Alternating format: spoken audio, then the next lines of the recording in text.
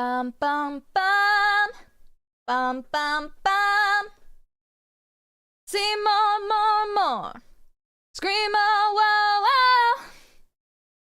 향시 같은 dream은 이제 지금지 않니? 잠든 너를 no. 잠든 너를 tap. 잠든 너를 tap. 잠든 너를 tap. 깨워 knock 웃어 봐 내가 tap. 불러 me. Never let you down, be with me. Let me be a superhero. Zip, zoom, come on, let go, 잡아. Just here we go. Where am I?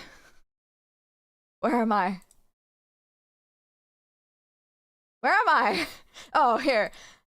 Was all got to never give up. Baby, 너와 나를 믿어. Zero plus zero equals infinity. 재미지 않니? Zip, zoom, come on. Baby, you're my superhero. Hi, Junbawa. I've had that song stuck in my head. So welcome. Hello. Thank you. Why is there no... Okay. There we go. Can we hear the background audio okay? A little ambience.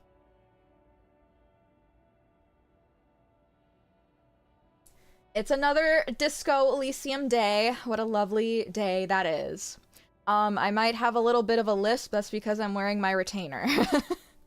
And when you think retainer, you think of like traditional retainer. This is the Invisalign version of a retainer, which is it's just another clear aligner tray, but like tougher, stronger, tighter, maybe.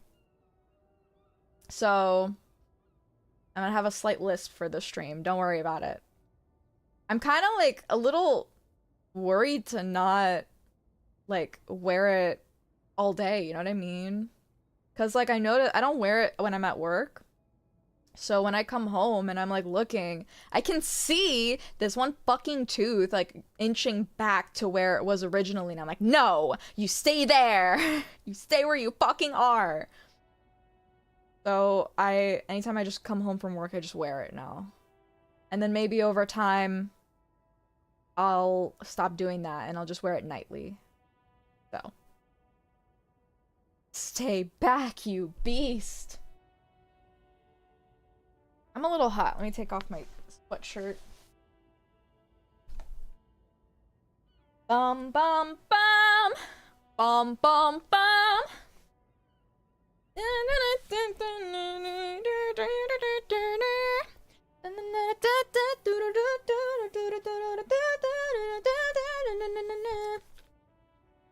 let you down, be with me.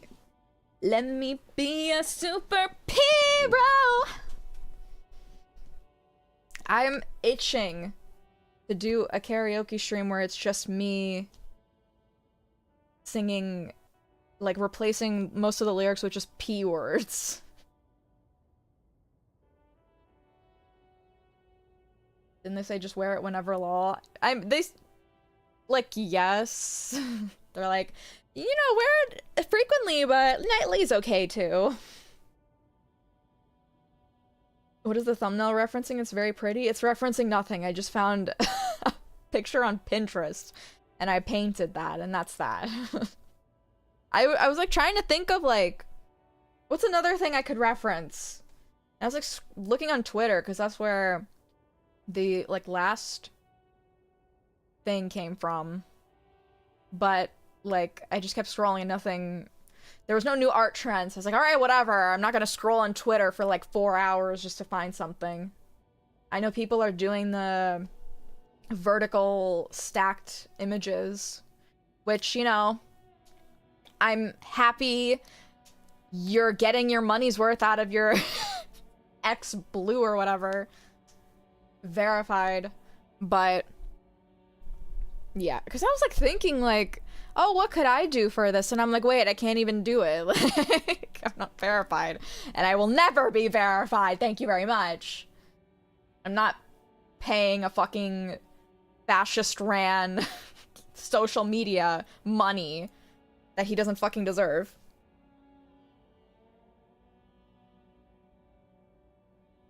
Surprised you haven't done that yet, because I'm like, I need to plan for that, because I need to actually like find songs and then replace the lyrics in and sing those, but God, it's so tempting. Like I just want to do karaoke now, but I've already decided on disco, so we're gonna do disco. I don't even know what it's about. I don't think I follow and verified people. Oh, it's just like, you know, because you can post up to 4. Well, I think you can post more, but 4 images. It like stacks it like in a 2x2 grid.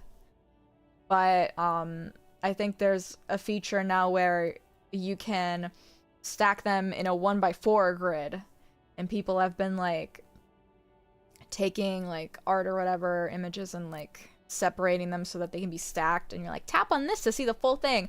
I'm like, well, it doesn't work as well as the like, oh, tap the image to see the rest of the art, which I think is legitimately cool because you can hide stuff in there, so you actually have to tap stuff. But with the fucking vertical grid thing, like, I already see the images there. Everything I need to see is there. I can like puzzle it in my brain without having to tap on the post to see it like stacked vertically.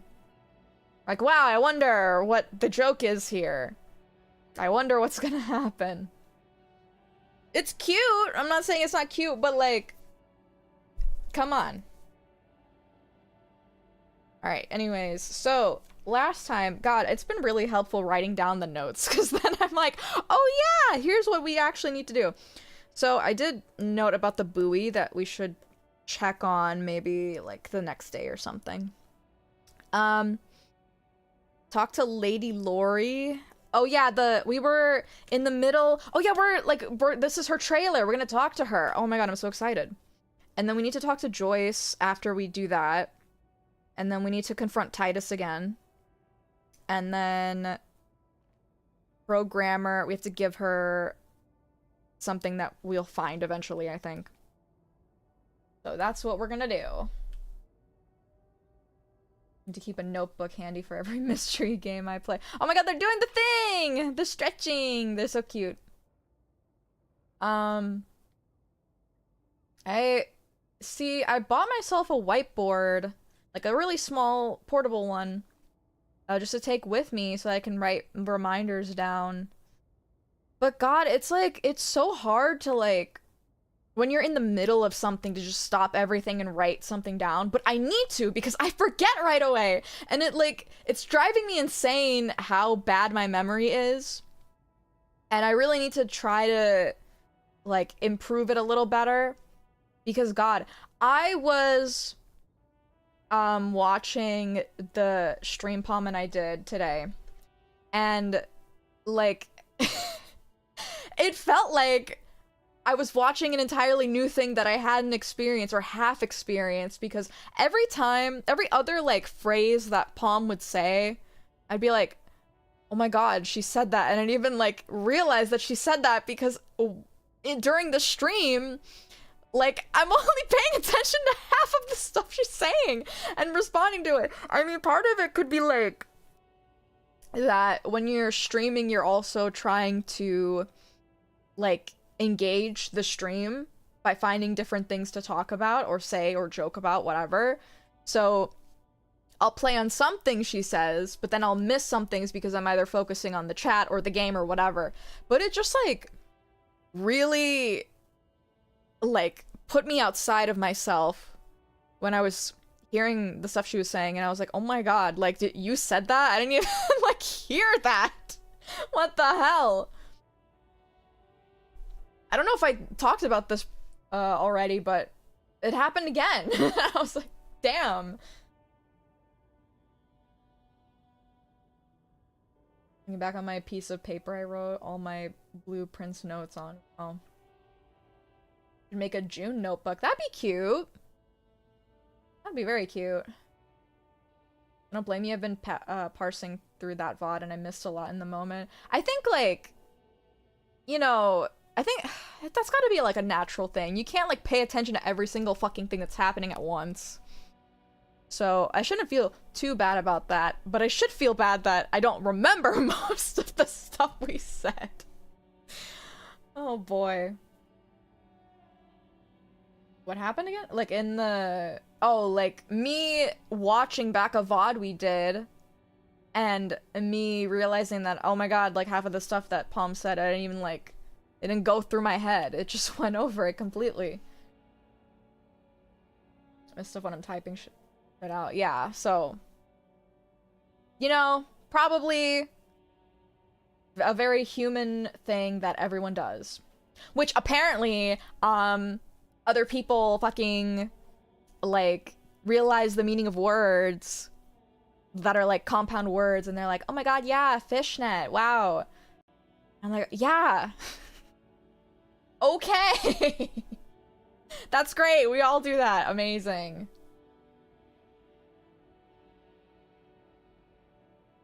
You said it just happened again. What was that? What you were talking about? Yes, yes, that is what I was talking about. Streaming induced dementia. I mean, like, it just blurs together. My days blur together now. How sad. That is what happens when you get older. Time flies by, and you don't even notice it happened. Who the fuck doesn't understand what fishnets come from? Hahaha, stupid asses. Alright, okay, I said we're gonna start. Let's actually do that now. Talk to Lori woman. This screen found, A to Z, contemporaire, is parked in the shadow of the ruins looming overhead. It's seen better days. How's the audio? This must be the one he told us about, unless he was lying. Peek in the window. The glass on the side windows is tinted and covered with dust. You can barely make out the shape of a seat and two steering levers. She isn't there, she left town. Oh yeah. Posters cover the small windows in the back. You can't make out what's on them. It feels like you're peeking into someone's home residence. Inside it's private, cozy, warm, dusty too. Door handle. The door is locked. The handle looks shiny, like it's recently replaced. How are we gonna get this open, Kim? Use the pry bar to smash the window. Open it from the inside. Really? This has been hard enough. No need to make it any harder. He's like, you know what? I'm fucking done with being careful and cautious. Hold on, I'm a little askew. Fix myself.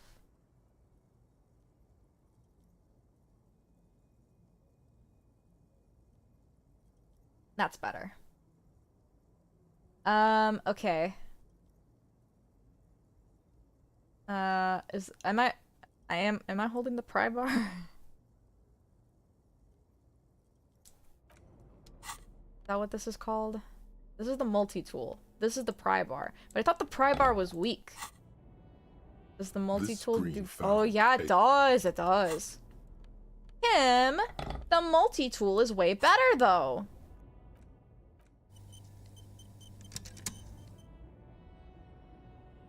I feel like the audio's loud. Moving it down a little bit. This screen found, A to Z, contemporaire, is parked in the shadow of the wait, ruins physical looming instrument. I overhead. can... What do I have?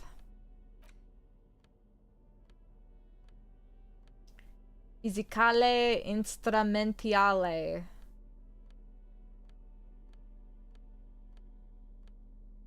Fisicale. I wish, like, I could just click on something and it would highlight all the clothes that have that.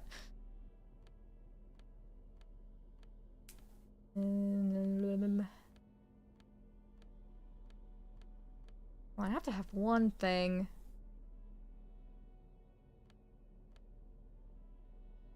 Oh, the pants. Was I looking at the wrong thing?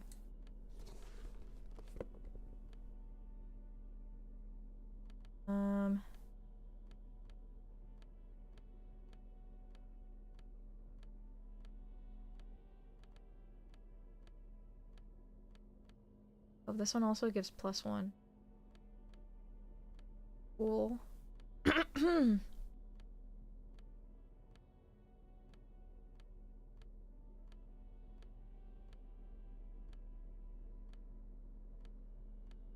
think that's the most we got. You missed one in row 2? Oh, the shirt, yeah. Sip of water.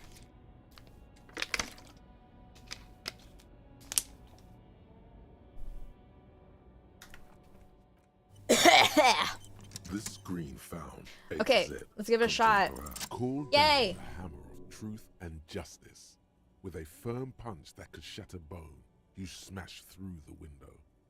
Why you didn't equip and use the pry bar, who knows? But now, release your secrets, Lorry Cabin. Because the multi-tool was better! What do you mean, why didn't you use the pry bar? Shut up! The smell of cigarettes and perfume welcomes you. The cabin inside is plastered with old movie posters. Actresses smile from the walls. There's a radio transmitter in the front and a toolbox tucked under the driver's seat. Some tools lie scattered near the pedals. There's something odd about the passenger seat. The seating fabric has been pulled tight over the lower side of the seat where the toolbox should be.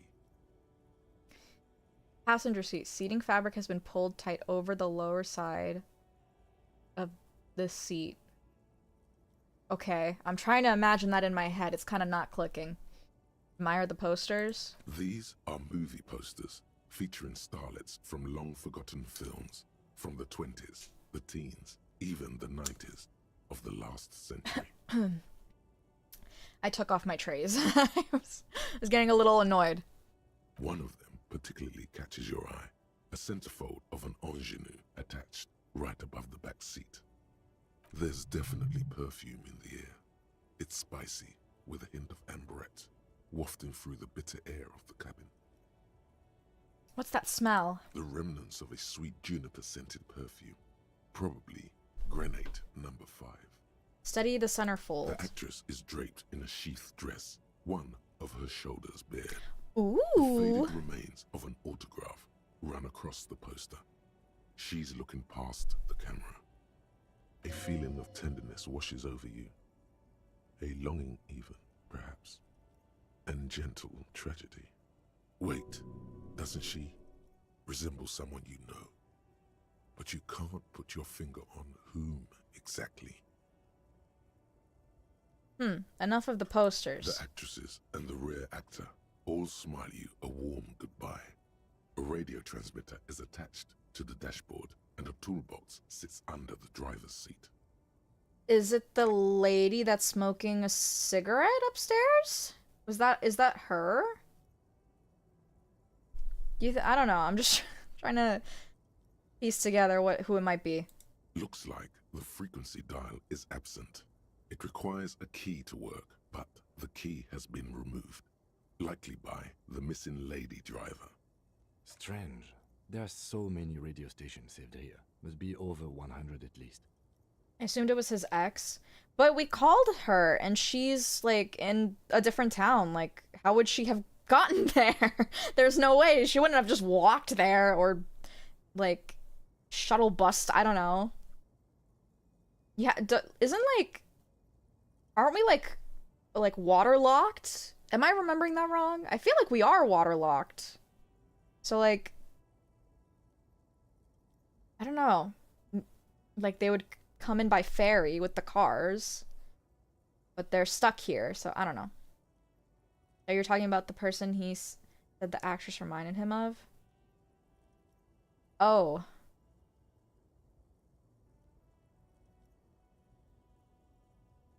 Oh, it was that what was being described? Maybe. Is she an actress? Yeah, that might not be too far off, though. I still think that the lady lorry driver, is possibly the girl smoking a cigarette upstairs.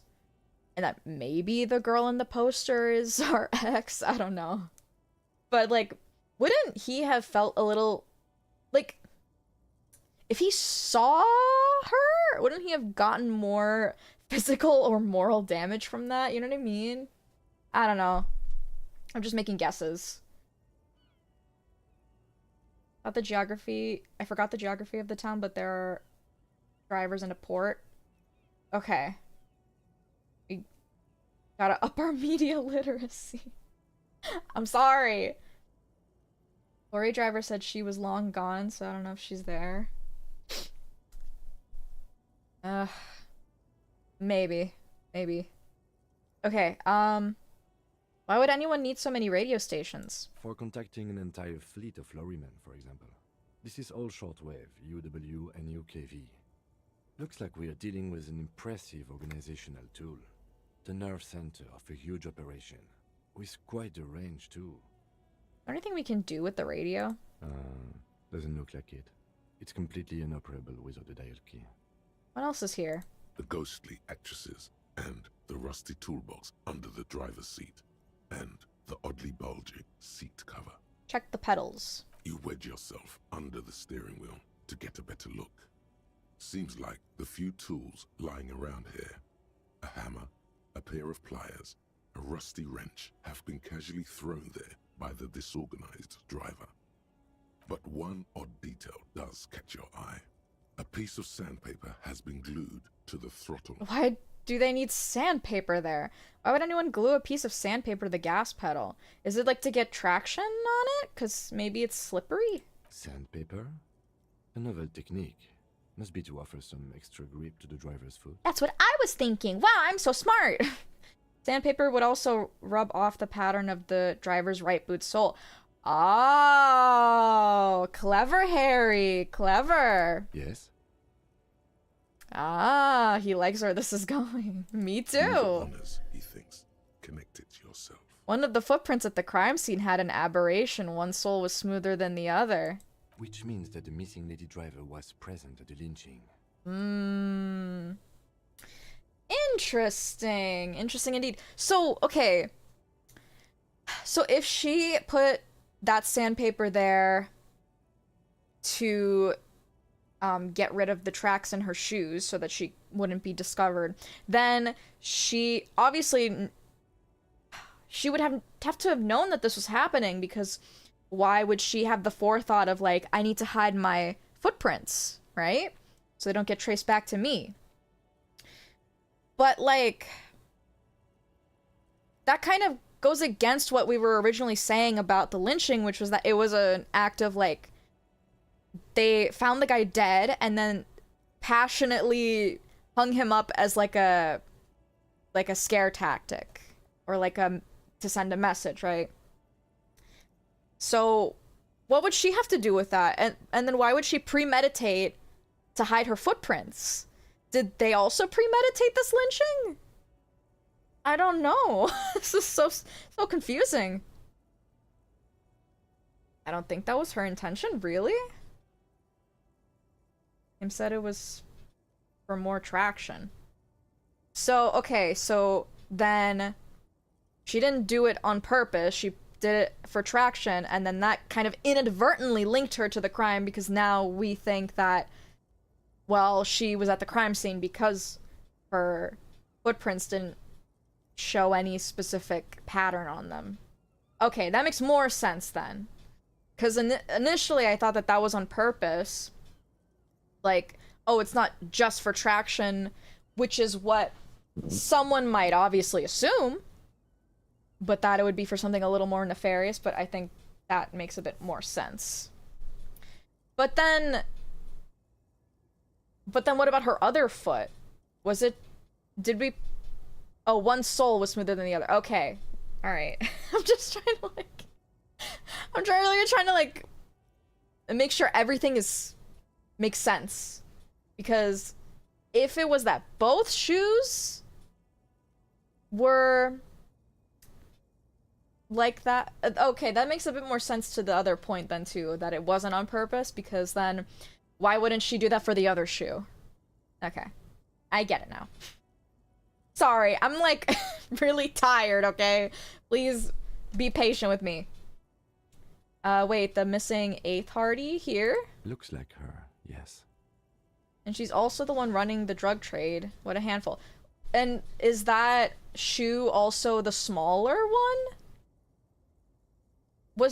Oh my gosh. I'm really like confusing myself. There was like a really big, like 2 big footprints, right? But then was there also like a smaller one? It'd be easier to just change your shoes afterwards. That's true.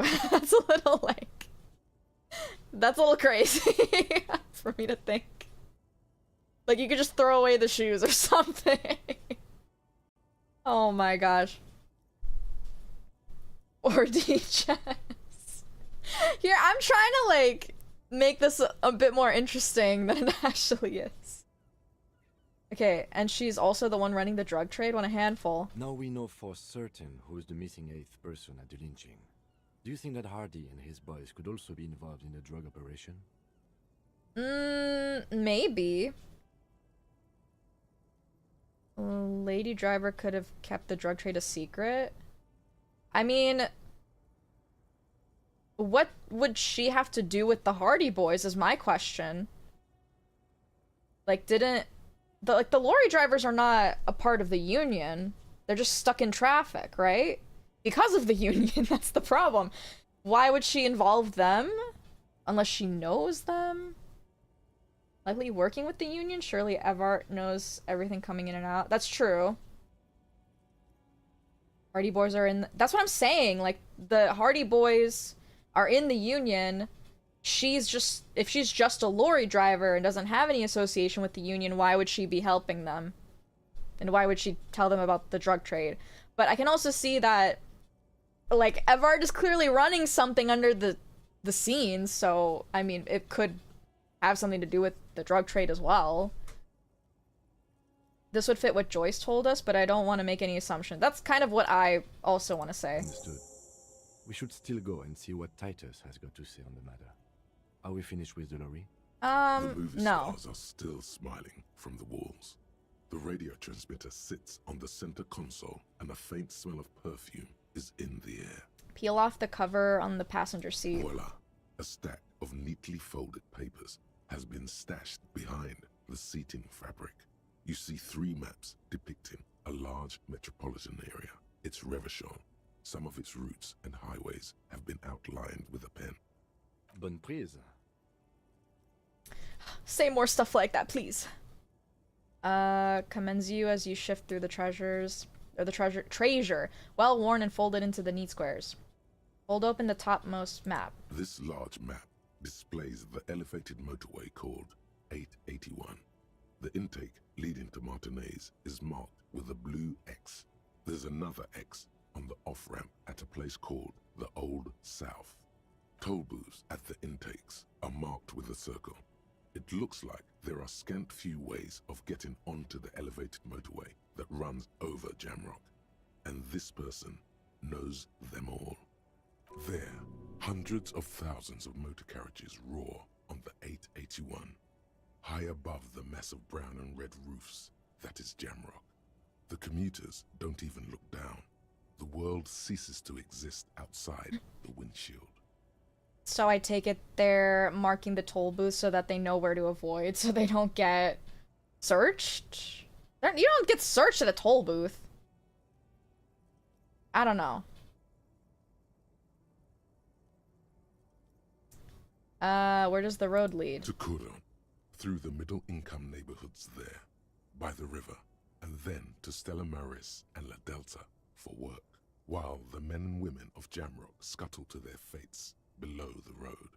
Okay, open the second map. This municipal map from the 30s displays a complex system of storm sewers underneath a sub-district called the Pox, old military hospital, right adjacent to the 41st precinct. Yowie confiscation checkpoint. Damn it! No storm will ever drown Revachol, the great solution to the riddle of history. Wind rips through the empty hallways of the once great military hospital, now just a ruin under an overgrown park. Beneath the hospital, great sewer tunnels hum and vibrate with life of their own. What is that sound? The rattle of motor carriages and lorries driving through long-forgotten tunnels, lit by gaslights. Look at the third map. The final map displays a labyrinth of service tunnels left over from the construction of Motorway 881. A few routes have been marked with a pen, where the tunnels and sewers surface near the eminent domain and a traffic island in central Jamrock by the lake. If I was born in the time where, like, pre-phone and GPS, and I had to use a fucking map to know where I'm going, I'm dead. I can't. I'd be so fucking dead. I suck at directions. And I would just get lost 24/7 and I would cry. I would just cry all the time. What does all this mean? It means that the smugglers are secretly using the motorway to transport their goods and materials. They've infiltrated East Motor Tract, most likely. The RCM patrols most of these auxiliary roads, though apparently not all of them. Where does the contraband end up? Hard to say. This distribution network looks certainly large, yet still vague enough. It doesn't reveal much about the Besmerti behind it. Besmerti? That sounds vaguely familiar. The Besmerti is a Revacholian crime syndicate. They see themselves as the inheritors of the 14 Revacholian Indo-tribes. But really they're just violent gangs vying for control on the west side of Revachol. With cool names, like La Puta Madre and Aura Masta. It's a dark parody. What do you think is behind this? It's definitely not the Union. They just do some logistics. This operation has spread everywhere in Jamrock. If it's that widespread, then Madre remains the most likely suspect. Here's bad news. There have been attempts at a serious investigation before, but they haven't ended well for those involved. Lieutenant Kitsuragi is a brave man for saying Madre's name without the winces and whispers that usually accompany it. Especially bad news for cops who may have something in their past they don't even know is there. Okay. Best not to disturb the scene. I'll have forensics go over the lorry and pick this up later. The Okay. stack of maps looks just like before, barely noticeable. The movie stars look silently by, and the pull-out toolbox has a rubber handle, worn from years of use. June doesn't know the pain of trying to help their parents with navigating to other cities via the giant map stowed in the back of the car. Like, oh my god. Trying to give my parent, like, directions just with the GPS was already maddening enough. Nor the fun of finding Gaylord Avenue. Oh, we have a few gay streets around here as well. There's always one. There's always at least one. Pull out the pull-out box with your pull-out game. A metallic drawer slides out from the seat. It's empty, except for a folded newspaper. Well, unfold the goddamn newspaper. It's an issue of Peripherique from last Wednesday. A piece of paper falls out from its pages. Pick up the note. It looks like an article ripped out from a radio enthusiast magazine. Complex mathematical equations explain the basics of something called the Ulan frequency system. These formulas look oddly painful. Maybe it's the hangover, but they give you a headache. The Ulan frequency system? I've never heard of that before. I know of FM, AM, UKV, but... Last Wednesday, so she was here a week ago at the latest? I guess so. Isn't last Wednesday when the crime took place? Am I wrong? Push in the pull-out box. The pull-out toolbox slides back into its nest. The rest is as it was. Posters, a radio, dust on the windows. Okay. You close the rusty old lorry door. Oh, she pulled out the knob so no one could find their secret frequency? Ah. Stupid! Great. I think we got everything. A word, detective? Before we return to Joyce? Yes, yes, yes. Yes, baby. Yes, baby girl. Alright, we're finished here. Let's quickly debrief and go over what we found, so we don't do it in front of the company rep. Yes. Well, seems like something police would do. What do you think of all this, Kim? Honestly, I'm quite worried by what we've seen so far. The evidence seems to point to a rather extensive and well-organized operation. Yep, far bigger than we can probably take on. I'm especially intrigued by that radio transmitter, particularly the sheer number of stations it can connect. Looks like this alleged drug trade casts a wide net. So, they send messages with, to each other with the radio, right? Couldn't anyone in theory find their frequency and, like, accidentally stumble upon drug shit? Right? I'm not sure what the ULAN frequencies are all about. Oh, they're in a They may different hold some frequency. significance. Perhaps it's a better way to connect between fleets while avoiding frequency bleed. Or maybe it's used to tap into RCM networks. I don't know. I still think, like, there's, like, a high chance of someone just stumbling in by accident. Listening in on your calls between you and your station, a worrying prospect. Mm-hmm. Don't you need to check the back of the lorry? I don't know. We can try. I'm sure they're not using it all the time. They probably have set times to give out coded information. Again, I just think, like, that's still not secure enough. If it's a frequency, you can't, like, lock a frequency to only you. Like, that's not how frequencies work.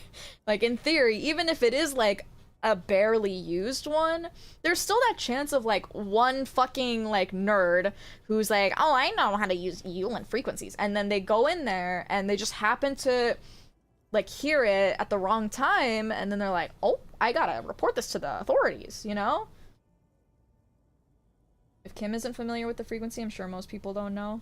Unless it's like a super duper uber secret, like they are the ones that figured it out and they're the only ones that know about it and use it, then sure, maybe. But again, I still think that there is a chance of, like, well, someone else could, like, it's not like a, like, it's as if you have, like, a Discord server and, like, you have, like, certain things, certain channels hidden from other people, but, like, there is technically a way that you can, like, if you're good enough, you can bypass that and then find all their shit, and it's all there. It's, like, not deleted. They're not, like, you know, I don't know. They literally do this IRL. There are frequencies in Russia that send out weird gibberish at random times. They're speculated to be for secret agents. I guess if they also had, like, a code or a secret language that they know, then, you know, fair, I guess. That's why they send it coded, yeah. Well, I'm sorry, I don't know much about military history, and it's not at the forefront of my mind. What I said earlier. Sorry, alright, I'm just gonna shut up. Oh, and the maps we found. They reveal the geographical extent of the operation. Looks like they've used abandoned tunnels and access roads to stay hidden. This is useful info. And last but not least, it looks like the Hardy Boys knew this driver, as we know that she was present at the lynching. This may be the Union connection we've been searching for. Yes. The probe and the case converged, he thinks. This was quite the find. What about the movie posters? I don't think... I don't know. As elegant as they are, I don't think they are relevant to the drug trade. Yeah. Don't be fooled. Desire always plays a role. A lot of women there, especially for a lady. Is she a lesbian? Yes, well... He knows! Unimportant. So it turns out this is connected to the Union. Like Joyce told us, yes, logistically. But don't expect to bust this open during our stay here. At best, this is an angle we can use against them, to other ends, as extra ammunition. Set her free. Will the RCM open an investigation into this? We should return to the murder case. See what Joyce tells us about the lynching. When we are done for the day, I call my station and suggest our narcotics department look into it. There are more than enough grounds to start an official investigation, sometime later when we are done here. We do not want to get caught in that. What are you thinking? The fact that one hasn't started already gives me pause. An investigation, I mean. Especially if the Madrid grouping is involved, and I can't imagine they aren't. It's certainly worrisome. Corruption? All the same, I don't like the idea of internal affairs descending on the matter. That won't help anyone either. Okay, debrief over. Debrief over. after you. Yeah, we can't do anything about that. The back. Well, look at that. Confront the Hardy Boys. Oh, that's probably gonna give us another big boy point. Look for Sunday friend. Smoker on the balcony might know where he is. Okay. Alright, I guess let's head to Joyce. Let's rejoice for Joyce. Officer, got a minute? What, does he have to say? Anything new? You have anything new to say? I saw you poking around in Lady Driver's lorry. She in trouble? I kind of don't want to tell him anything. I like how in the last stream he was like, no, don't touch her, she's troubled. And I'm like, what? Is it because she's gay? Is that why? Obviously that's not what he's saying, but that's just so funny. Like, no, you can't arrest her, you don't understand. She's battling with her feelings of being gay. And that's why she's in the drug trade. Okay. Okay, Tommy Lee Homie. Can't disclose the facts of an official investigation to you. It's that bad. I'm not saying anything. What should I do to help her? Don't do fucking anything. This is honestly, it would be best if you didn't play a part in this investigation. The last thing we need is more civilians involved. No need for you to do anything. Don't worry, the police are looking into it. I don't want to... don't do anything. Yeah, maybe I should just keep my head down and work on my rhymes while I can. Yeah, I would suggest that. What's the plan with those rhymes anyways? Oh, you know. Tommy Leham's gonna be a musician. Junkusan, but with beats. I've got a lot of free time on the road to hone my craft. A lot of free time right now when you're stuck on the road. Why Tommy Lee Homie? Tommy Lam was taken. Tommy Lam. My real name's Jerry Lafitte. Tommy's way better. Okay. It's more him. Alright. Another question, actually. The man taps his fingers rhythmically against his arm. Conceptualization. Do you think we could win that? I wonder.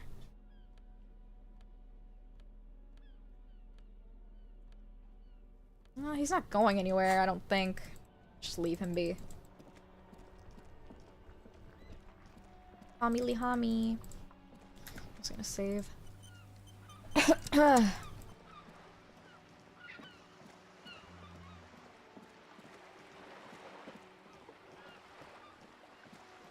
Womp womp.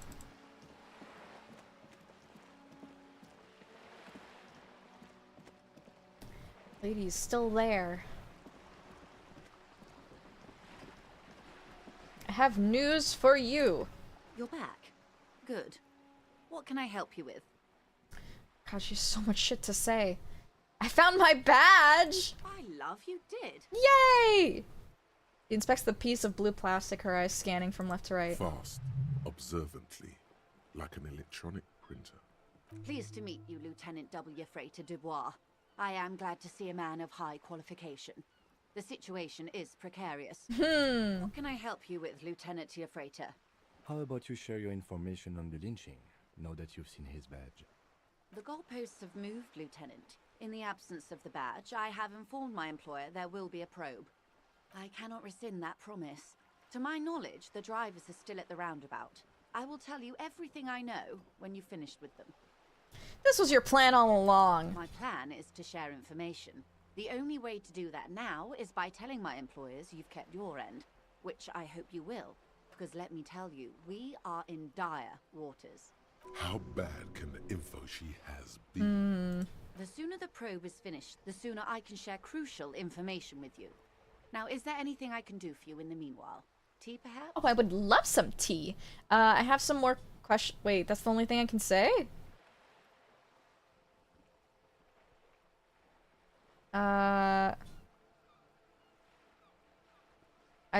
I spoke with the lorryman at the roundabout. My eyes on the harbor have sent word to that effect. What have you discovered? Wait, where exactly are these eyes located? Doesn't really matter.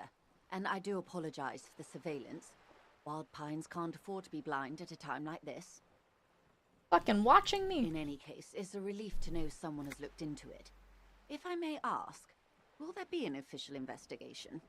I assume you discovered there is an operation. She's seen me naked. She's trying to conceal her excitement, but the slight glimmer in her green eyes tells you otherwise. The lieutenant is about to interject. Cut him off.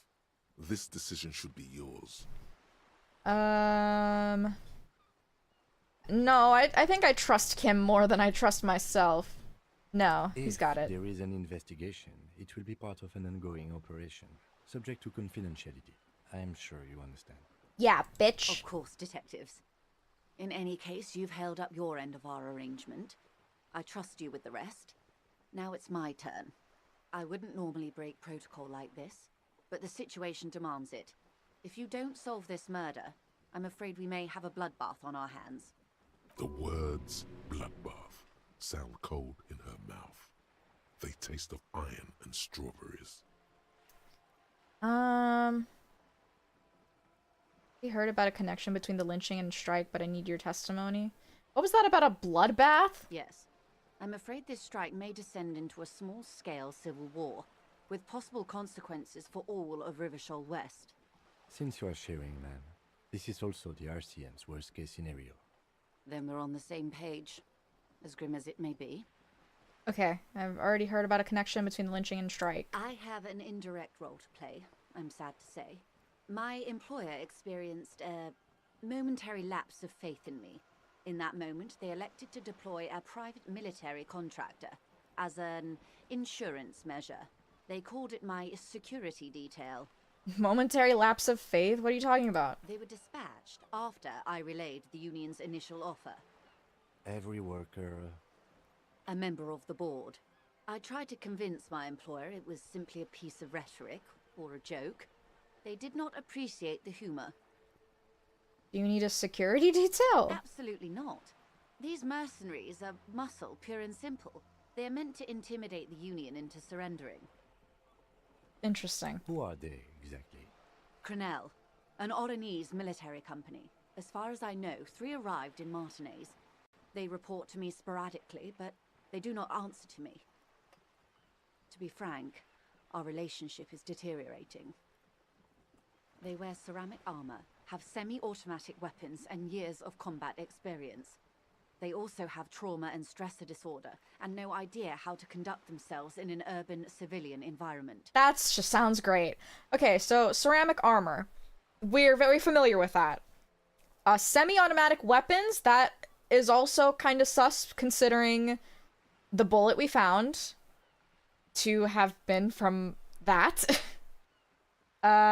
So that sounds like our profile. Is that not, you know? So, what happened? The story is, one of them, the Colonel, I don't know his real name, sexually assaulted a local woman while he was drunk and separated from his unit. This allowed some of the more militant Union members to subdue him. Okay, so that's our murder victim. Okay. I mean, this might have already been mentioned, but so he was sent from her company's battalion. Wait, I think I have more info. I was watching the first episode and learned the blonde lady on the roof's name has Orange in it. Or Ornier in it. She might be one of them. Ah, okay. Interesting.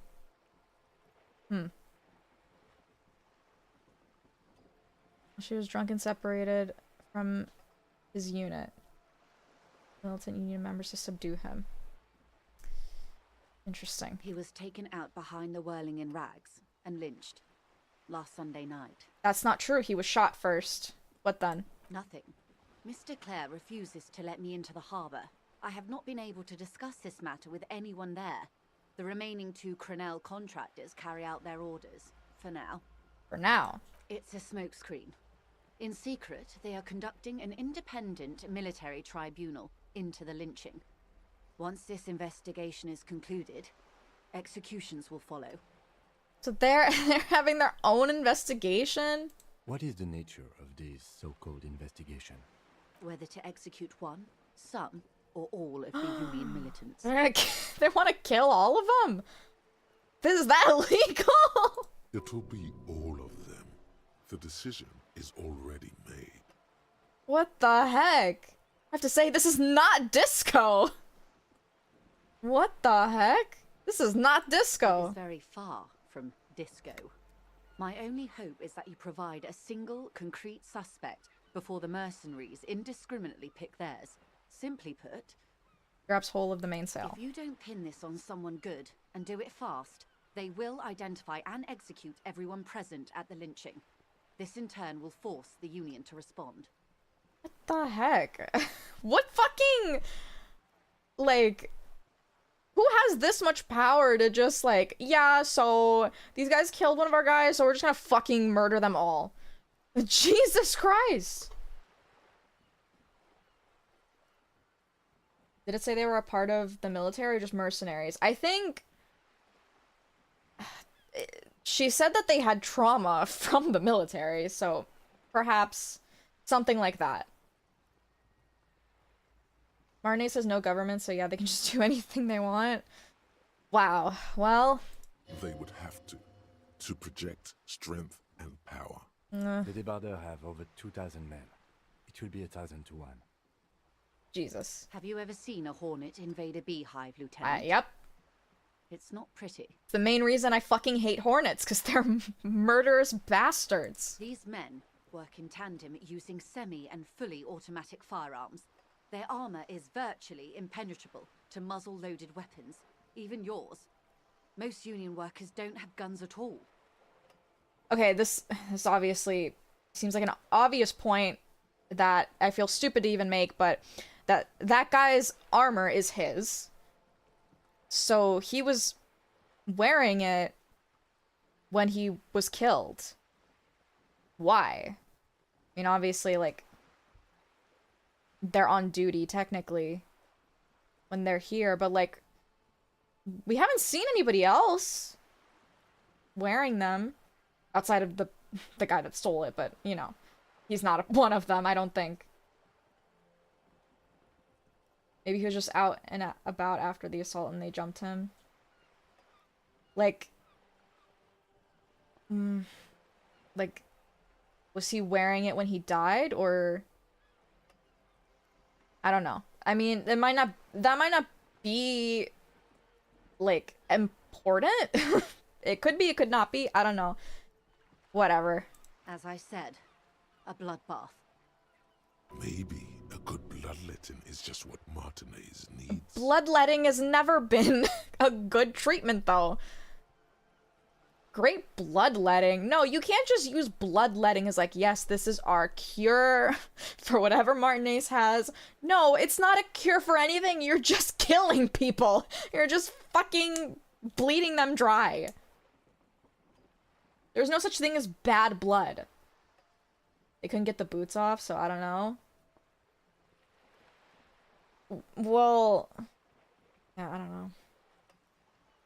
Good point, they might have put it back on him after he died. Yeah, I mean, because in my eyes, like, if it's just him and he doesn't have the armor, that's not really a good message, is it? But if he's wearing the armor, then that's their message of, like, don't fuck with us, get out of Martinez, you know? Get out of Revachol, whatever. Like, that was so... Because, like... But also, if he's wearing the armor, and he has, like, a helmet on, there's no way that he's gonna get shot in the back, unless, like, there's, like, a crack in between the helmet and the chest plate that someone took advantage of. But again, if he's wearing that armor... Isn't it? It's just a little harder to be able to kill him. So, it doesn't seem like he was wearing the armor at the time. It seems more likely that someone killed him when he wasn't, and then they put the armor back on, the Hardy Boys, when they were lynching him. We should call menstruation bloodletting? That'd be fucking awesome. I don't know about that, Chief. I don't know about that.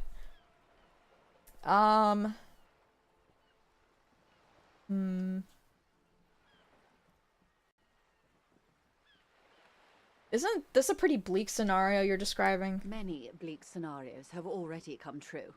Lieutenant W. Frater Dubois. Okay. All we can do is keep the rest from going the same way.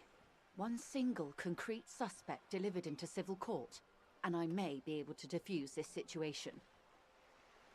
I don't know if I should trust you. What can you tell me about Krenel? Not much. Their public resume is relatively good, as far as private military contractors go. I believe they were once called Downwell.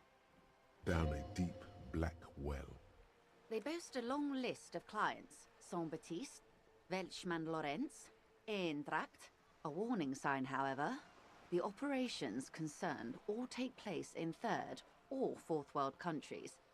Guarding facilities, escort missions and such. Meaning they're used to operating in war zones. Yes. All the good conflict corridors. Supramundi, Yesut, the Seminese Islands. Countries that don't have a good record reporting atrocious military conduct on their soil. Okay, anything else you got on them? Sadly, no. Before this happened, I had little interest in them. Now that I do, I don't have the resources. He thinks. If you still have access to the ICP's database, you could run a better background check than I ever could. It may take some time, though. Do you know a lot about the inner workings of the RCM and the ICP, ma'am? In my line of work, it pays to do your research. I was prepared to deal with the RCM. I did not think I'd be dealing with a group like Crenel. Would you contact the company, tell them to fuck off? That's not what that says. Tell them to call them off is what the actual text is. I have. And they will. However, these orders take time to reach what is basically a rogue unit out in the field here. Until they do, it's all on us. You said the deceased assaulted a woman? Or he didn't. This is information passed on to me from some teenagers loitering around the canal. I cannot testify by it. Who did the passing on then? Well, I have the Hardy Boys. The remaining contractors. Their tribunal. It's what they believe. What did these teenagers by the canal say? That the man was killed because he assaulted a local woman. I've asked around a bit. This seems to be the accepted story around Martinez. Okay. The lieutenant consults his notebook, his eyebrows knitted in concentration. Odd. We haven't heard any reports about an assault in connection with the lynching. Where did it take place? And when? That's true. Last Sunday night, at the Whirling in Rags, the hostel by the gates. Supposedly, the colonel was drunk, maybe on narcotics too. Either way, he's alleged to have sexually assaulted a woman. Sometime later, a group of dock workers got their hands on him. And who is this woman? That's a good question, officer. I don't have the slightest idea. As I said, it's a rumor. About a rumor. In any case, it's what the colonel's remaining colleagues believe. You'll meet her soon enough, you feel. This colonel, the one who was hanged, did you know him? If you mean did I see him alive? Yes. But I did not know him. You don't know how you know. It's not written on her face, nor in her voice. But she had sympathy for this man. You liked him? Liked is a bit strong. He was the most charismatic among them. He handled all the talking. His departure left a major gap in the group's communication skills. His name was... Lely. His service name. A nom de guerre, most likely. He wouldn't divulge his full name.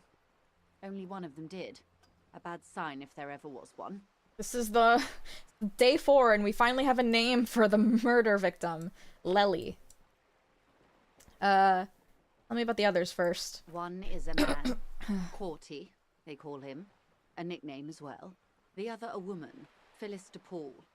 Corty is the gunner, I believe. DePaul is a radio operator.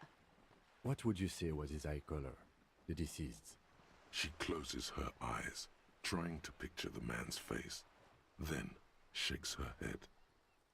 I can't remember. There's a pang of regret in her voice. I haven't caught up with the VODs, just dropping by to say that I've been enjoying your run with the game. Oh my god, thank you! I appreciate that. I mean, god, I've been like really fumbling, floundering around in fact. But yeah, I hope that you really enjoy the playthrough because I am enjoying it a lot. Let me turn on phone with it. Oh my god, that's so great. That's amazing. That's all right, man. Anything else? Nationality? What would you say was his age? He was 40 or 50. It's hard to say which. He had a combat injury on his lower jaw. It made it difficult to estimate his age or gauge his facial expressions. Indeed, this matches the dental reconstruction we saw on the body. What else? Nationality? Accent? He was Occidental, I think. Light brown hair, a mixed accent, Oranese, or Messinian maybe. His injury gave him an accent all his own. In a way, it was humanizing. He had to learn to speak through it, through the injury. That's all I know, I guess. I only met him once. Must be hard to force your face to move in a new fashion. If you continue like this, you'll have an aneurysm. Then you'll have to. What are the remaining 2 mercs, or where are the remaining 2 mercs now? They've gone to ground, as it were. I don't recommend seeking them out. For one, they're almost certainly armed to the teeth. They don't have the same respect for the Revachol citizens' militia as I do. To put it bluntly, they think you're vigilantes. Ghetto savages. It will not be a fruitful meeting. Okay. Vigilantes. You're a professional officer of the only legitimate authority in Revachol. I guess. You should show those meatheads exactly how savage you really are. I'm a savage, baby. RCM gets its authority from the coalition. Where does theirs come from?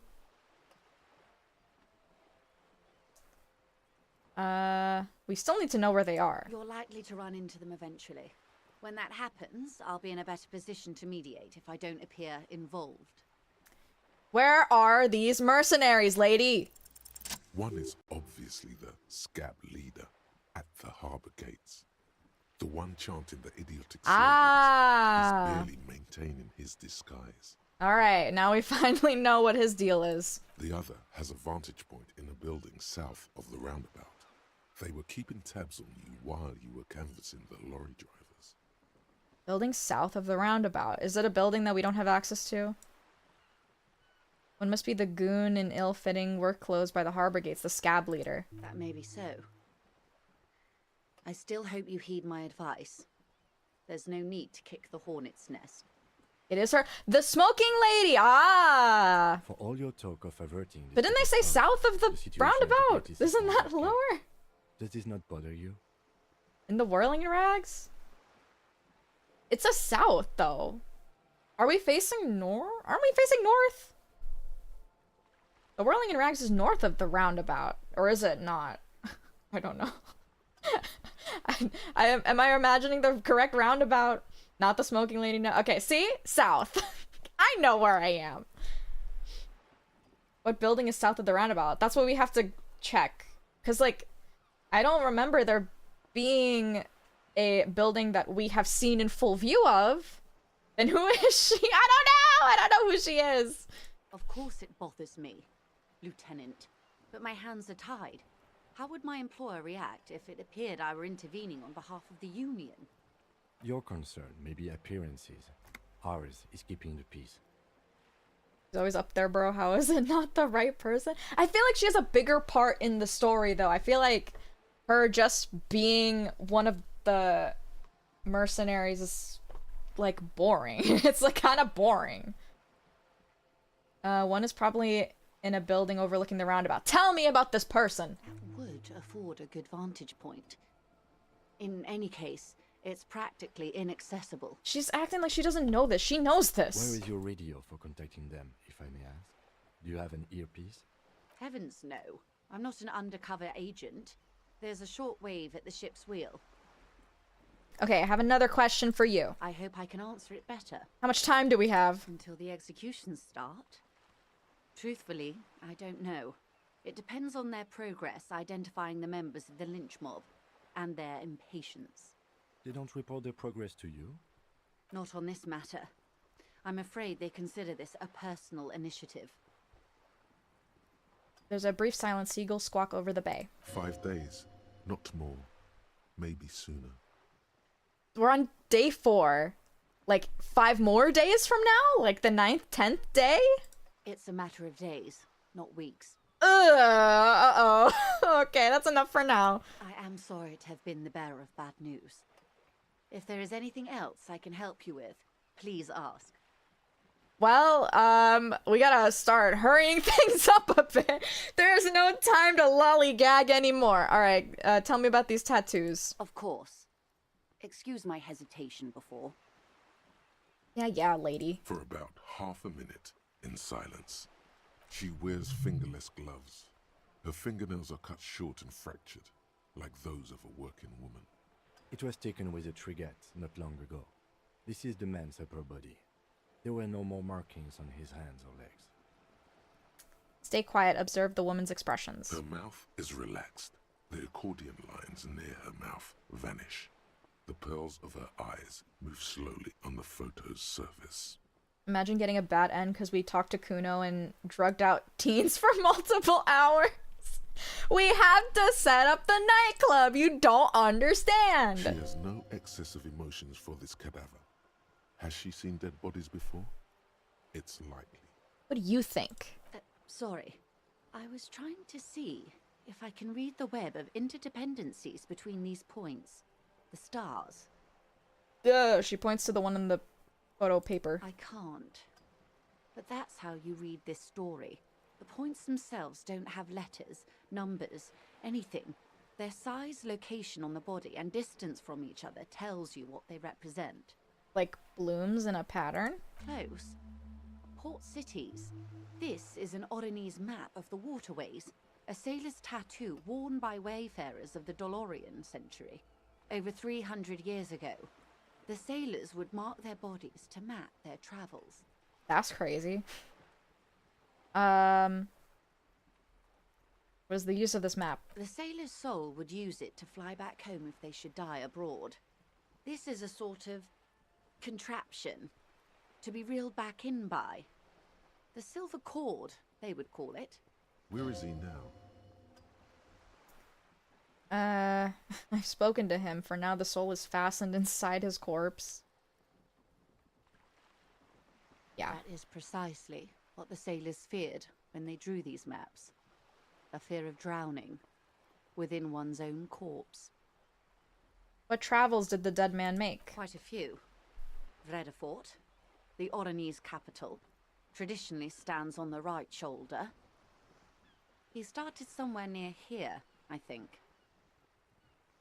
Okay, interacting with side characters is half the point of the game. True! Healing Kuno is worth it. We must heal this poor boy. What next?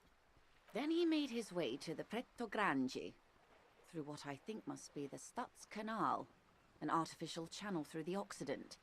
From the Pretto, he sailed to the Insulindic Ocean, first the Semines Islands, then this. He points to his heart. What is that? Revachol. Those are the two constants.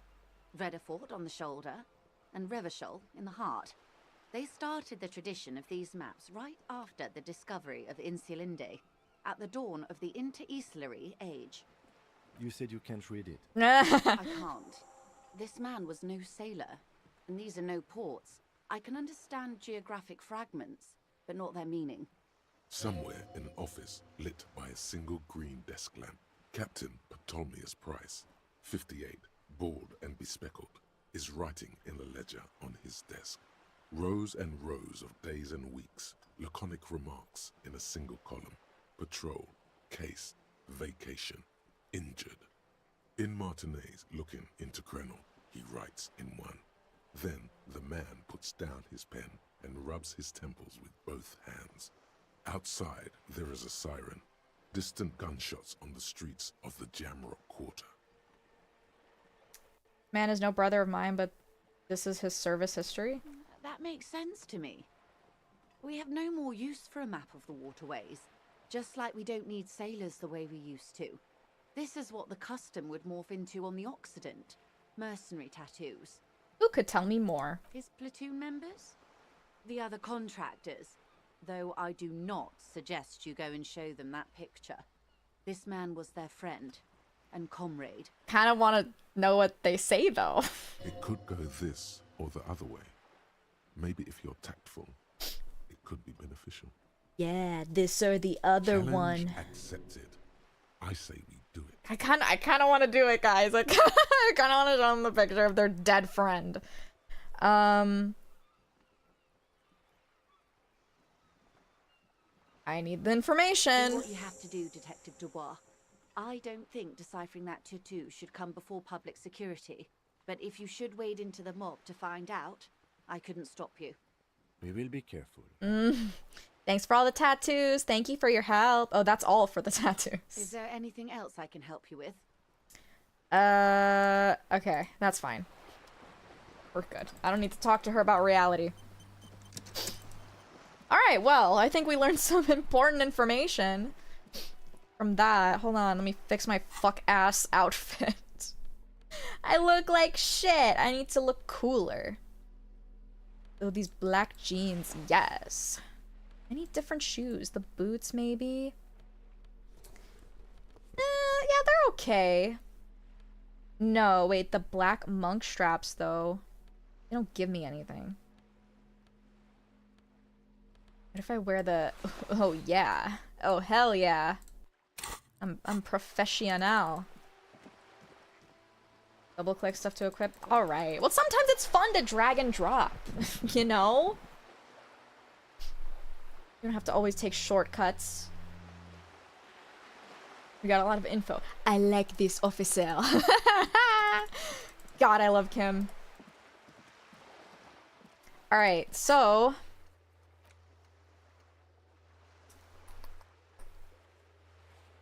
we should definitely talk to Titus, right? I think we might have enough authority to confront him now.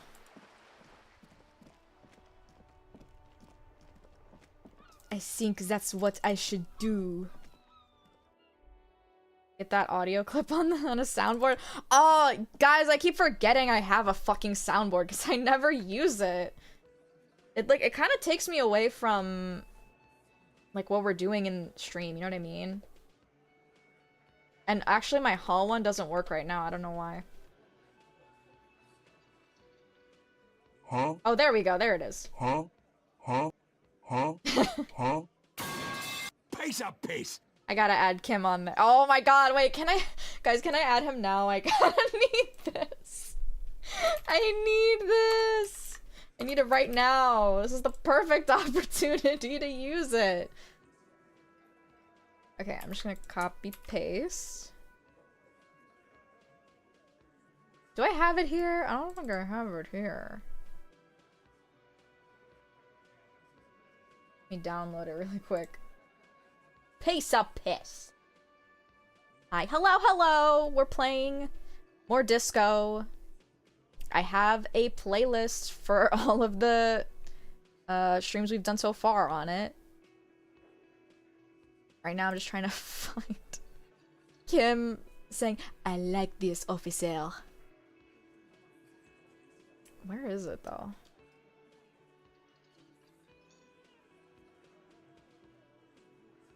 I like this officer.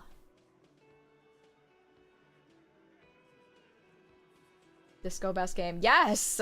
We love disco. We love disco. And send it again. Oh, please. That would be nice. I don't have to shift through all of the fucking chats. Did you do any of the political side quests yet? We had to do the one for the whatchamacallem? The big racist guy. Just to get in through the door to get to fucking piece of shit guy. I can't remember any of their names. Evart, Claire. I don't think I've done much others though. Ace up pet. Oh, thank you. Beautiful. I like this officer.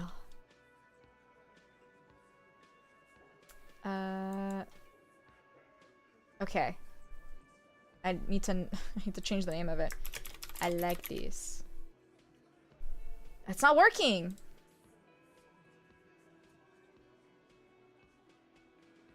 Output. Oh, maybe I have to. Do I have to change the output? No. Come on, work. Do I have to like restart it? Come on.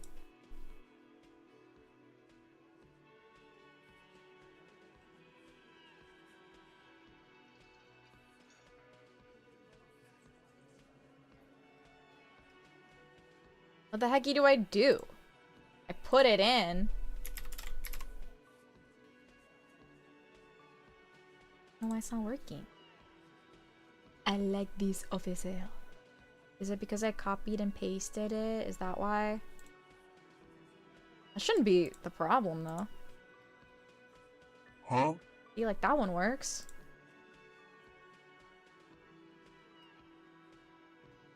Okay, I'll just put it here. Okay.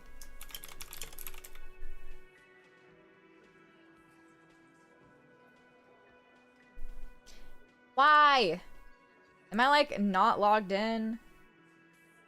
I don't get, like, sometimes it works and sometimes it doesn't.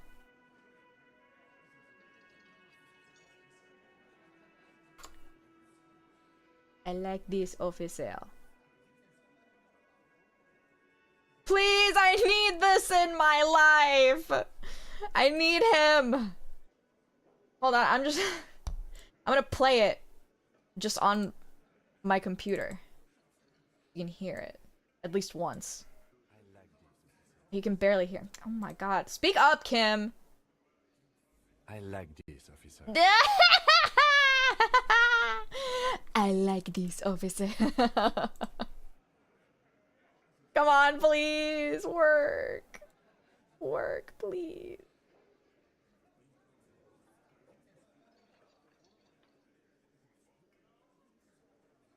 Come on. Can I, like, disconnect and then reconnect my Stream Deck? I like this official. God, it's still not Piece of piece. working. That's how I feel. I also forgot I have auto-tune and reverb. I never use them, but I have them. Alright, you know what? Anytime now, at least for this stream, I'll just play it. I'll just have it like... I like this, officer. Yeah, I'll just have it here. And then anytime I need it, I'm just gonna go... I like this, officer. There we go. Convert it to some other file format. That might be true. I'll figure it out off stream. Okay, we're trying to do something here. We're trying to... Where is he? You there. Looks like the circus left town, but the clowns are still here. Whatever, engineer from TF2. I need a little bit more authority. Hold on. Come on, leave me alone. Oh my god. I need authorita. I just fucking wear the armor, really piss him off. No, the shoes give me authorita. Authority. Did I put on some composure stuff too?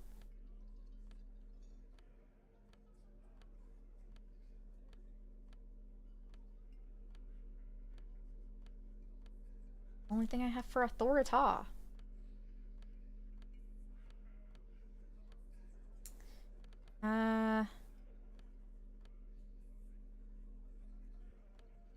I made Kim dance today. Oh my, that's what I need. I need that. I need him to do a little dance for me. Although I figure that's probably at the church disco.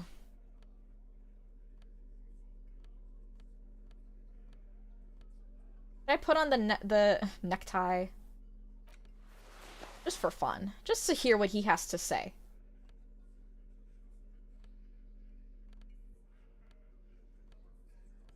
I'll wear a nice shirt. Or this shirt. That looks... The polo doesn't look good with the biker jacket, but whatever. I'm cool. I don't care. I'm the cool guy. Looks like the circus left town, but the clowns are still here. I'm a cool guy. I'm a cool guy. Well, it's high. Establish authority. Should we do that before we talk to him? Would doing all these give us a bit more authority? Talk to him about everything? Do it? I don't know! I assume so. Do it. As you look Aha! around this room full of sweaty men, swearing, drinking, spitting out tobacco, does this look familiar? Where have I seen this before? You believe the place was called Precinct 41. It was also filled with, almost exclusively, men. Sitting on desks, talking shit, and wasting time. Disgusting! You seen Apricot, old Purdue's daughter? Asks Lieutenant McCoy. Replies Torson. The ass on that one. Hey! McCoy shakes his head in appreciation. A bit strange the old man named her Apricot. But, I mean, who am I to judge? Wanna hit the kebab joint? Isn't Apricot our ex? The one who keeps giving us moral pain. I get it, Titus. You really are the authority around here. We got the fuck the world jacket on, too. You must be... You're like real cops drinking beer and sitting around with your dicks in your hand. You got a problem with beer now? I do, in Not fact. quite there yet. Push on. No, I got so drunk I drove my car to the sea. I don't give a shit either. No, I'm also a big fan of beer and jerking off instead of helping people. I have a beer problem, but not a problem with beer. I also have no idea how to do my job, just like you. Oh, I don't know. I kind of like number 2. No, I'm also a big fan of beer and jerking off instead of helping people. You saying we don't help people? Yeah. I've been doing this job for 10 years. Martinez was a dump before we put this outfit together. They don't know, man. They weren't here. We had 3 shootings a week, kids dead, fucking graffito everywhere. You cops haven't shown up since the 30s. Congratulations on the graffiti removal. All I see is you sitting around talking about Monica's titties while there's a rape victim. I like this, officer. Yes. So what? What do you want from me? We took care of that fuck. You did not. You are lying. Don't let him drink that. One more push. Quick. Just don't antagonize him. You have this already. Not about who did it. It's about the victim. She needs help. She needs help. Titus? She stops mid-sentence. That's it. You got him. He's going to give it up, but on his terms. You wanna help her, cop? Fine.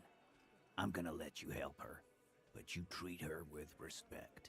Okay. If you don't, if you question her, harass her, a freight train of pain, buddy. What is her name? Glacia, I'm on due. She's staying here at the whirling. It's the lady on the roof. Silvery jumpsuit, blonde. That's I'm on due with an O-U. Shit.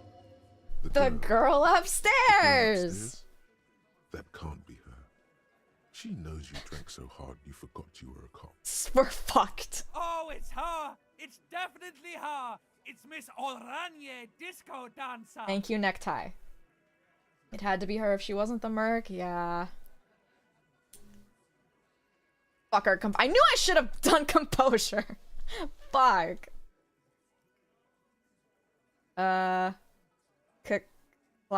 Clausier, correct your tie. Yeah. Ah! Blonde. Tall. 2 rooms over from yours.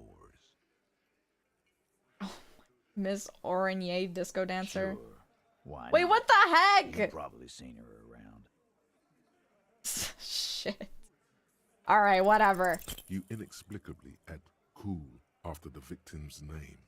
With your eyes Fuck, bulging I like should have some done composure! Your fingers are fidgeting and sweat starts forming on your brow as Titus looks at you oddly. Like, I knew, like, I had a feeling too. My god. I don't understand what's so cool here. It's whatever, we have so many drugs, it doesn't even matter. Nothing. We just have a few more questions. Then we'll be on our way. Whatever you do not tell him you know her. Yeah. That would sound off. Yeah. Okay. I think laugh nerve. No, don't tell him that. Do I even bother with this? No, whatever. Remember We don't need what to. I said. Freight train of pain. Alright, whatever, bro. Okay, I found a bullet in the hangman's head. What do you say about that? A bullet, you say? Yeah, That's mighty curious. it is. Can you explain it? Indeed. Mighty. How did it get there? I need mighty too. I just need a whole fucking soundboard of Kim. Well, there are so many bullets in the world, and so many heads. I guess it's only logical. At some point, one of them bullets had to end up in one of them heads. Stop being facetious. It's bound to happen again, you know? Just statistically speaking, of course. I'm gonna ask you again, why was this in the victim's head? Wow! He's got it in a real evidence bag and all! Why don't you go home and log it into evidence? These men have told you what happened. I think the hanging was a cover-up for the shooting. You know what I think? I think he was shot in the head as a kid, and his brain grew around the bullet. That's stupid, but a little funny. Around the bullet, man. That's a good one. Whatever. They're only pretending to enjoy this. Beneath the act, they don't like you knowing this. Did you guys shoot him? Shit! I probably did shoot him. I was drunk last night. You guys know me when I'm drunk. I just, you know me when I'm drunk. I just go around fucking shooting people. Yeah, Glenn likes to shoot his guns when he's drunk. Better hope he stays sober. Uh-huh. No, he meant before he was hanged. Did you shoot him before you hanged him? Before? After? During? This is getting ridiculous. They told you what happened. Stop wasting your time. Alright, whatever. You're not Never help. been worried in my life, lawman. It's not like he blew it wide open, but there's a little crack in there, somewhere. I found someone who saw the hanging, a witness. A witness? You ain't got shit. The locals would never come to you with this. That's just cop tactics, Titus. Next, he's gonna tell you one of us already roll on the others, and he's in witness protection. Hit ya with a cop tactics. My witness isn't a local. Well, let's hear it then. Who is your mystery fella? I probably shouldn't tell you this because he's gonna die. He's not alarmed by the sudden appearance of a witness, but he is surprised. I'm not gonna say it. I'm gonna fucking call him out. Who he is irrelevant. It's like you said, Al. Copper's coming up with this on the spot. There is no witness. Whatever. I've seen this shit a million times, Titus. Fly fishing. They are desperate. Tell us, Copper, what wacky claims did he make?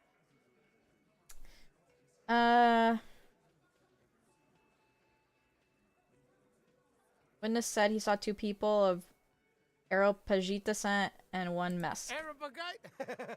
Boss, I think he's trying to say me and Theo. Well, yeah. What is confusing you? Eugene, Theo, and Elaine were there too. I already told you. We were all there. Witness said the hanging went down very quietly. No shouting, no commotion. It's you assholes that feel the need to go around like a fucking brass band. The Hardy Boys are dead silent. Yeah, but why would the victim be silent too if he's alive? Yeah. It's like they put cowbells on you before they send you to the streets. What's with the cowbells, policeman? Witness said it looked like a surreal play. That means absolutely nothing to me. Sounds like some made-up horse shit. It means the whole scene was long and drawn out, like it was from a film. What is this fella's problem? Sorry we didn't make it more action-packed. It wasn't the first thing on our minds, you see? Shanky, it's Shanky, right? I thought there's something wrong about the lynching story. Now I know there was. Shanky. It's Shanky, right? What a fucking killer line. God, I love this man. You don't know shit. I know you are lying, Shanky. I like this, officer. I like this, officer. You didn't break this wagon fort, but you did manage to rattle the people inside a bit. Nothing. Great witness. Must be really parched because he takes a giant gulp of beer. Okay, maybe it doesn't feel like this did anything to them, but they have to be fretting a little. Everyone is afraid of witnesses. Witness is a scary word. Mm-hmm. Guess what? I connected you to the local drug... Do I tell him that? Do I tell him that? Whatever. Like hell you have. There is no local drug trade. This place is as clean as a rifle. Go back to Jamrock and ask the local junkies how clean your streets are in Precinct 41 kilos. We'll do that. In the meantime, did you know that there's an abandoned lorry at the intersection that was used to move raw ingredients for drugs from Terminal B to Jamrock? The person driving it was present at the hanging. It was one of you. We've connected the footprints. Detective, do you want to deliver the coup de grace? No, the thunder is his. Leave it to the lieutenant. But I gave him his time. Now I want my time. Do the honor. Oh, but I want to see what he does because I love him. He's my husband. All right. Go ahead, Kim. Thank you. You're right, Titus. There is no local drug trade because it's all controlled by you. You're the drug trade. Ooh. That's a mighty interesting theory. I guess that's what you would need to do, theoretically. A big, strong, state-run monopoly would outcompete the runts on the street. Yeah, man. Theoretically, that's what you would do. To get rid of the gangs, the dealers, even some of the junkies. You would need good, trustworthy people to take their place, of course. Hardy men to run such a monopoly. For the good of the community, of course. It's disgusting you're admitting to profiting off of poisoning your own people. That's fucked up. In fact, no, this is disgusting. Boo fucking who. People will always be taking drugs. Might as well do it clean and organized. I just think it's so funny, their logic there. Yeah, that's what the labor movement is all about. Clean and organized. And the Hardy Boys are running it. That is like the same philosophy as fucking Purdue Pharma.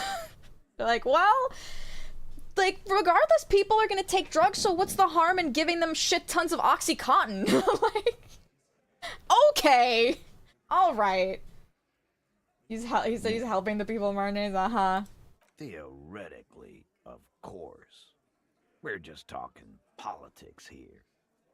My answer to your drug accusation is, how dare you? Go fuck yourself. Oh, fuck you, bro. Not quite yet, Mr. Hardy. There were 8 sets of prints on the crime scene. There are only 7 Hardy Boys here. 8th Hardy, the one who's missing, she runs the thing, right? My answer is, fuck off. Mind your own business. There is no 8th Hardy. I run this goddamn scene. Oh, he seems a little sad that... Seems like the 8th Hardy girl is actually the big boss around here. So sad. Finally, you got something out of him. This could prove useful in the future. And here we go. Back to the usual. I know. Fatty walked on all fours. He's so fucking fat, he left 2 sets of footprints. Alright, Shanky. Go fuck your mom, damn That's more like it, boys. You heard him. It was Angus on all fours. Anything else you need to know? My god. I talked to Joyce, the merc you hanged. His friends are coming for you. Yeah.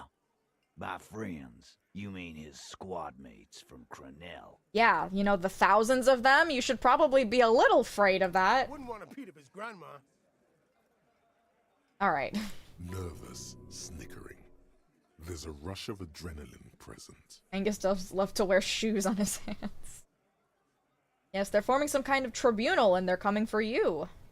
This is what happens if you take the law into your own hands. Other people start doing it too. Let them come. The Hardy Boys are right fucking here. Alright. You heard the man. Right here. We're armed. We got the whole district behind us. And Glenn. Glenn is fucking crazy. Yeah. A well-oiled murder machine.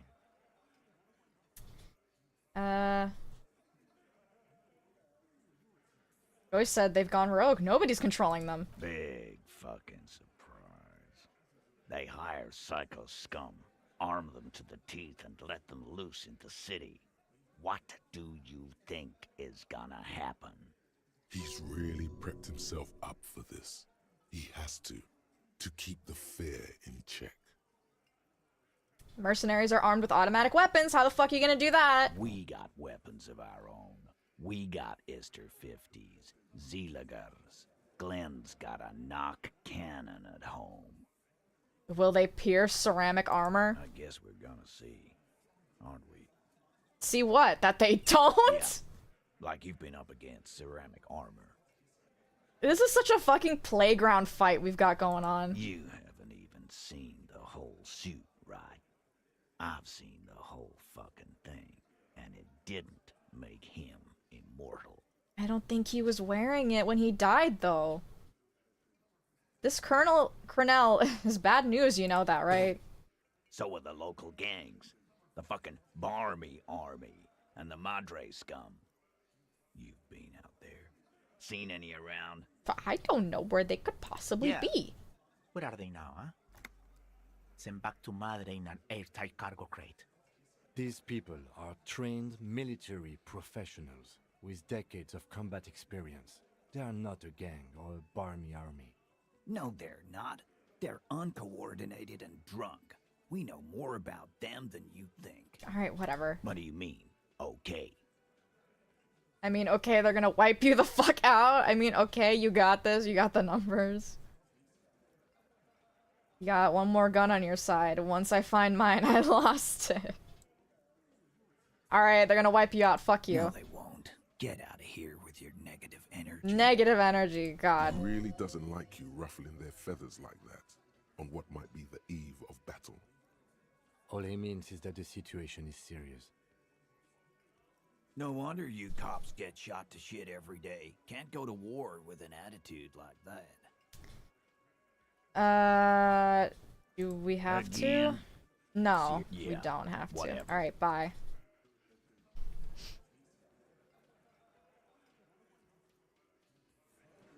God, I don't like him, but his portrait is drawn very well. Officer, what was that? What do you mean? You mean the sweating and the fidgeting when he mentioned her name? Yes. And the sort of quivering jello thing with the eye? Yes. I think I know that woman. The victim? Is there something I should know before we talk to her? I didn't do it. What you're saying is, you raped No, her? no, I didn't do that. Forming on the inside of your chest cavity. Cold sweat trickles down your No! Then, don't ever say that again. I said I didn't! I didn't! I said I didn't! Why'd you so- wait, what? I was just trying to clear things up so that I didn't think, because I said I know that woman. I didn't want him to- I was trying to clear myself up! I'm sorry! What else? Why would you even bring it up? Because he would think it. He would be like, why do you know her? I met her in the hallway after I woke up. Understood. You were not in good shape on Monday. He knows I didn't remember being a cop. Okay, that's manageable. Oh, fuck. This is unprofessional. Not sharing information with me is unprofessional. I'm sorry, okay? His opinion of you has lowered considerably. I'm sorry! What am I supposed to do? Oh, there he is! Smoker. Hi, gendarme. Oh my god. Oh my god, please, like, increase my morale. I need it. Hello, adjust your... Oh my god, adjust your tie. Hello. Oh my god. So what brings you here? Ah, wait, I look like shit. I should have dressed properly. I should have, like, taken off my shirt. Going to the police to tell them I didn't go on a murder spree on Monday night at the pier. It's not that, it's the context of, like, why he was asking me. Whatever. Tell me again about that muscular type who came to investigate the crime scene. What are you doing here? Admiring the atmosphere. What about you? Oh my god, please. Right now, hotel room, whirling in rags, upstairs. I can buy us a room. We can invite Kim. I live here. My room is right upstairs. I don't live here anymore, actually. I got my own house for free. Convenient. But what are you doing here? Talking to me. Tell me again about that muscular type who came to investigate the crime. Oh, yes, let's see. He knocked on my door a few days after the lynching. I think he was going through the entire building, asking questions. I assume this is the one mercenary who is pretending to be a union guy, doing a little investigating. What did you tell him? Nothing. That I didn't see anything. And he believed you? Why shouldn't he? Did you tell him about your friend? What friend? Oh! Your Sunday friend, the witness. No, I don't think it came up. Like, we're just like... I'm not gonna say anything.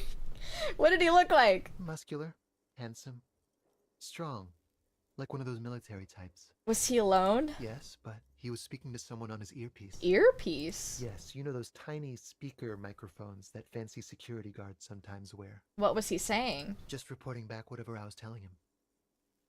Besides muscular, did he have any other identifying traits? Oh, let me think. He had an accent. He sounded like one of those mercenaries. He sounded vaguely Oranese. No, not vaguely, scratch that. He sounded definitely Oranese. That fits our description. Alright, thank you. Sure. Anything else on your mind? I need to talk with your Sunday friend again. It's about committee business. Oh, a committee. How interesting. And if I may ask, Gendarme, what is this committee about?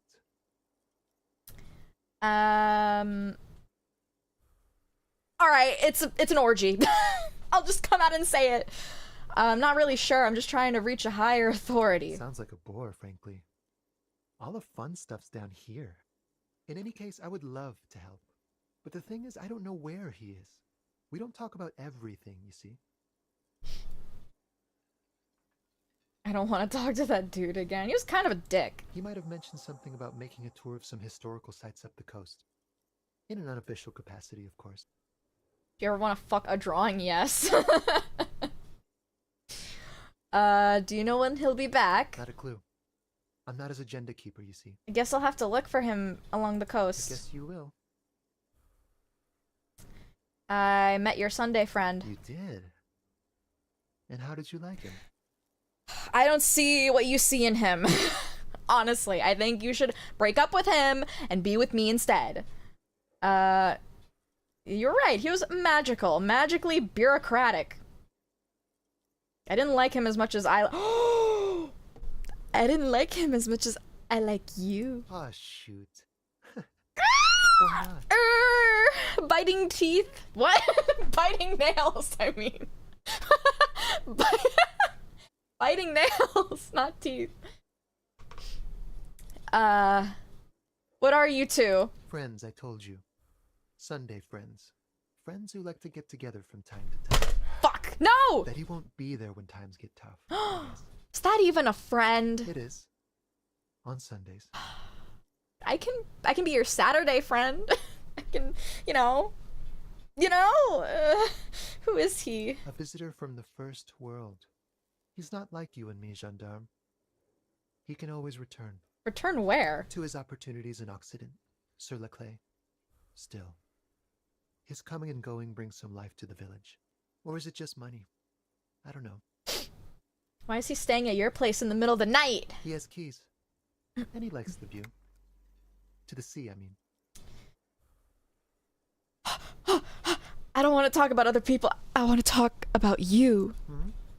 What about me, gendarme? I need composure. I need more composure. I need more. This is important, guys. You don't understand. You don't fucking understand. This is so important to me. I need this. I need this. Oh my god. Composure, composure, composure, composure. Composure. Composure. Where's the fucking composure? Incoming save scumming? More like incoming save coming. Composure. Composure. God, I have so much fucking composure, it's not even funny.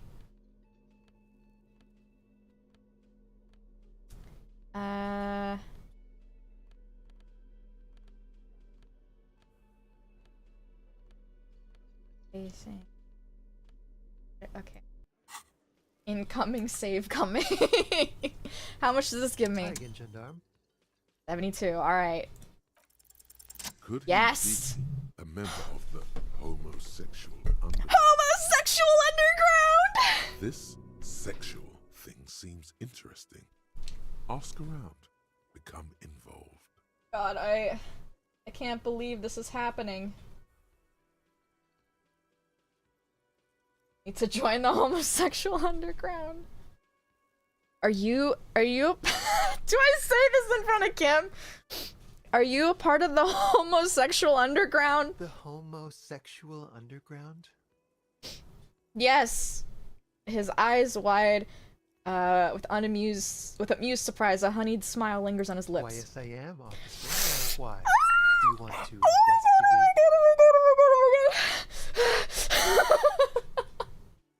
Yes, I want to hear more about this homosexual underground you're a part of. Oh, it's a pleasure group. A subversive pleasure group congregating in cellars under the cover of night. Saturday night. Sometimes even Friday night. What about Thursday night? Or Thursday night. Oh my god! Sometimes the congregating doesn't even end. It carries on into our daily life. Oh, I'm getting hot. I'm fucking sweating. But why do you convene? What do you do? Oh, we're ambitious. We want to destroy the last vestiges of meaning. The last things people in Rebishul have to hold on to. The true symbols of security. The meaning of man and woman, mother and father. Their marriage. Everything will be constantly shifting and moving under our rule. The future will belong to a circus of identities just spinning around, surreal and unreal. You won't even know who you are anymore. Oh my god. Does it have anything to do with disco? Yes, we listen to a lot of disco. Some say we engineered disco to spread our vision of a vertiginous, ever-changing society, where all there is a razzle-dazzle of gold. Oh my god. We are going to change the family unit with all this razzmatazz and finger dancing. Finger dancing! And with mysteries. Of course, the mysteries are also of sexual nature. Very esoteric. Oh my god, I do like disco. Maybe I should be homosexual. You can't just get into it.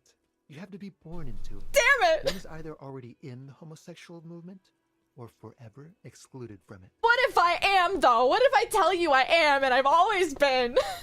What if I can't remember whether I'm in or not? What if I can't remember anything about my life aside from the fact that I like disco? Beautiful. Beautiful. That's exactly what we're looking for. Who knows? Maybe you were homosexual in the past. Yeah! Maybe all of that has been repressed. Yeah! I agree! Fuck my ex! I'm gay! I have to say that you do look like someone who might be part of the underground. Oh, what gave that away? You have that very distinctive, I can't understand what's going on here, look.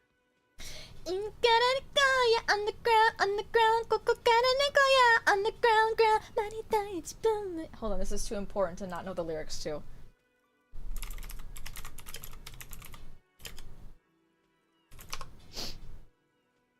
Come on. Imikare ikoya underground, underground. Koko kare ni koya underground, ground. Naritai jibun ni yadon nareru basho minna de ikoya underground, ground. Chika chika chika chika chika chika. We are the homosexual underground. Okay. Okay, Blink, I have to think about this. This is gonna be like a 24-hour mind project for me. No. Okay, Blink. Okay, I have to think about it. Do think about it, officer. It's gonna be like a 24-hour mind project for me. 20 hours at least. Absolutely wonderful. Hell yes. Bye-bye, Gundam. Hell yes. We're gonna be gay. That's our last. That's our last perk slot. Is we're gay. That means we definitely have to get rid of advanced race theory first. Yes. We have to be gay! Where's the gay one? Homosexual underground! Underground,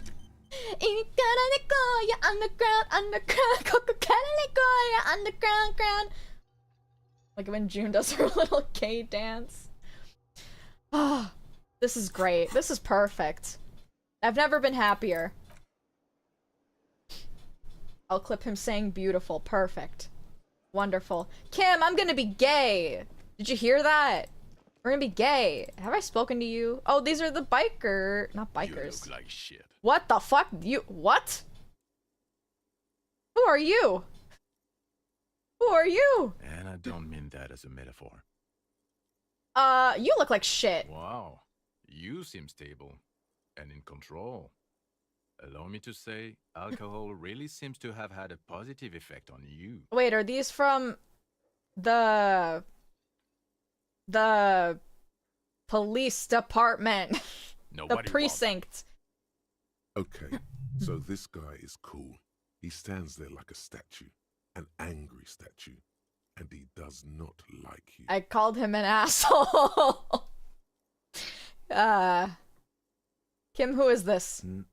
I'm not getting involved in this. No! It's not my style, he thinks, glancing at the man in sunglasses and the woman beside him. Oh boy, they're mad at him. No wonder. He just doesn't recognize them. Didn't he have different hair when we called? Were we like remembering him from the past? Something strange about this guy, figure it out. It's the fucking precinct man. It's like the two of you know each other. Just ask him. Tell me the truth. Do you know me from somewhere? Oh, I definitely know you from somewhere. Another life. From where? From another life? Yes, from another life. A different life. Maybe the life of a police officer belonging to the ranks of the...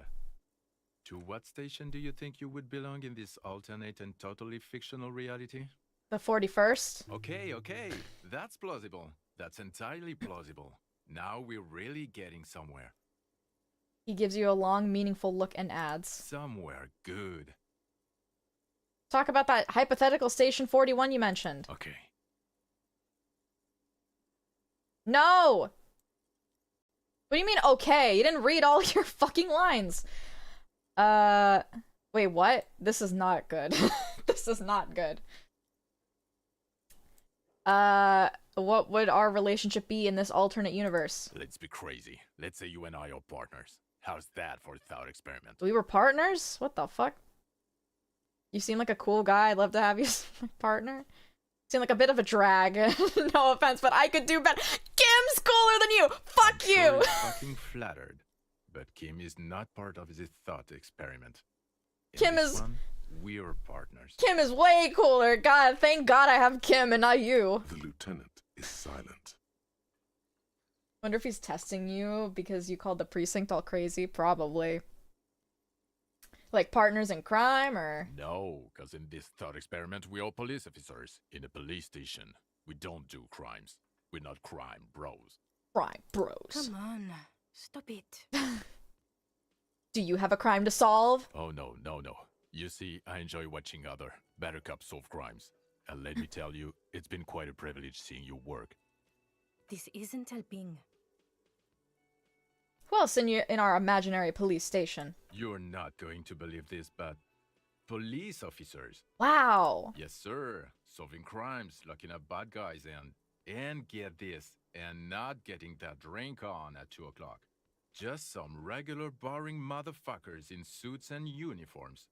Nothing spectacularly extravagant like you, the far-out son of Lung. Who is the far-out son of Lung? Oh, it's you, you eccentric genius.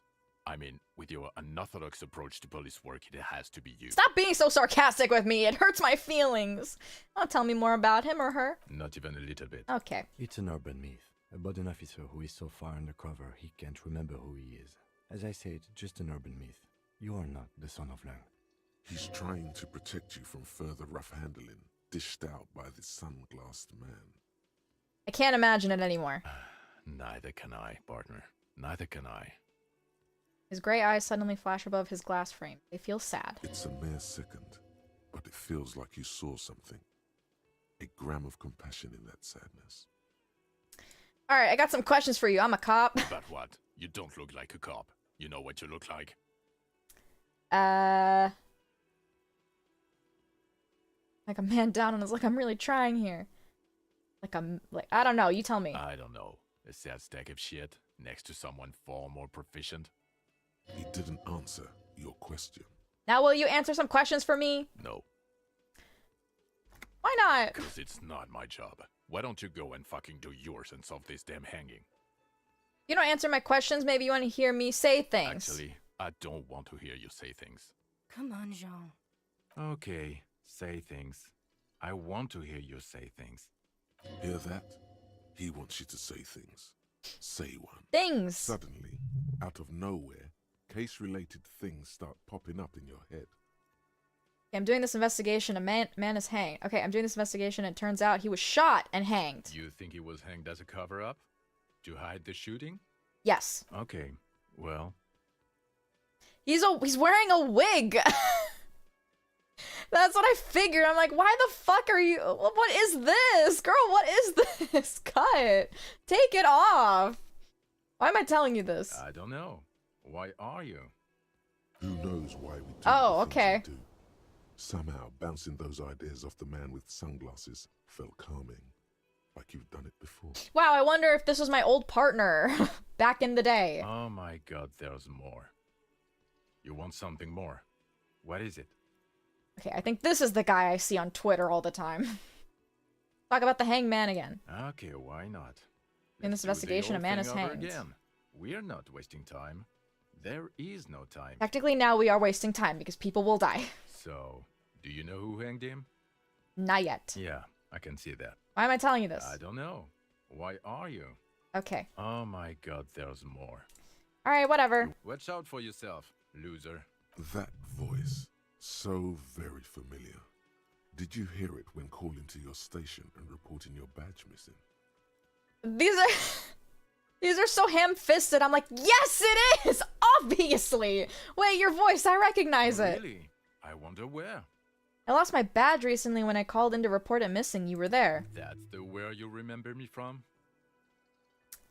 Yes, I haven't seen... I have a bit of memory trouble. You don't say. Goodbye then. The voice thing was a coincidence. Run along, asshole. Alright. Cool. Okay, the man with the sunglasses and his hypothetical Station 41. Weird, right? No! Well, they definitely reuse voice actors, so I wasn't sure at first. Honestly, they're so good, I don't even notice that they are. I guess it was kind of weird, yes. There's something missing here. Something you can't put our finger on. You know what? Just ask him. I know it sounds crazy, and you'll probably get laughed at. But still. Thinking the same thing. I should just ask him if we're from the same station. You should have done that, like, when he sounded like he knew you. Yes. Just cross it off the list. It's probably not true, though. Is this supposed to be, like, an interaction we have a lot earlier in the game? Because that might have been the case. I can't believe this shit. Look, I have to ask, are we from the same police station? I'm going to say no. Just to see what you'll say to that. What'd you say? Okay. Okay. Jean, he said okay. Give it a rest. The fuck is this? Okay, I was clearly wrong. He is a firefighter, male nurse, animal control agent, something of that kind. Not a cop. Go on with your cop work. Don't let me stop you again. Alright, we've just been further gaslit. Cool. I feel like we would have noticed them. Me too. I'm like, there's like no way I wouldn't have noticed you. The woman in an RCM patrol officer's uniform winces as she notices you. Like, they're wearing the fucking uniforms! I would really prefer not to talk to you right now. Okay. As Lieutenant Kitsuragi explained, a patrol officer is the lowest rank in the RCM, below lieutenant and sergeant. Hold on, you're a patrol officer of the RCM? Yes, I am. Well, I'm a cop too. I know. He's the real deal. He has a badge. I'm the real deal, Kim said so, that means it's true. I'm on a murder investigation, are you the cavalry? I'm definitely not the cavalry. Is everything alright? Why don't you want to talk to me? I don't know. I mean, why would I want to talk to you? Probably because you know about my past. Ugh. She was also there, I think. There was definitely a woman. Have I wronged you? I've done that to a lot of people. No, you haven't wronged me. It's okay. Okay, well. Something changes in her. It's pity. Pity comes over her. Okay, fine. Let's talk. What did you want? What precinct are you from? What precinct? I have memory loss! Am I from? God, he doesn't know. Fucking deranged lunatic. I'm sorry! Look, something is really bugging me. Are you from the same police station or not? Damn it, you leave her alone. Keep your weird bullshit to yourself and be professional for once, for fuck's sake. I'm sorry! Can I actually help you with something? Yes, of course. Preposterous. I mean, you would remember if they were, right? Who forgets their squad mates? That's not possible. Look, I'm really sorry that Harry was a real fucking piece of shit, but I jumped into his body, and now I'm controlling him, so now I have to deal with his bullshit. Are you with him? Of course I'm with him. Why do you ask? You look cute together? No. Nothing, just wondering. The sooner you figure this hanging out, the sooner everyone can go home. You're the police, right? Cool. Okay, I'm done. I can't, like, further embarrass myself more than I already have. Okay, oh. Well, he was always here. Should we try to gain entry to the room? Can we even do that? I don't think we can. It's worth a shot. Wait, we can see the thing now! That wasn't there before, right? We can see a thing! I'm not going crazy, right? That wasn't there before. The door is closed. There's still a dent in the vinyl where you punched it. Sorry, I was really feeling it. Run your finger across the dent. This little depression is all you could inflict on the door. You swallow, like you swallowed the last time. Whatever bitter emotion was swimming to the surface then, and now, subsides, submerges, sinks back into you. Knock knock. White morning. It was morning all along. You should have seen it coming. It was right behind her eyes. The words still echo in the hallway. No, don't call her a whore. Just knock again. The door feels cold. Knock once more. Who is it? Oh, we did it! This is the police. Can we come in? Come on up. The door is open. I'm drying my hair. No, please put your clothes on before we go in. Sounds like it's coming from upstairs somewhere. You could snoop around before going up. That's exactly what I'm gonna do. See? I knew it. I knew we could go in. You know how games work. Hotel bill calculations. Had an extended stay. Pile of dirty clothes, a woman's. Sad all over, it reminds you of your own. Why does this cool hotel room get a fucking second floor to the roof? Okay. Where does this... Okay. No, I want to go downstairs. I want to check the other thing. Because you're broke as shit. Sorry. Okay, please go in the room. Thank you. This medicine cabinet is full of wares. Sheets of pills, haphazardly stacked, one on top of the other. There's also a toothbrush somewhere in there. Look at the toothbrush. It's been used quite a lot. Look at the medication. Pharmaceuticals line the shelves. Sheet upon sheet of pill bottle next to pill bottle. Acetylic acid, APAP, eye drops, blood thinners. APAP,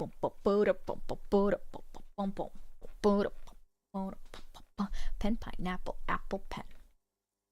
Running panty rating? No, we're just looking through her toothbrush. Write the collection in here. Anything of note? Search the bottles. Pill bottles rattle like bones as you search the cabinet. Paracetamol, histoperidol, something in a foreign language you can't read. Behind them, an unusually shaped nasal spray. Its label reads, Nacra. What's Nacra? An opioid receptor antagonist. It's used for diamorphine overdoses. Ooh. Search the pill sheets. Among some foreign, probably Messinian or Gottwaldian, marked red blister packs, you find. What do you find? This is going to take a little know-how. I think we can have a little bit more electrochemistry. Just to really up our chances. Pants. These drug fuck pants. Chemistry. We're really gonna ace the fucking check. Have we ever had 100% check before? 'Cause I don't think so. Is that even possible? Nope. Yeah, I don't know. Wonder if it is.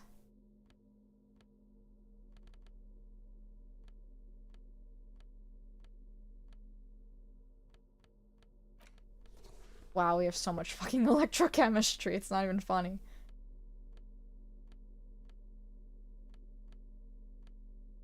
Cool. Had like 94% that you failed. That was the most frustrating for me, I think. Like, really? The 94%? Not possible because 1 and 1 is always a losing roll no matter how good your skill is? Ah, okay. So there's always a chance of failure. Great. Amazing.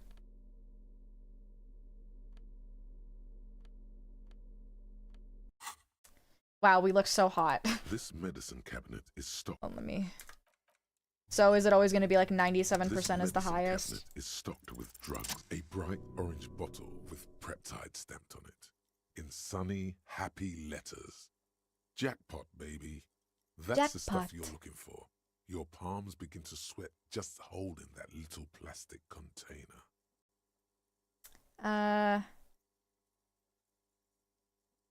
Oh, we need interfacing.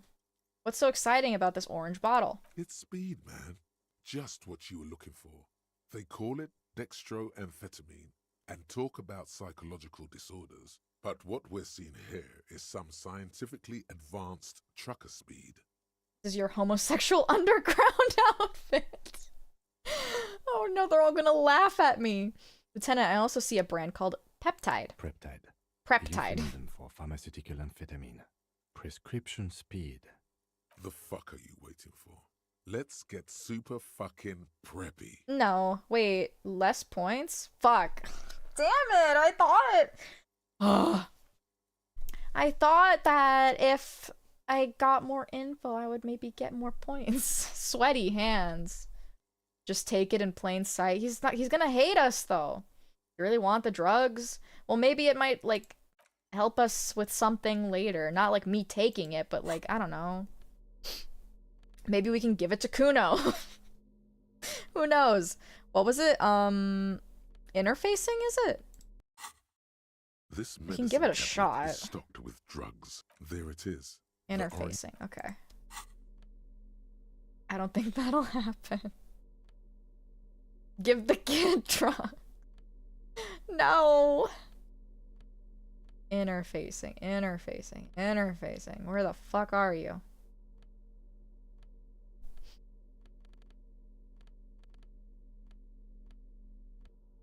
Interfacing.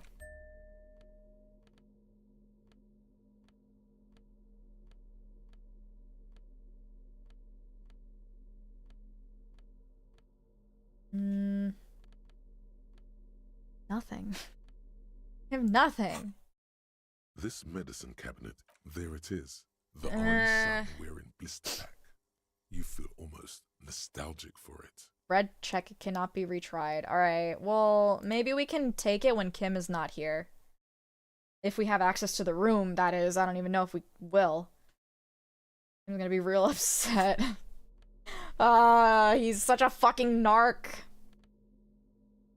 Why must he be a police officer? Should we wear this one? Because we're in the homosexual underground? I think it's fitting.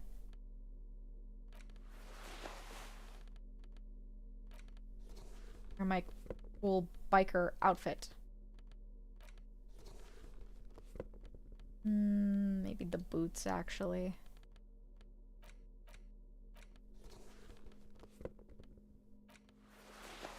God, this looks so fucking awful.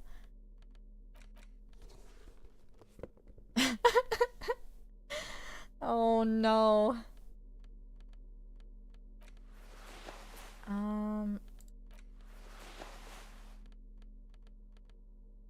Thought I had cool. Well, these are like the coolest gloves I have, I think.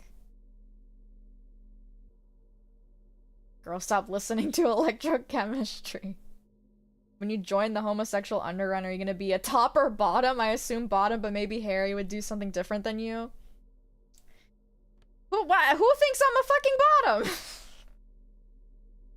What do you mean, bottom? How dare you? I don't take that accusation lightly. Harry is definitely a bottom. I definitely think that Harry is a bottom, for sure. He's got bottom written all over him. Look at him! What do you mean he's not a bottom? He's got his little gay-ass bottle bag that clips through his leg. Must I take a poll?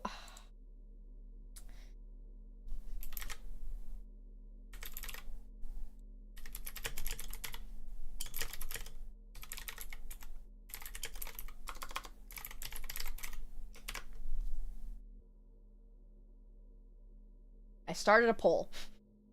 I spelled in wrong. Can I edit it? Hold on. I need to... This is gonna bug me.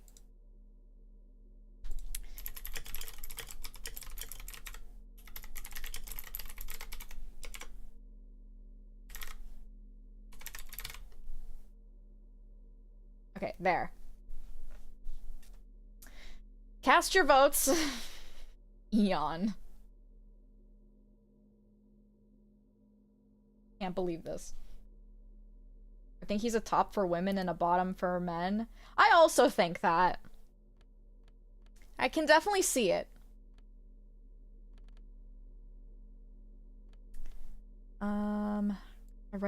The red glasses look really good though. Look really good. All right, Kim, I don't need this judgment.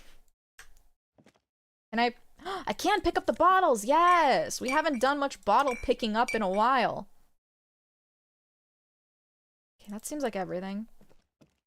Gotta change the hat. But like, man, I really hate that I gave away my cool ass fucking hat. Now what can I wear? I don't really have any good hats anymore. I have the beanie. The Marbini. How about a Marbini?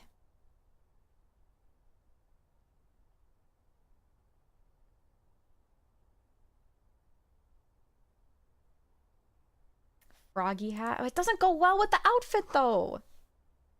Bed has been hastily made. What's with the window? This window is pristine on the inside, unlike the one next to it. Light from the desk lamp reflects off the glass in an untarnished golden halo. Run your finger across the surface of the glass. Smooth as ice. There are spots of mud and rain on the outside, even smudges. But The surface of the window is clear from the inside. No chips, no hairline fractures. Following your lead, the lieutenant leans in closer to inspect the surface. Window seems recently replaced. Looks like it, yes. Huh. You know which window has not been recently replaced? The one I smashed in my room? Yes, that one. Cold wind is seeping in right now. Just one floor below you. Messing up your concentration here. It was a bullet that broke that window? You think? That would be interesting. Stop distracting him! He has work to do! Plus, if I recall, the window has been giving him shit ever since he got here! Alright, thank you, necktie. Why is it giving me thoughts when I don't have thoughts? What is this? Oh, that's to go out. Well, well, well.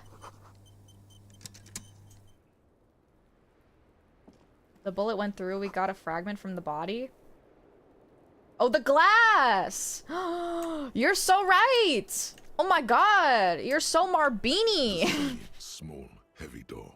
No lock in sight. Okay, we don't need to do anything with that right now. Welcome to the roof. Oh my god. Hello, lady. Her hair is still slick from the shower. It's also raining, so... Below her silvery jumpsuit, an athletic young body. Built, long, and lean. Alright, we don't need this, we're gay, alright? We're gay. Sorry for the mess down there. The cleaning lady hasn't come by in days. I'm beginning to wonder if she ever will. Nice view you got here. It's much nicer now.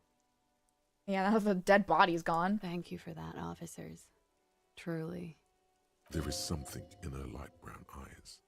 A sadness. When she thinks about the death of that man. You mentioned a cleaning lady. I think I need one. Oh, yes. Legends of room number 1 have made their way around the building. They say a portal to hell has opened in there. Disco Infernum. They also say that's why the cleaning lady quit. Because of the Infernum. Yikers. I'm Kim Kitsuragi. I'm a detective from Precinct 57. I see you've already met my colleague. This does not come as good news to him. Have I ever? Have you grown accustomed to your role as a police officer? Once a cop, always a cop. Like riding a cop-a-cycle. Miss, we are investigating the murder of the man down there. The people who put him there have asked us to talk to you. Fragment of the bullet? We didn't find glass? And did I imagine that?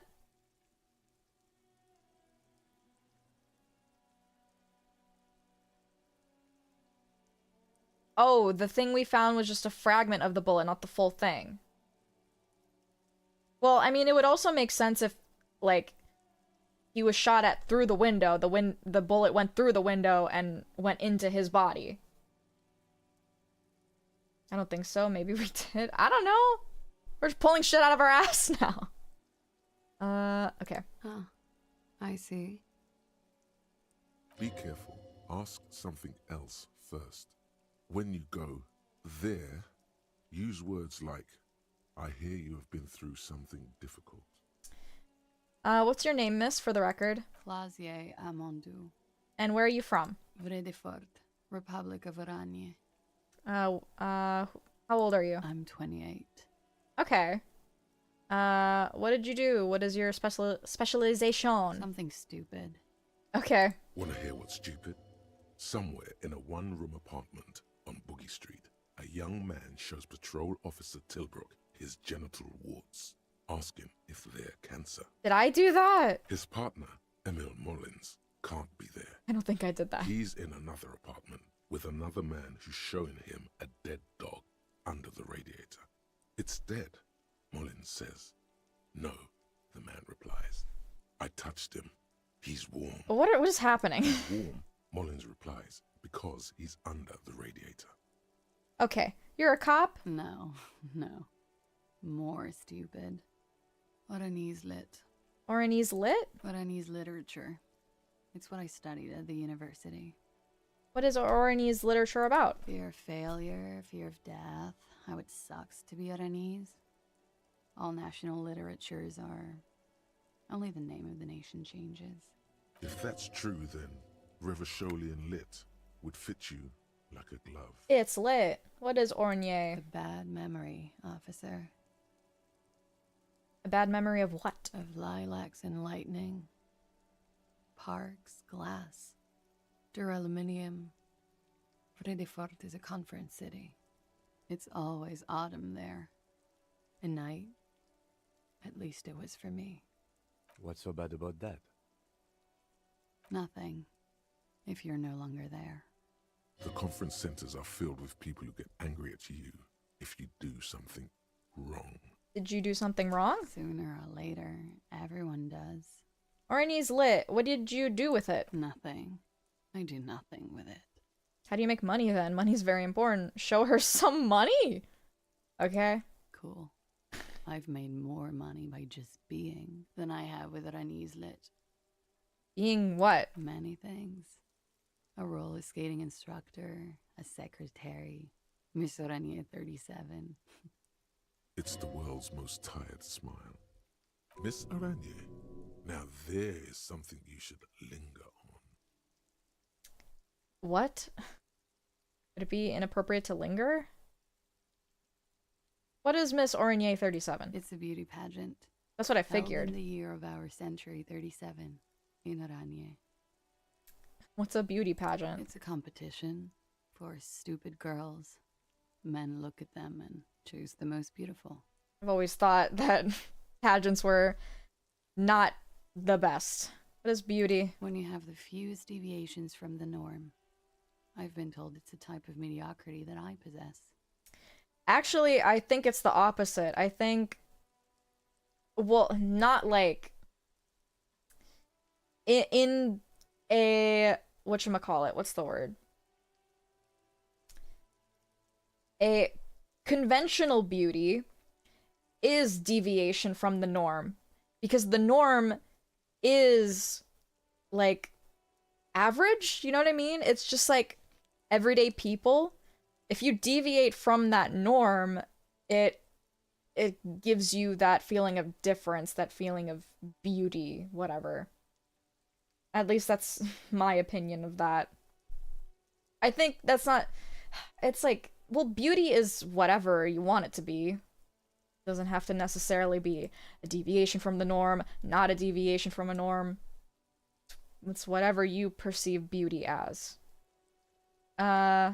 So you were stupid and mediocre? Oh my god. So you were the most beautiful? Yes. And for that, I got a crown and a sash and a scepter. And a scholarship to study Orani's lit. There's like crazy lore behind pageant scholarships. That's too much for me to get into now, but like, you should take a look into it. Beauty's in the eye of the beholder. Exactly. Understood. Mm-hmm. I would offer you coffee, but it's garbage. Literally tastes like poison. We take a look at your passport, please? I'm afraid you can't, officer. Do you not have it? Why is that? Because it's buried in a sealed plastic bag at an undisclosed location on the coast, along with cash and airline tickets. Did she just like throw away her identity? Thank you for your candor. Why? I say so in your tourist brochure. Keep travel documents away from your person when west of the river. Oh? How do I know you've told us your real name? If I were to lie to you, I would come up with a more mainstream name than Clausia Mondu. It's a weird name. Pretty sure I have the legal right to demand your passport, miss? Look, officers, I like this place, but I don't want to be stuck wandering the city like a ghost after being robbed of my travel documents. I don't want to become an indentured servant in a brothel on Boogie Street. And I don't want my relatives to pay the ransom. Okay, then. Okie dokie. If any of this made her nervous, it certainly doesn't show in her expression or her movements. Alright, that's it for the record. The record. So official. Nice room you got here. Yeah. It's pretty deluxe. No one likes to talk about their dirty laundry and their empty bottles. Maybe if you phrase it emotionally. What are you doing here in the whirling in rags? Yeah, what are you doing here? I'm wintering. How long have you been staying here? About 4 months. I came in November. Why here? Here in the Whirling, here in Martinez, or here in Revachol? In the Whirling. Because it's the funkiest building in Martinez. And because all the other buildings are bombed to hell. And that's true. Hate to say it, but you've got sad all over the place. Yeah. I've contaminated it pretty bad. Is that why you're out here? The contamination spreads from room to room. First, I escaped upstairs. The sad got that too. Then I found the handle for the summer door. What exactly is the nature of this contamination? For me, it's a mix of me with a lack of cleaning services. How about you? Talk around the establishment is, you have an industrial sad spill in there. Taps the roof with her heel. Somewhere below, military-grade sand is dripping off the walls. You should say the first thing. It's honest. It will lead to introspection. Something is bad, point to your head in my head in the past. Demon who smells of betrayal and apricots. Something is bad. That's where it always comes from, isn't it? From the head and from the past. Reminds me of the Apothecary Diaries. How so? Because I haven't seen anything of that yet. It's a feeling white and filled with doom, gaseous, invisible, deadly. It's everywhere. Sounds like an advanced form of what I've got. With a bit of old love sprinkled on top. Doesn't feel like love at all. Are you sure? Love is terror.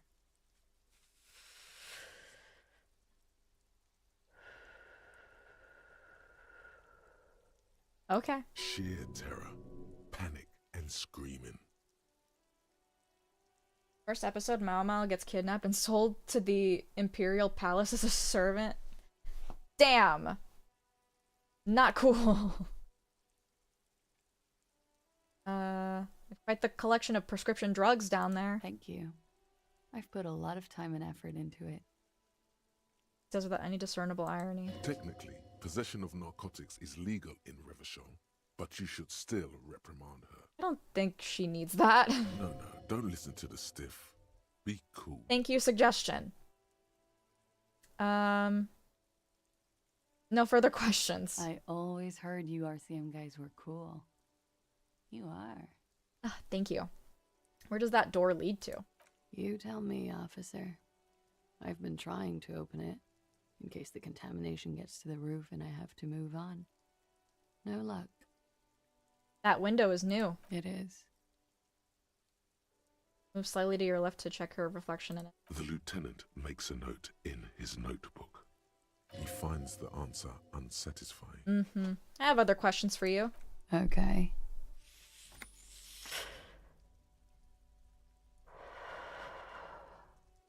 Watching herself reflected in the bedroom window, tall and sparkling and draped in smoke.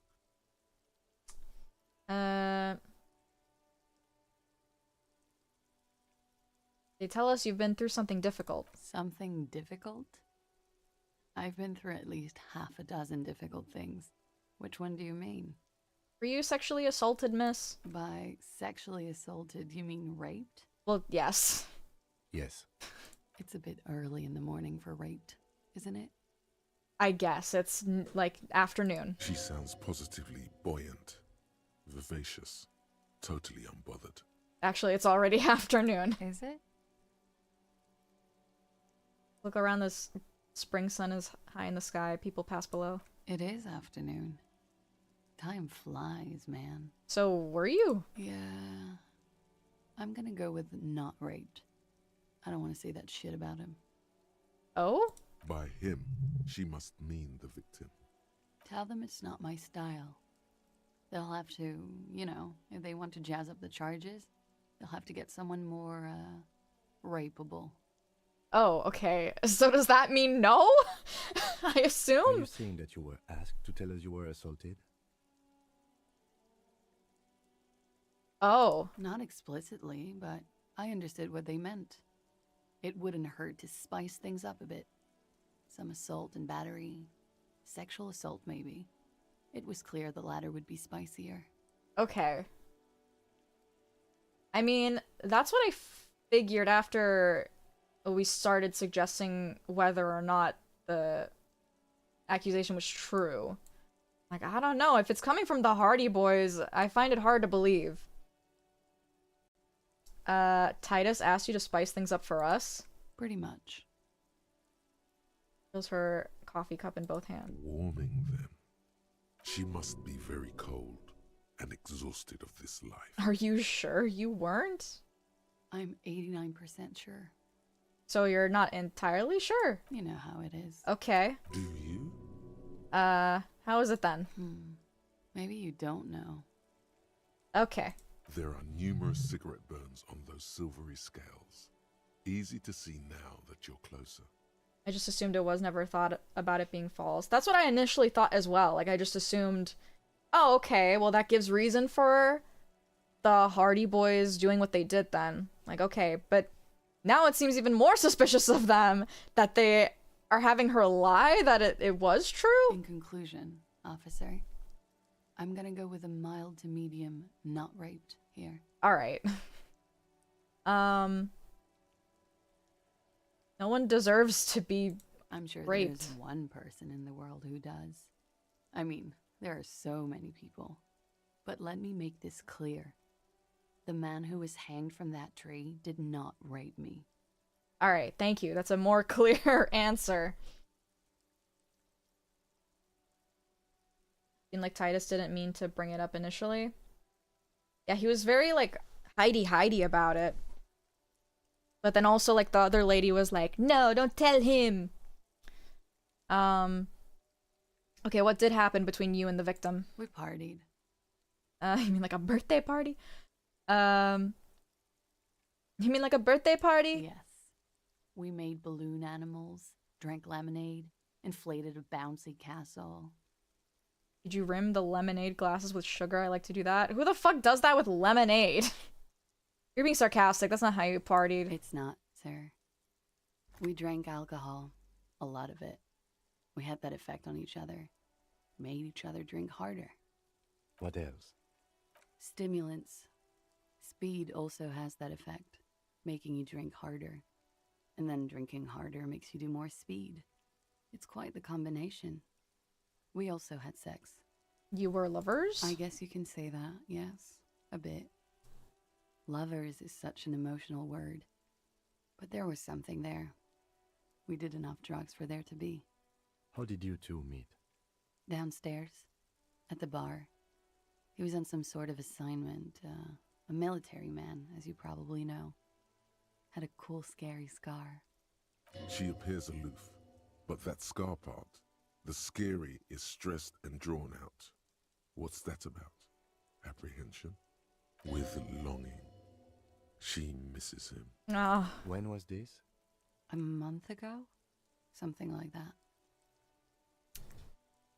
It must have been hard for you seeing him there. Oh, yes. I've had a great view.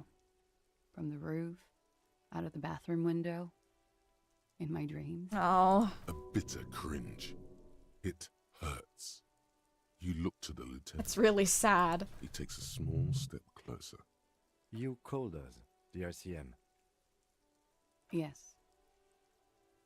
Crazy she's just going against the union on this. I don't think she cares that much about the union. I think she's got more pressing issues on her at hand. The call reporting the hanging, that was you? I made it. And I would appreciate it if you didn't tell everyone. In Martinez, they call it snitching. Oh, I'll keep my lips sealed. Reporting crimes is confidential in Ravachol, miss. Before we go on, if it's snitching, then why did you do it? Because I couldn't handle it anymore. None of these people called. He just kept hanging there. Then they started stripping him. No. Tearing off his armor. Demeaning him. Throwing rocks at him. The caller's voice was disgusted. I didn't exactly disguise it. I just muffled the mic and nicked the landline a little. Nicked it how? With nail clippers. And I diverted some radio fuzz into it. Into the cold wire. So, she's God's mystery foam cutter. Ah, okay. And in the process, you broke the landline downstairs. Did I? Fuck. I didn't mean to. I had no idea what I was doing. I go through all the trouble. I don't know, sir. It was stupid. I was drunk, too. I was probably afraid the union was listening in. Locals say they have ears in the wires. I mean, her fears are not unfounded. Thank you for making the call, miss. It was the right thing to do. I didn't want to, sir. But if I hadn't, he'd still be hanging there. That's so, like, sad. Like, that's so unbelievably sad. Okay, what can you tell me about him? Name, eyes, age? I'm sorry, I can't do it. Yeah. Not right now. Later, maybe. I keep seeing him. Like he is now. I can't talk about his... I don't know. Hair. No. I know it's difficult, miss. We can return to it later. She meant she sees him in her dreams. God, it's gonna make me cry. This is so sad. I've also seen him in a dream. You have? Not like I do, I imagine. He runs out of a cigarette, time to light a new one. She sees them in each other's arms. I see him as me. You're in each other's arms. Yes. And then he's dead. His mouth agape. I don't want to say this. This sounds creepy. Alright, whatever. Oh, yes. What did they hang him for, if not the rape? He had something to do with the strike. One has been roiling since I got here. Rotten timing. But you probably know all about it. And his role in this strike was... what? I think he was in a security detail. He was ex-military. Worked for Wild Pines. And against the Union. We didn't discuss work much, if you know what I mean. But I understood it was dangerous. And they lynched him for it? She nods. Yeah, well now, like, this is such a massive wrench in the... what we had initially thought. So now it's like, okay, so... why... I mean, I kind of know why, but, like, why... why target him specifically? Why find him dead? And then hang him? And possibly put him in the armor? And make a spectacle of it? And then have her lie that it was an assault? Now I don't know what to think. I think the Hardy Boys just killed him as a power play. I don't think they killed him, though. I think someone else did. Because why would they... I don't know. Well, maybe they could have, but they wouldn't have access to that weaponry. It's weaponry from potentially... oh my god, what is it called? Wild Pines. It's machine guns. Machine gun bullets. So they couldn't have done it. I don't feel like they did. Because why would they also be like, yeah, we killed him? Like, they already lied about the assault. They lied about other stuff I can't remember off the top of my head. Why wouldn't they lie that they killed him? Maybe they just took his gun? I don't think... But, like, okay, but then... So, let's say he's in his armor. They take his gun and shoot him. He's not dead. He's got the armor on. You know what I mean? I think this is all just one big game from Everett. Hardy Boys are pawns. I don't think that Everett is the big baddie, though. Like, he's a red herring. Obviously, he's a piece of shit, and he's got his form of control in Revachol. That's obvious. However, I don't think that he's, like... oh, like, behind everything so far. Like, he's a part of it. He's definitely played his role in it, but I think there's a bigger answer here. Because why would it just be him? Like, that's boring, you know? I think there's something else going on, and I also feel like I'm a part of it, you know? It's like, the memory loss, that we're a horrible piece of shit, the window being new, that we were angry at her. Did we shoot him? Did we shoot him? You think you killed him? I mean, it's not out of the realm of possibilities. I think it would make sense. I think, like, okay, we're broken up with, and we're in this drunken, drug-filled stupor, and we're wreaking havoc in Revachol, and we make it to the Whirling in Rags, and we see these two, and like Harry was about to say before I interrupted him, that we had a dream where we saw ourselves in him, and so, I don't know, maybe this triggers something in Harry. Maybe he sees a familiarity with Classe in his ex, and in a rage and there's also the thing of, like, his attempted suicide, Harry. Maybe he thought that he was shooting himself, but was actually shooting, I forgot his name, but the victim. Now, the one question to that is, well, again, with the question of the bullet, how the fuck did we get our hands on that, you know? A machine gun. I think it's possible that we could have. We've done crazier shit. We've driven our car through the fucking ice. That's my hypothesis currently, as we have all of the pieces we have currently. And don't tell me if I'm right or not, because I don't want to know.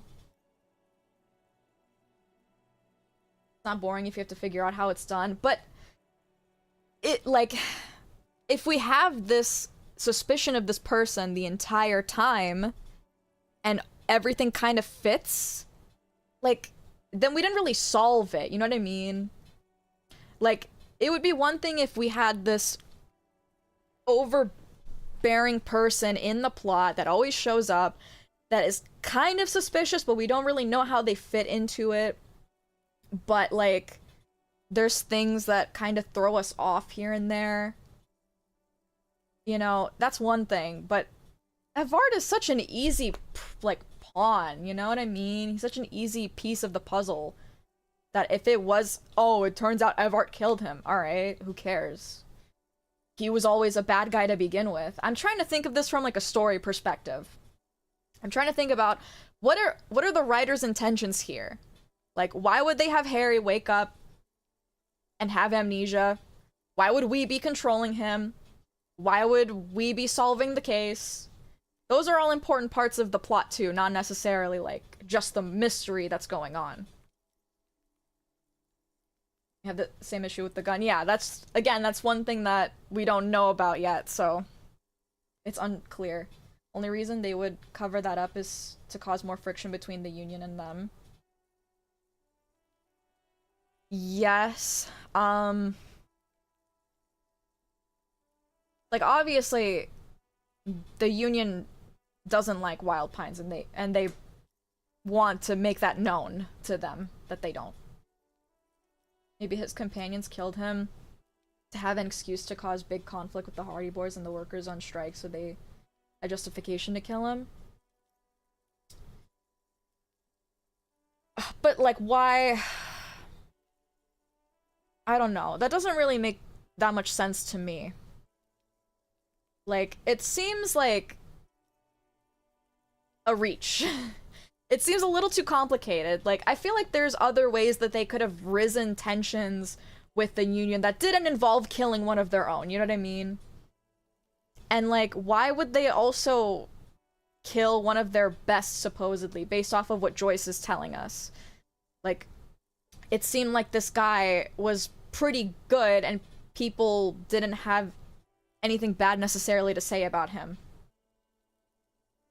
The only people that had bad things to say are the Union. No, you did solve it. You need evidence. That's not good enough, though. It's not. I'm telling you. It's like, I don't know how else to explain it other than, like, it really is like the writer's dilemma. You are so critical of this one point, the whole situation is super complex. I don't think that the Who would ruin this. No, obviously, like, even if I'm wrong and it wasn't Harry, like, that's not gonna make or break the story. I'm just trying to... My, like, reasoning for my accusation of Harry being the one who did it is that it would just make the most sense narratively. And it would also be the craziest thing to happen as well. Obviously, it doesn't have to happen like that. It could be, you know what, maybe, like, maybe his ex did it. Maybe, like, I don't know, maybe Kim did it. I don't fucking know. It could be anybody at this point. We don't really know that much. We know a little bit, but not everything. But that's what I'm thinking. So yeah. Alright, anyways, continue. Why was there a bullet in his head? Exactly what I'm thinking. Bullet? They Yeah. shot him too? Well, I don't know about they. They stripped his clothes and they shot him? You mean after they hanged him? I'm confused. Sorry. So am I. Yeah. Were you aware that he had also been shot, miss? Things are starting to go a little over my head here. I thought he was hanged. I was not present when they did it. I don't know what happened. I just know what they told me. And Sylvie, the bartender. Well, they're not very reliable. It's hard to know what to think about that answer. Dang, the homosexual poll ain't looking good. No! This is the worst thing that could ever happen to me. Democracy at work. Ugh. She's just tired. Don't push her too much. I'm sorry. Okay. How do the Hardy Boys know you? They're frequent guests. Downstairs. They have a booth for union members. They're probably down there now. And how did you meet? Over drinks. It's been a long, boring winter. Did you party? A little, yeah. Like you partied with the deceased? No, not as hard. Alright. I'm sorry to have to ask this, but have you had a physical relationship with any of the Hardy Boys? I have. Oh, which one? Which ones, sir? I don't remember precisely. Titus, obviously. But as I said, it's been a long winter. Well, no wonder they feel the need to manipulate this poor woman. Okay. Could that have been part of the reason they hanged him? Could that be why they lynched him? Jealousy? Why wouldn't they be jealous of each other, though, if they... I don't know. I don't know how the fuck their, like, mind frame works. I hope not. Actually, I know that's not the reason. I'm careful about that kind of thing. Not crossing the wires, you know? But that's probably where they got the rape idea. What do you mean? Men like that? I don't know. It's the way their imaginations work. I suspect it's what they'd like to do to me. You know what? That makes a lot of sense. She changes balance from one foot to another, crossing her legs. Man. And Titus said one of our girls. Ugh, now I'm just fucking full of ick now. Alright, thank you for telling us this. She breathes a silvery sigh of relief and weariness. The air on the roof feels humid. Should we head by downstairs, officer? We may have things to discuss there. I want to try the door first. She nods.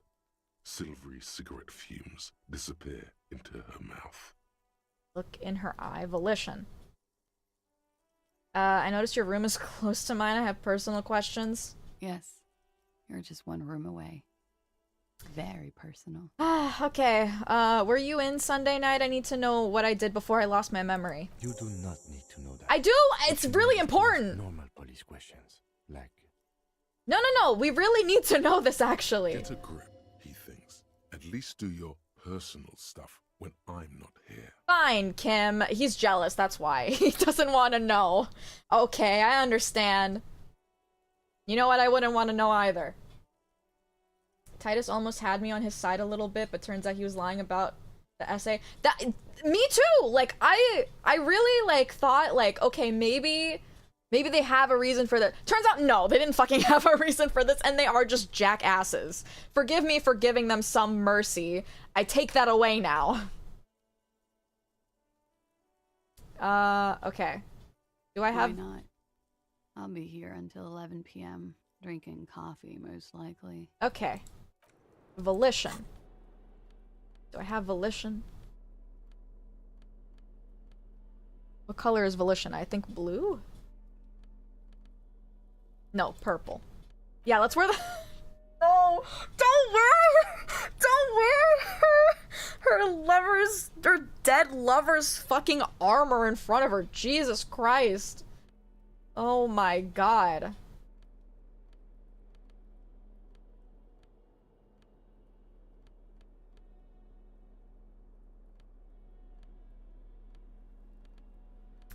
Anything else?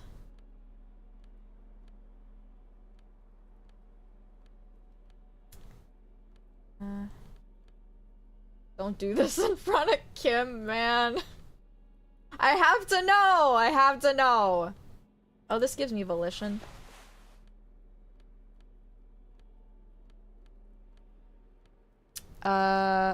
Volition, +2.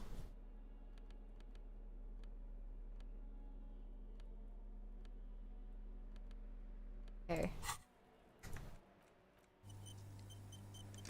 Officer. 50-50. Fine day for questions. I'll take my chances. Soft, nice! light brown eyes look back at you, directly into the space behind your eye sockets. You see the smoke rise from between her painted red lips. She's beautiful. Don't be creepy. I have bad news for you. What? You know these guys? Who? Me? Yes, you. He's talking about you, you boring stiff. Oh my god. You too. Me? What did What I did I do? These guys are compromised. She's got them singing along to her tune. The little bleeps and bloops you trust for info. You can't trust them anymore. What? What? Believe it. What do you mean? What do you mean? What are you talking about? Which ones exactly are affected? There's no way of knowing. At the moment, I'm afraid it's best to assume. Very, busting it down. Sexual style is plot relevant, I swear. All of them. What? Bullshit, man. I ain't compromised. Especially that guy. That guy's the most compromised one in here. I could have told you that just from the top of my head. No fucking way, man. I just want a drag of that sweet menthol Ziggy. Menthol Ziggy, alright. Really? Quick. Tell me what's under her jumpsuit. What? Glory. Truth. Softness. Protect her. She wants you. No! I take it back. He's got it pretty bad. But this next guy's on another level entirely. She likes you. The crown head is a boring condom. He's jealous. This is human nature. What the fuck is wrong with my brain? How did this happen? How it always does. Through subtlety. See what I mean? Of like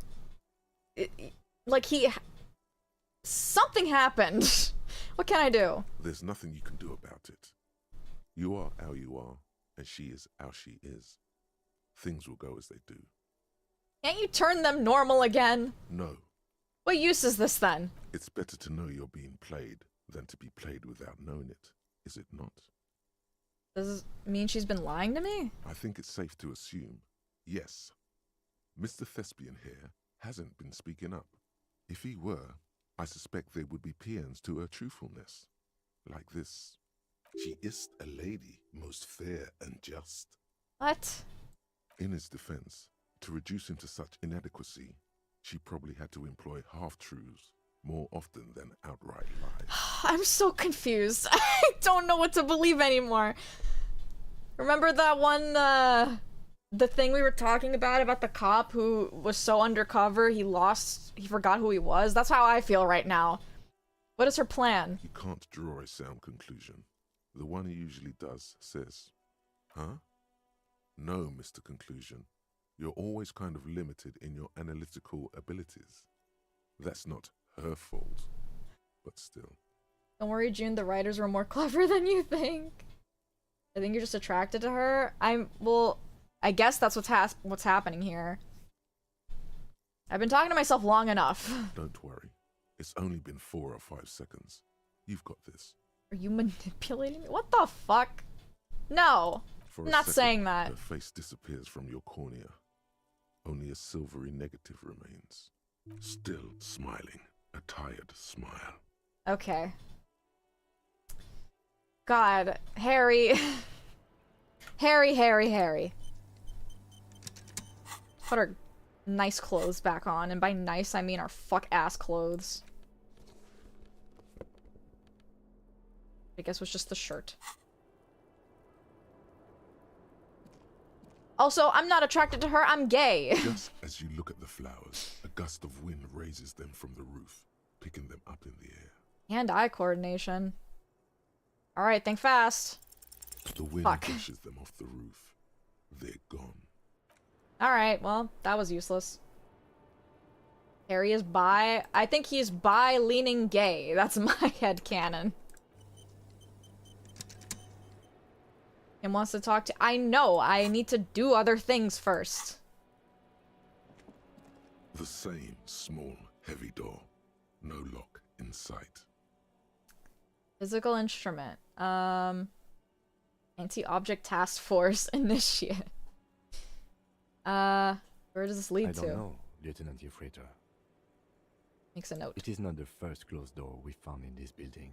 There is also your mysterious blue kitchen door. That's true. Do you think it's important? I don't know. The further we get, the more this building seems to be tied to the case. Well, that's for sure. Below, the hostel cafeteria creaks and groans under your added weight. A skeleton of composite support beams and cantilevers. Up on the roof with your foot. A dull thump. Somewhere inside, a wind brace rattles from the imperceptible motion of the building. The vigilantes, the cadaver, and a number of people connected to the case are in or around this building. This door is part of it. It's not unimportant. I agree. Push. It's barred from the inside. You hear the bar rattle in the brackets. Sounds like it's heavy, too. Very sturdy. I must get in there. I have to. We have a lot of points. We should probably use them. Physical instrument. I wish we could have, like, clothes, like a wardrobe saved for any time we need a certain check pass. Our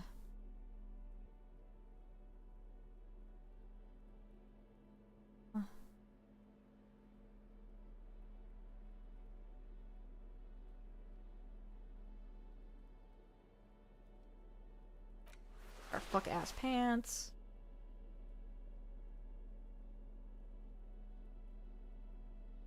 Loadouts would be nice. Oh, yeah.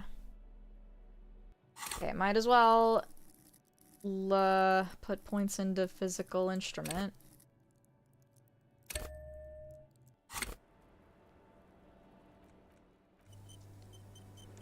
The same small, heavy 50-50. door. No lock in sight. Should I put another point in? I don't think it's gonna help much. We can try it again. Nice! Nice! Come on! Bust that door down. Something cracks inside. Yes. It is an unbelievably satisfying sound. Bang up 5 inanimate objects. That was my, my achievement. Nice. Thank you. Filling you with a belief in your own body. Sounds like the property damage wasn't in vain. Would it hurt to look in? Let's see.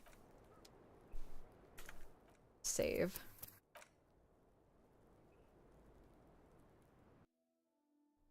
We're only at 5. Oh, this is interesting.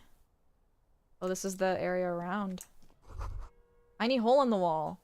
You see a bedroom on the other side. Oh, what? You can almost see the shape of a man and a woman writhing inside, bathed in drug sweat and dirty linens. Bottles lie around everywhere. What? I think I can see into Class A's bedroom from here. You can barely see through.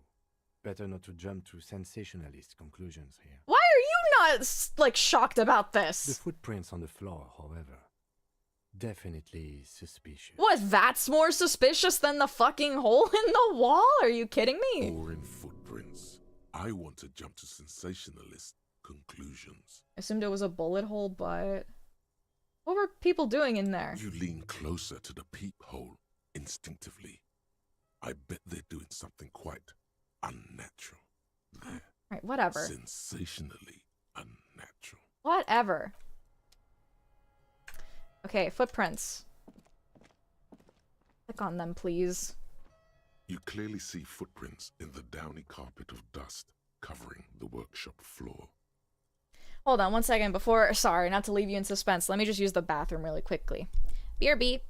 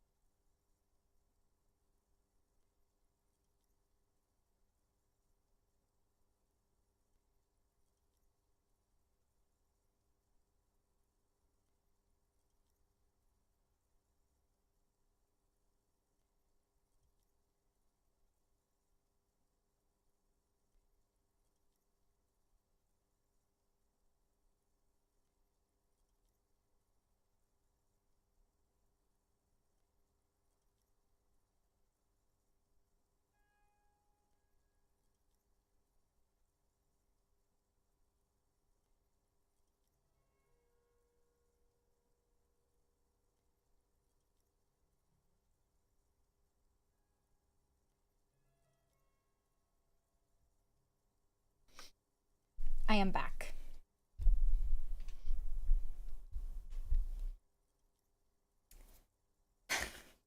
What is happening? What is happening with you? Second.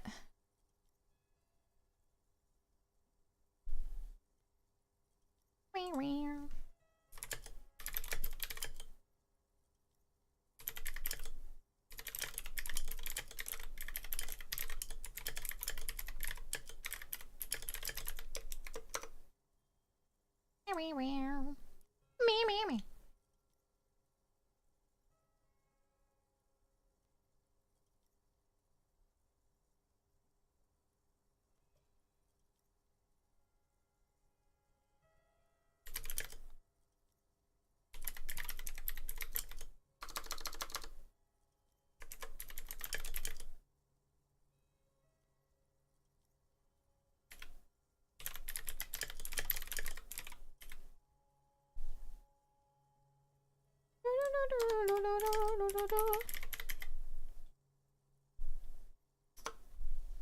Okay. Back to it. Got any straight? I was gonna go play pickleball. Alright, time to come back to gay. Clearly see the footprints in the dawny carpet of dust covering the workshop floor. Jackpot. These, unlike everything else here, are new. Someone's been here within the last week or two? 3 weeks maximum, from the dust coverage. It could easily have been 1 week too. You know, officer. Yes. This is good. He likes it. There's a little smile there, in the dark of the workshop. He's really excited about this. This isn't bad at all. It was a good idea to see where that door leads. Yeah, see? Commendable work, bringing us to this place. You're welcome! Okay, what does this mean? It means someone snuck through what seems like a secret route, behind our rape victim's room, in the recent weeks. This may prove to be significant. Have a closer look then. Large prints, most likely made by boots. The size is hard to determine. Sole could be bigger than vamp. The soles have left a pattern, uniform, horizontal lines. Put on a jacket, now I'm cold. Now you're fit. Good. June, it's time to close the poll? Never. I'll keep it open.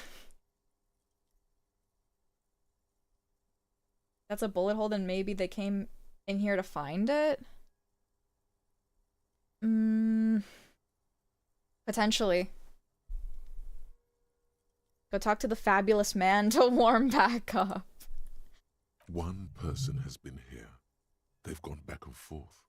The tips point both ways. Prints look like one person went back and forth. Between that and that. Elevator doors in the corner. And the barred door. Okay. Print doesn't look like the odd sold print we found at the hanging, Kim. The size looks about the same, actually. They're not the same shoe, but they could be the same person. Fair. This doesn't look like the workers' boots from the hanging, does it? No. These little horizontal lines are different. They look custom-made to me. Or some kind of foreign print. Hard to say. Still a boot, though. Everything around you is quiet. The prints crisscross the workshop floor. Okay. This is interesting. This is getting real interesting. Pinball machine. Walking back and forth looking for something? Yeah, maybe. Ooh, pea coat. Pea coat! Piss coat! New outfit unlocked. I need to wear my... Oh, yeah, the scarf. Oh, I wish I had my fucking hat. Oh my god, this would have been perfect. My hat. Got good stats? That it does. That it does. Underground. Well, I need the better pants for this. I need nice pants. And nice shoes. Oh yeah. Now it's all coming together.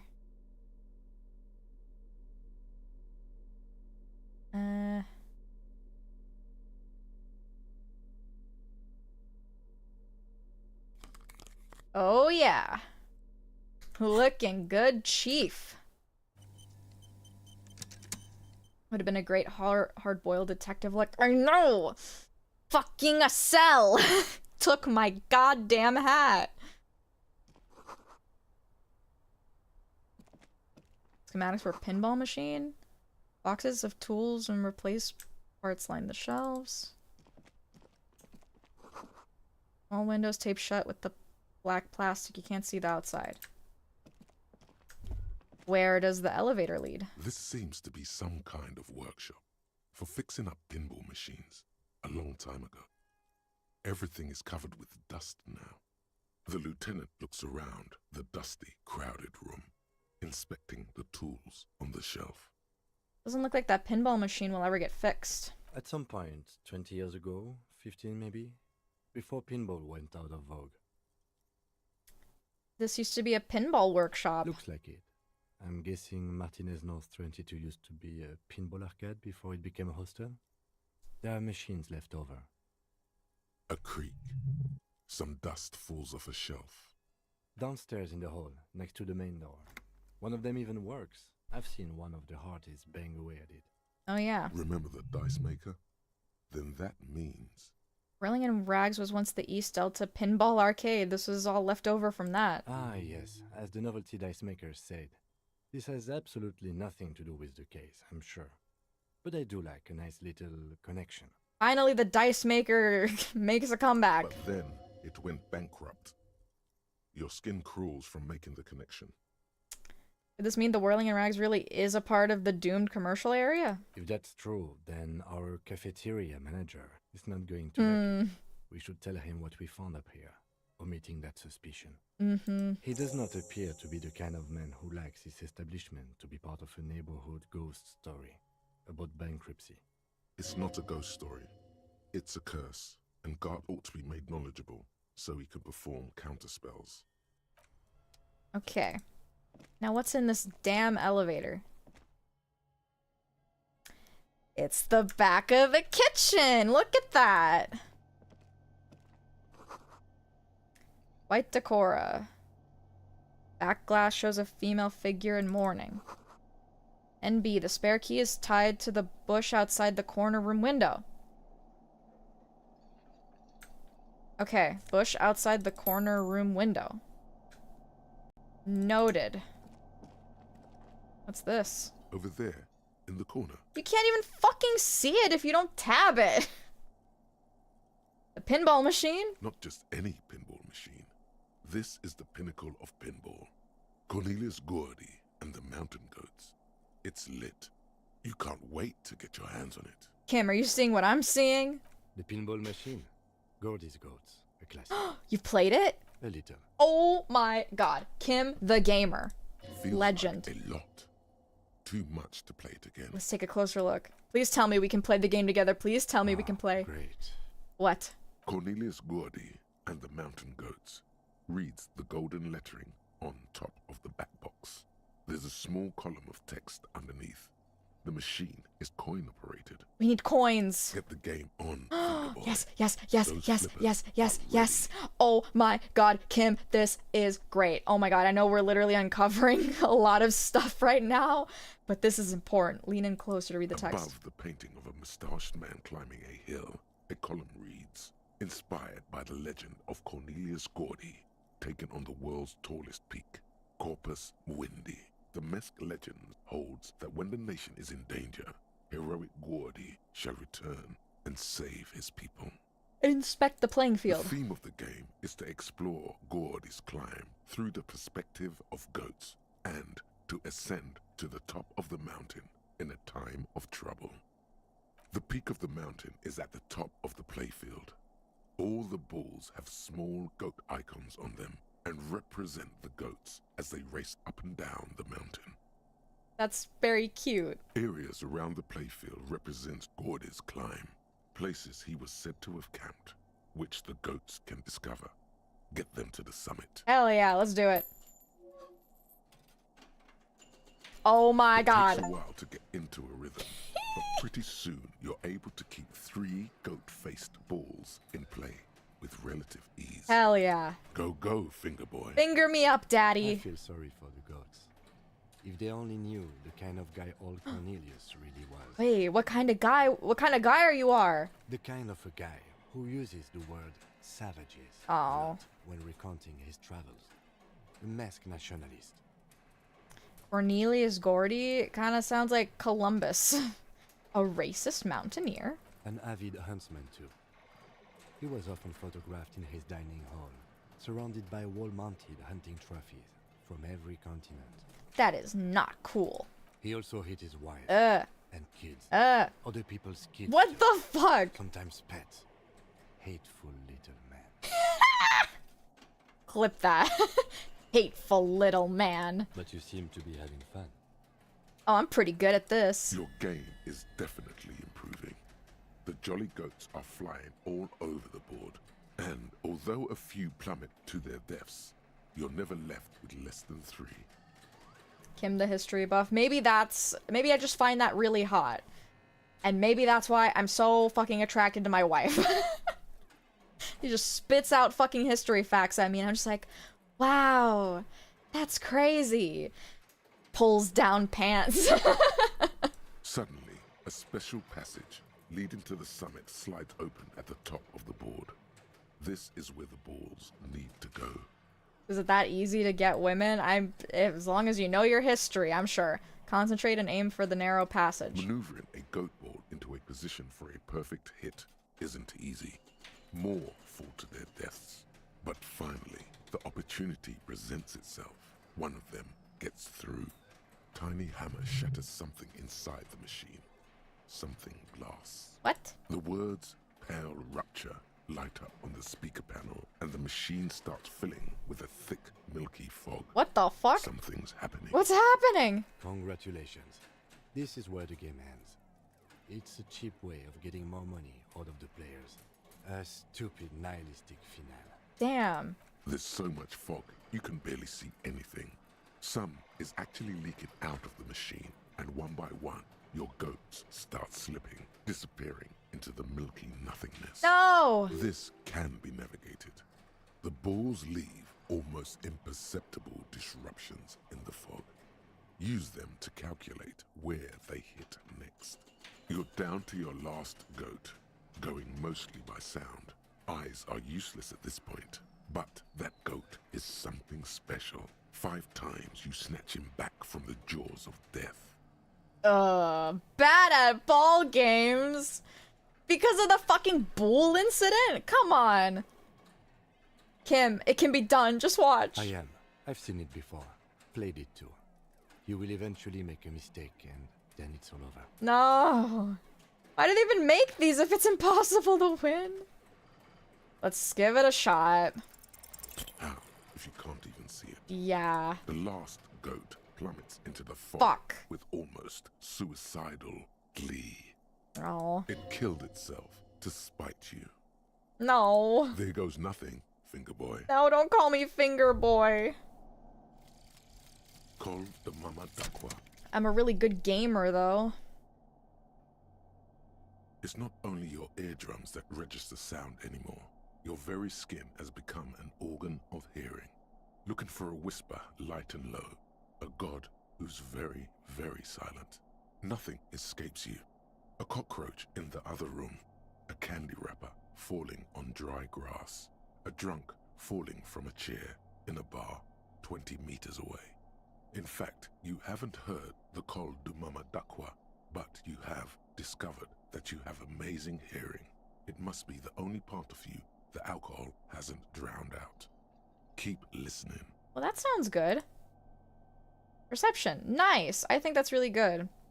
Honestly, I don't know how frequently Encyclopedia comes into play with us. Like, I rarely run into it, and it's rarely been a problem. Awesome. Okay, I kind of want to get rid of advanced race theory. Let's forget it. I want to put something else there. Should we put the gamer stuff? I think the gamer stuff. Maybe that's gonna help with our hand-eye coordination. Oh wait, no. What am I saying? We didn't even get anything for the gamer stuff. Right? Am I going crazy? Yeah, no.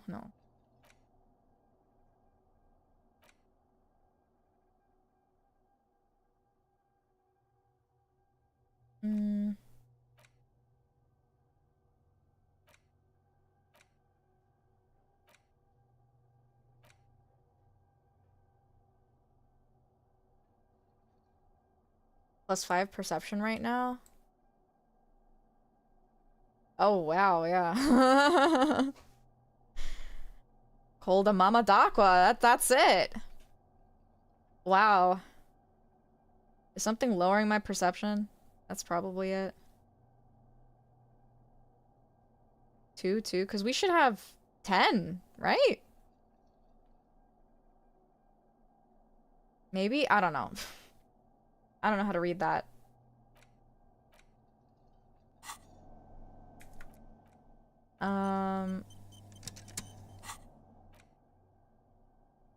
You could do communism.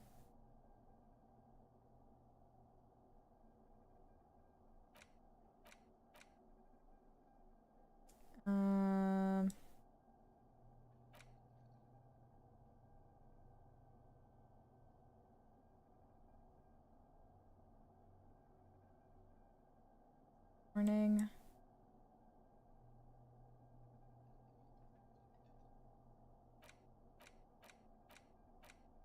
White morning kind of sounds cool. Yeah, we could do that. We've already passed our authority check, so we should be fine. Do we play one more time? I kind of want to try it one more time. Hand-eye coordination.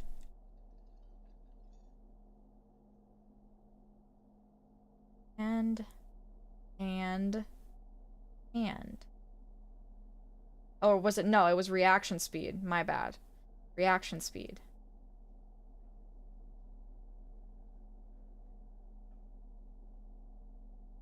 Do I have anything?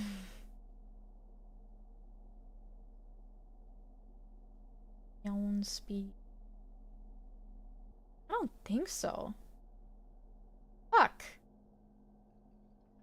Well, maybe let's give it a... The machine is dead. No! It needs serious maintenance before anyone can play it. We need to find the pinball maintenance person who's also been creeping on the lady. No! Alright, now let's talk to Kim. Looks like we have more to discuss with those so-called Hardy Boys. Half their reasoning just went out the window. Exactly. Okay, you think this will make them cooperate? Nothing will make them respect the RCM, but it will disrupt the game they prepared for us. We just stripped off one layer of whatever it is. Her decision to not corroborate their story was definitely not part of the plan. Why did she tell us all that? What else could she have done? Lie? She saw there was no way to lie and get away with it. That's true. I'm not sure she had to lie. I wouldn't have known. I have reason to doubt my ability to see through her lies. I'm not sure she had to lie. If not you, then me. It was a smart move from her. She seems candid. You think so? Being candid is the best way to lie. Maybe. The appearance of candor with some facts thrown in draws attention away from whatever one chooses to omit. That's very true. She may be trying to control the pace of the investigation. Anyway, we should move. I suspect our inquiries will bring us back here soon enough. Oh, that's for sure. Okay, well... Can we leave through here? A heavy steel door with a prominent dimple lock. It's painted blue. Door's connected to the one upstairs. How do we get through? There must be a key somewhere. Probably somewhere in the world. We know where. I have a hint. Alright, let's go.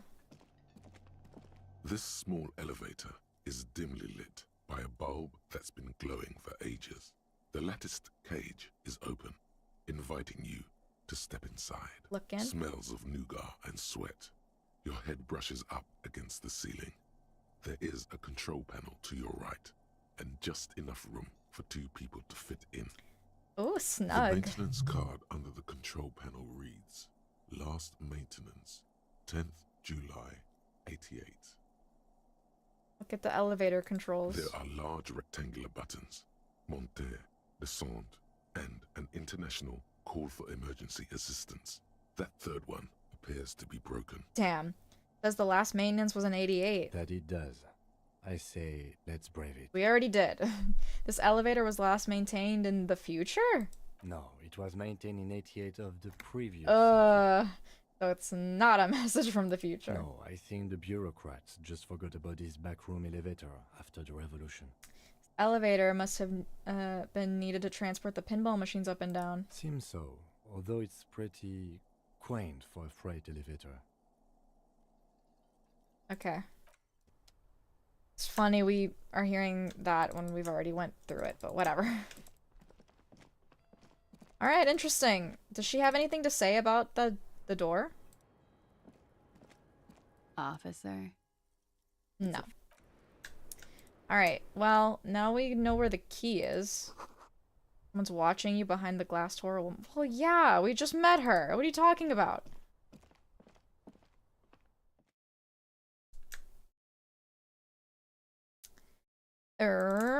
Okay. Well, that was a lot that we just learned. Crazy Dio.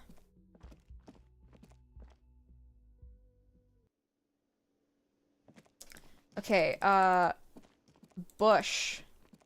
A bush. Wait, can we talk to him about? Hi again, gendarme. Bye-bye, gendarme. Okay, I thought I had something to say. I have something to say to you, actually. It's you again. What is it? You lied.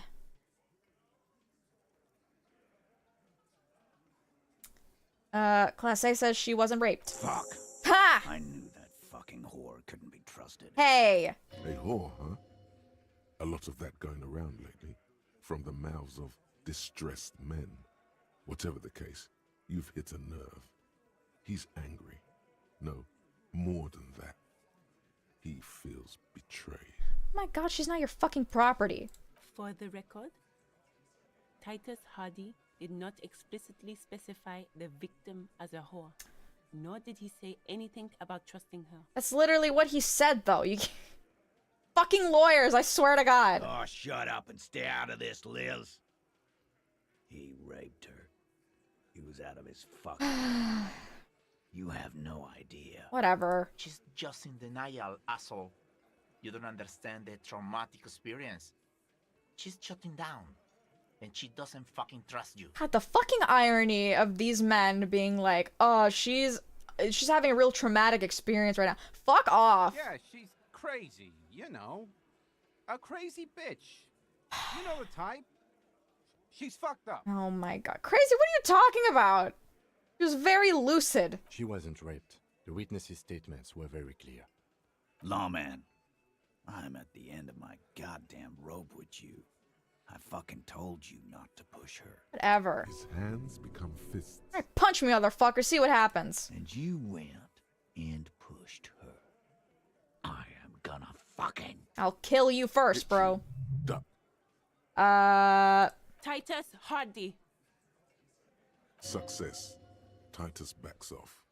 Fists down, everybody. Thank God. Goddamn, no one tells you to put your fists down. Everett personally sent me to take care of this.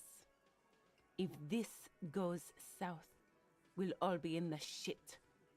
But you, Titus Hardy, are going to be buried. Am I understood? The room is so quiet you could hear a pin drop. The rest of the cafeteria has gone quiet, too. Someone has to rush in to break the tension. The second in command. Look, Copper. We know that fuck was a rapist and a killer. We got him confessing to it on tape. And why was this never mentioned until now? Show it to him, T. What's the harm, right? Oh my god. Here, jerkwad. Listen to this shit, and then come back and tell me the soldier of the apocalypse was an innocent man. It's just Titus like making a voice and be like, "Oh, I'm the man. I did it." Why should I care about the tape? You lied to me. You don't care about evidence. The fuck are you a cop for then? You didn't want to show me this to begin with. Fix, T. They don't care about getting the truth. They care about getting convictions. They are fucking keeping a score on their bulletin boards. I won't be on your bulletin board. If you don't listen to the tape, we got nothing to talk about. All right, what's on this tape? What's on it? We call it the door gun a mega mix. You'll know why. Won't you listen to it? Where did you get this? You think we go into this shit deaf and dumb? You RCM aren't the only ones who know how to bug people. There's no university degree for that. You bugged them how? We have machines. We're Pinball logistics. machines. How do you think a harbor works? It's advanced stuff. Sure. Understood? You've listened in on their communications. How long? Since way before their chief started taking swing lessons. Things got nice and quiet after that. Okay, which one of you is doing this advanced radio work then? It's not advanced. You just hold up in a coop all day, writing down what they say. It gets hot as hell in there. Don't put yourself down, Angus. It's important work. Yeah, man. You're like a radio genius or something. Those notes are some in-depth stuff. Indexes and shit. And where can I listen to this? I'm sure we can find a tape player. Ah. I see where you're going Where with can this. I listen to this? Why don't you try shoving it up your ass, genius? Oh, I was gonna shove other things up my ass, don't you worry. Yeah, play it with your ass, cocksucker. Oh, I can do that too. I'm sure we can find a tape player. It's not a problem. Sorry, Kim. I am a horny gay man. Your room had one. Or maybe it's too broken. Alright, that's enough. Don't forget your tape, lawman. Compliments of Titus Hardy. Fine. You do that. Oh, and keep it. Maybe you'll need a reminder of human ugliness someday. I'm looking right at it. I don't need a reminder. Alright, a few more things about the tape before I go listen to it. Yeah? What about Nothing. you do that? Nothing, actually.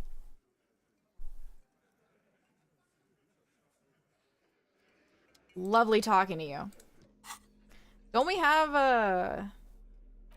Interact. The portal is just what you needed. Oh, I have a Wheels tape attached player. To the apparatus with I'm a stupid. satisfying click. The tape is rooted behind the magnetic reader. Play it. You push Command Set, and the tape starts spinning. Violent static and machine sounds fill the air. Alright, you bought that for no reason. Well, it's not for no reason now anymore, is it, huh? This isn't Revachol. This is a fucking village. I can almost see the elephants. The harbor. That's the son of a Kvalson crane. When this shit is done, I'm gonna tear that place up. Soldier of the apocalypse style. Kill shit. Dogs and chickens too. Gonna run a room, Cordy. A real nice room. I don't give a shit. I'm fucking done. I'm done mentally. I'll fucking do them all in. Rape that disco cunt on the counter. You know, the dance a whore upstairs. Do it Kohoi style. Never did get that taste out of my mouth. The lieutenant presses the button marked Arrête on your portal. The tape stops spinning. What was that at the very end? Silence? End of recording. What do you think? It seemed authentic enough. Probably recorded off the shortwave, then edited to seem more incriminating. He sounded like he was on patrol around the harbor walls. He sounded inebriated. Still. You are familiar with this look now. It's his look of suspicion. There's more going on here than we know. Well, that's for sure. Who's this Cordy? Cordy could be short for Cortenard, one of the other mercenaries, the one he was talking to. Probably the mountain at the harbor gates. Mr. Right to Work. What's A Kohoi? village on the Samaran Isola, in South Safre. Grad committed war crimes there, the kind of thing he talks about. You think he was there? Who knows? Maybe the tattoos would have an answer. We would need to know the story of this man's service. Okay, what now? I think we've got a few more questions for class here, don't you? This seems to contradict her testimony, at least to some degree. Yeah. Well, get things cleared up. God, we're just really like going back and forth and back and forth. First, let's find the key. We can make it a bit easier to go back and forth. Okay, a bush. Around the corner, fudge is made. Bush. What? Are there more people? I think it's the same amount of people. Upstairs? At the corner room? Oh, okay. Ah, okay. Let me see.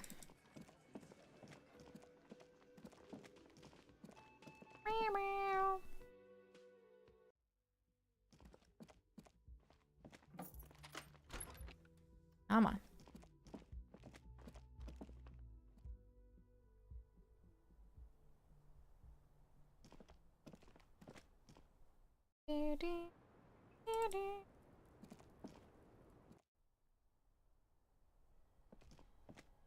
Well, but where?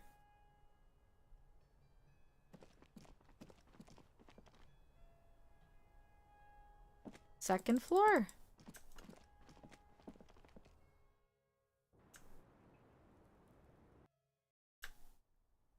Hmm.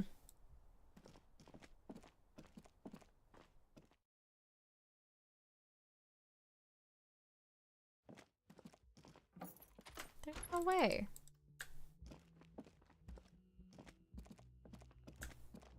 Is it on the balcony?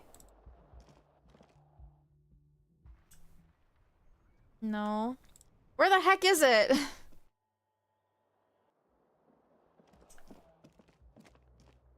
I want those bottles. I need them. Bush. Corner room.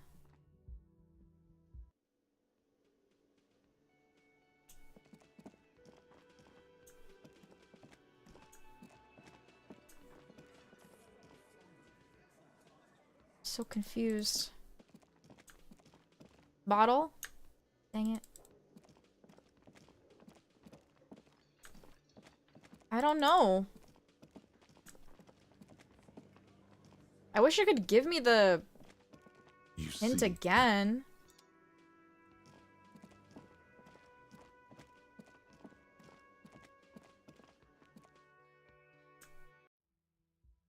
There's nothing interactable.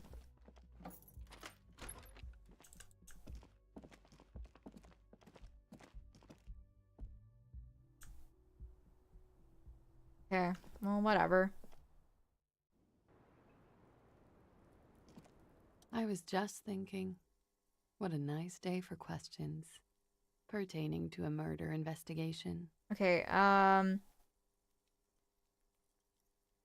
Titus Hardy gave us a recording where the deceased states his intentions to commit rape. She puts her coffee cup down with a soft ring as the porcelain meets the metal table. This does not surprise her. Fair. Did he? I never said he was a good man, or that he had good intentions. Only that he was never bad to me. On this tape, he specifically identifies you as the target. Where did they get this recording exactly? It's intercepted radio chatter of the deceased, recorded via a de-encryption station. It's authentic enough. Does he say he's gonna do it Soldier of the Apocalypse style? Those are the exact words he used. Yeah.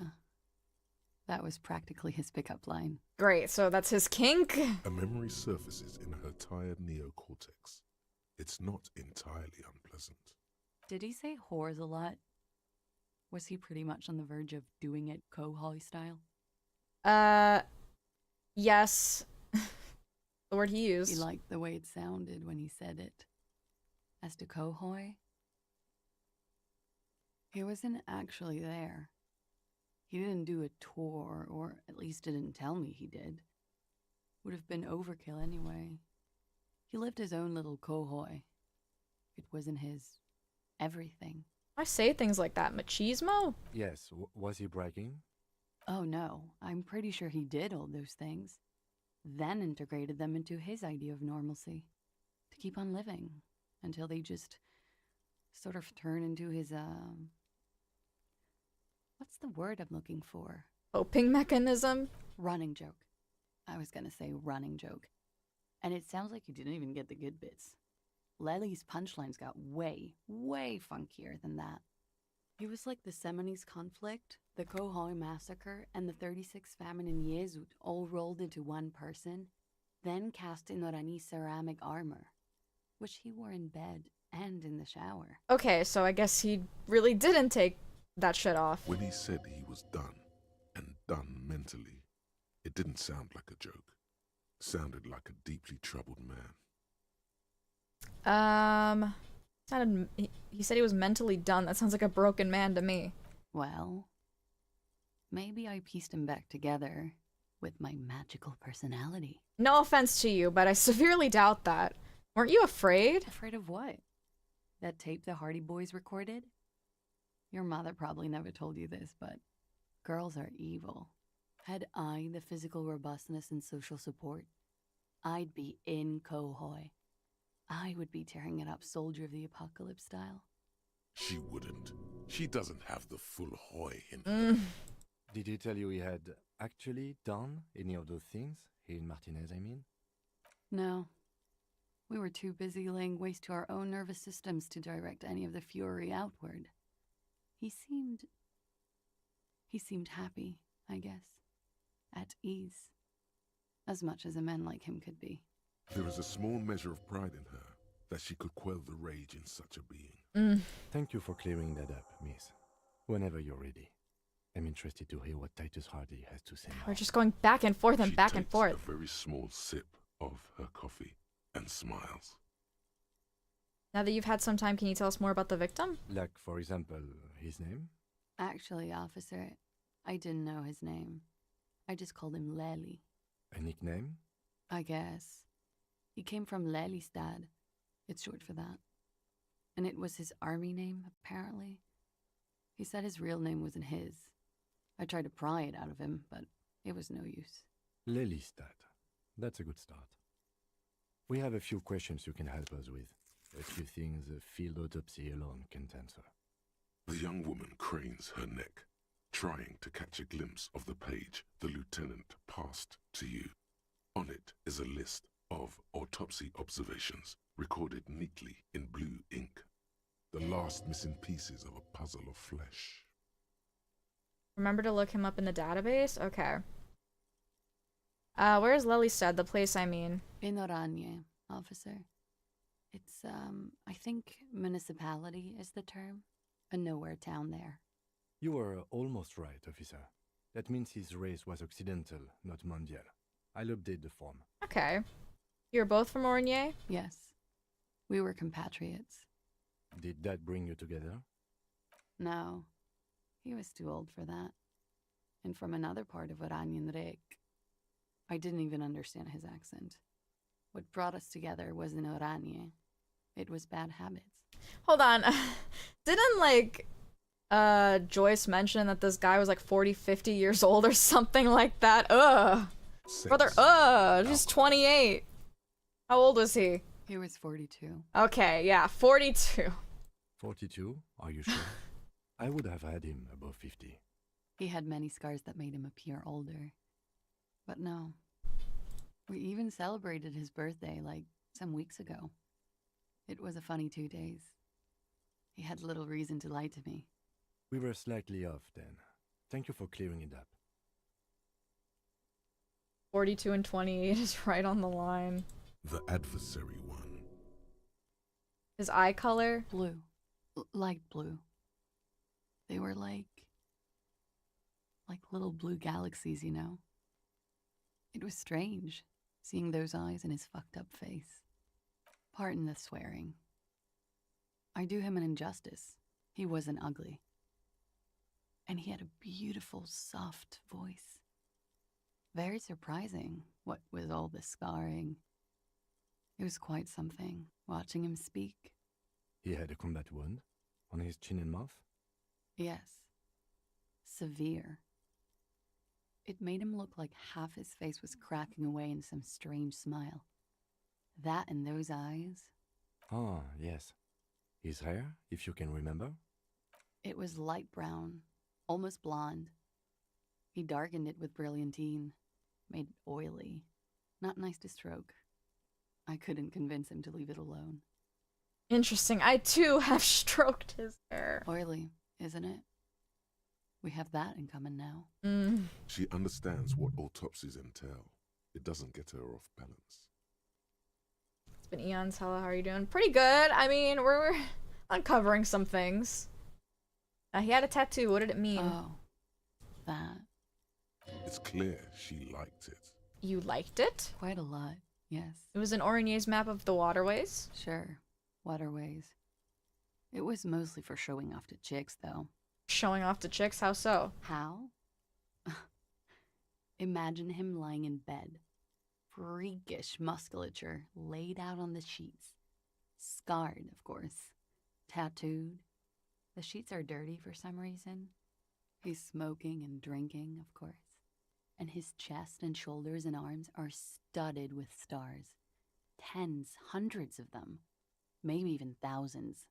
And the woman goes like, "What was this, baby?" And he says, "That was too hardcore. Don't ask me about that." So she goes, "Okay, but what's this, baby?" And he's like, "Saw some bat shit there. Killed some loincloths." I am so turned off right now. And so it goes. Star after star. Port after port. Third world country after third world country.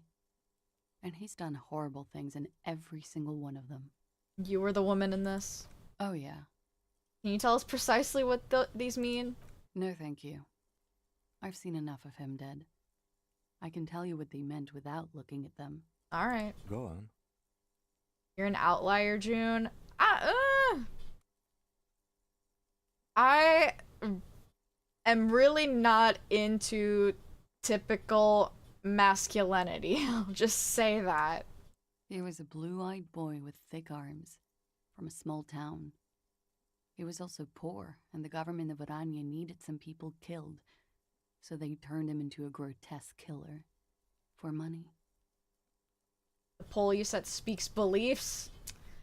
It's ever slowly meeting the middle. Ever slowly. He went to Killer Academy in Vredefort. Then he killed some people in the Seminine Islands. And on other islands, too. All of the islands. After this, he came to Revachol and got killed himself. Good story, thanks. It is when you're high. It can be very exciting then. You have the tools to deal with it. It's not a very nice story to remember when you're sober. A change of topic?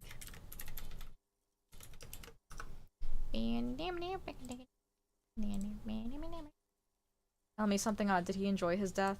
Why do you ask? I don't know. Just have her answer the question. Don't give explanations. It's just a feeling I have. Indulge me. Well, it's wrong. He had too many drinks to down and too many bad things to do. Couldn't tap out just yet. Everything checks out here. It's all A-OK. Good answer.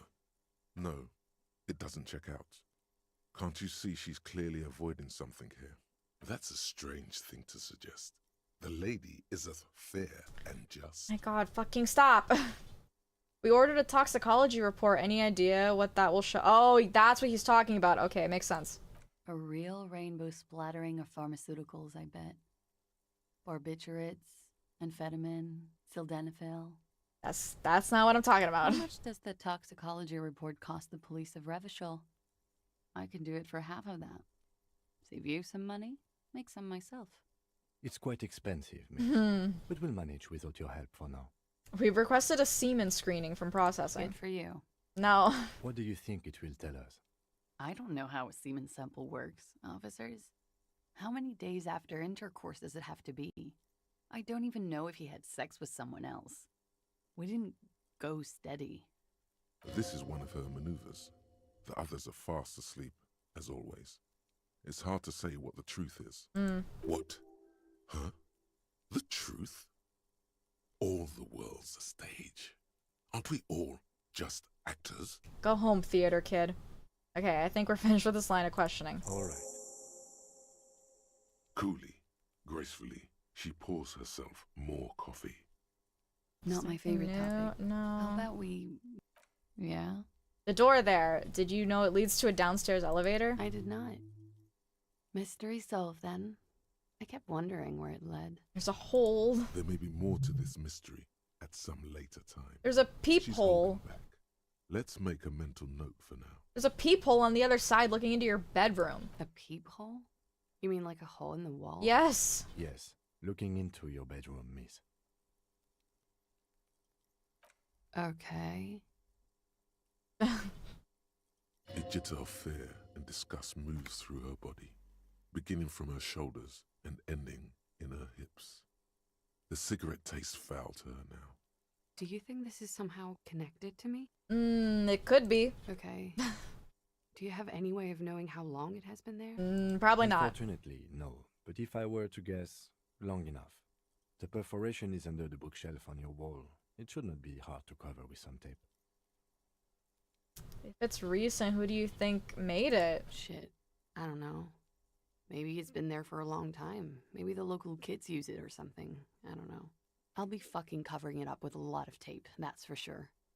Was there anything else back there? Tracks on the floor, they're recent. Huh. This isn't good. Yeah, it's not. She's straight as a stick, suddenly. She feels like quarry, encircled. Her eyes dart to the door. An old pinball workshop, the room back there. This place used to be a pinball arcade. Okay. I'm glad someone's had fun. I did have fun. Alright, that's all for now. She's lost in thought. Eyes narrowed. Forehead. Alright. That's that. Alright, time to talk to Hardy again. Oh boy.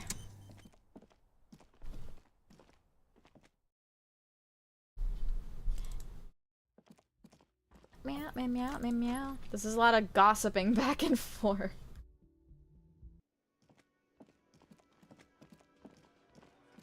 Do do do do do. It's you again. Yes. What is it? Familiar face.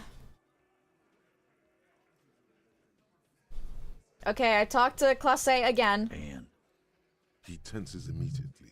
Chest tightens. Jaw sets. Ready for another blow.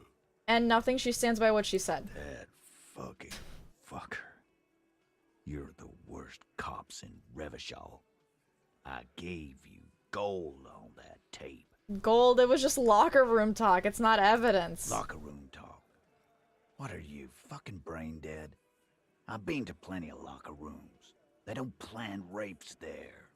What did she have to say then? Fine by her? This is what people are supposed to be like? Fucking whoop-de-doo. She did not say whoop-de-doo. It did not come as a surprise to her, and she definitely wasn't scared. Yes. In fact, I think she thought it was a little funny. Funny? No good goddamn psycho whore. Why are you... Originally, he was like, we have to protect this rape victim. Don't you go talk to her. She's been through enough, and now he's calling her a fucking psycho whore. All fucking righty then. I guess it's good then. That fucking... Please try to control yourself in the presence of visitors, Titus. This is just perfect. Just fucking perfect. Any thoughts on this, lawmen? Because that's how these people work. If you're not with them, you're against them. Exactly. Okay. Maybe she isn't... No, be straight with me, Titus. What really happened? I already told you. We fucking hanged him. Okay. There's less gusto in his voice now. His men too are growing increasingly silent. Come on, Titus. We know you didn't hang him. He was shot. I know you're tired. So am I. Why don't you just... You know what? I am tired. I'm tired of you and the whore upstairs. Next time you see her, tell her Titus said, "Fuck off!" Oh my god. This is the petulant rage of someone who's at the end of their wits. Lying, scamming. We're done. This is over. You understand? Your little investigation is over. It always, like, really boggles my mind how someone can get so livid over, like, something that's not real. You know what I mean? Like, they have to bend over backwards their mind in order to be furious at something. I'm just like, be real with me, man. There is no being real with these people. They're, like, they're forever in a lie. They're living a lie, literally. Petulance is the perfect description of him, I agree. Yeah. Hello, water. Silence in the room. Elaine starts saying something, then thinks best not to. On the floor, beer drips out of the can into a small puddle. No one does anything about it. What is this quiet funeral shit? All we need is some beers in us. Bartender, 20 beers for the Dock Workers Union. 1, 2, 3, 4, 5, 6, 7. All right. Why do we make it 40, huh? Ha! Why do we make it 100 beers? You're not loud enough. Ha ha ha! 100 beers? Now we're talking. Hoppity hop over here, cafeteria manager. The window might be 6, closed. 7. The more beers they get in them, the less cooperative they will be. Ooh. Convince Titus he's being manipulated. We can do this. We can do this. Rhetoric. All right, I can do this. Don't worry about it. I got it. Shout out Gart. Gart's not so bad. Okay. Rhetoric. Rhetoric. Rhetoric is 0. Fuck my life, bro.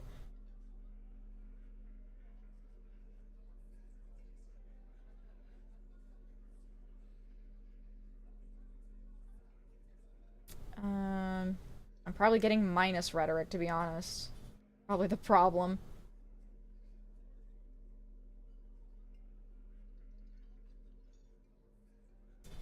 Rhetoric.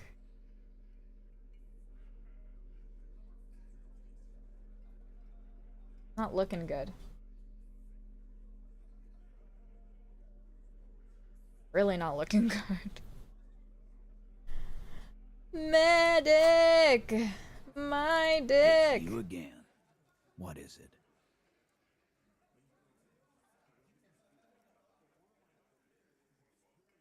$42. Okay, it's a little better. Alright, hold on. I need to save. But I hate that it takes him forever. Why can't I, like, get a little closer so he doesn't have to, like, move around so much? I, like, literally walk to the door so he can walk towards me. Okay, let's try. Closet is playing them like a fiddle. Tell them how bad they got played, and they'll tell you the truth. There are many ways to go about it. All of them really good. I'll tell you a little story about Kim here. I don't want to embarrass him. I don't want to say any of this. I don't even want to bother to... I've already embarrassed myself enough. I'm just gonna put a point into it and just call it a day. What is it, rhetoric?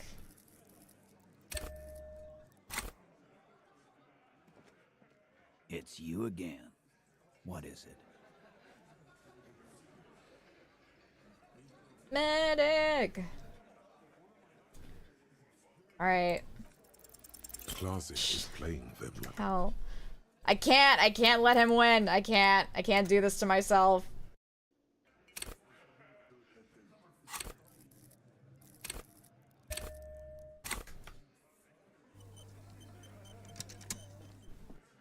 It's you again. Please. What is it? I don't want to be stuck in this loop again. Come on. Clausia is This playing is the them whistling like a all over fiddle. again. Tell them No! This can't be happening to me. it's you again. It's you again. Yeah, no kidding.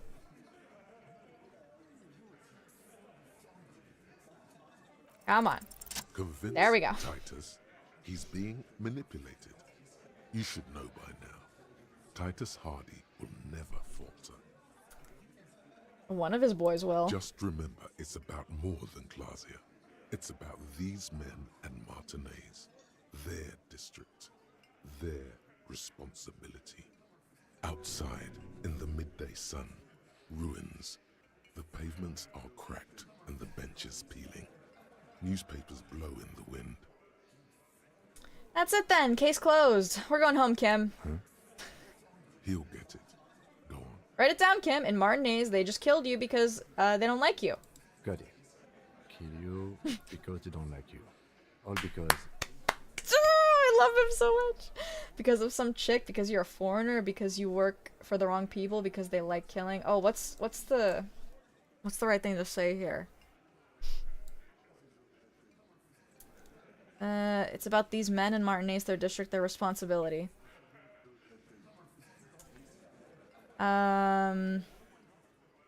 Because you work for the wrong people? I don't know. It's not gonna be chick. It's not gonna be foreigner. They don't care about foreigners. 3 or 4? Because they like killing? I don't think they care whether or not you think they like killing. I thought Evart was manipulating them, but the game seems to think she's doing it. No, I think they are saying about Evart. I don't think they're saying her. Because working for the wrong people? Goddamn right. This is Union Town. You work for the company, we will kill you. Fuck, Dennis. We don't kill you if you work for the company. Half the harbor works for the company. Yeah. Work for the wrong company. And They execute you. They just hang you, shoot you, whatever. They can't even remember. Yeah. It wasn't that. It wasn't. We didn't shoot him. Oh, really now? That's it. That's the weak one. You flushed him out. Now go in for the... Officer, you will be next if you don't shut up. Oh, really now? He's onto you. He knows what you're trying to do. Steel yourself. Push on. Just ignore Theo. Yeah. Or what? You're gonna kill me like you killed him for no fucking reason? Go for Angus. We didn't kill him. We didn't even hang him. He was dead when... Oh, really now? Shut up, Angus. He was dead before you hanged him. Fatty! Say one more thing to the cops and I'll... Dennis, stand down, or I'll beat your head in. Theo, take your hand off the belt. This isn't 31. I've got this under control. Uh-huh. Does he? His closed fist is shaking. It's you who's in control. Let them have their moment. No.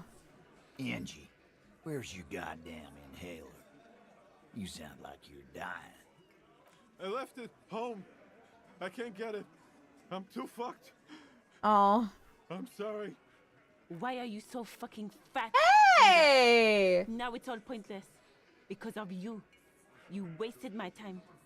I told you, Titus. I told you just give her up. Hey, that was not called. That wasn't called for. Lizzie, your help is no longer needed here. Go tell Everard. Man, fuck you, Elizabeth. Fine. I'll tell him.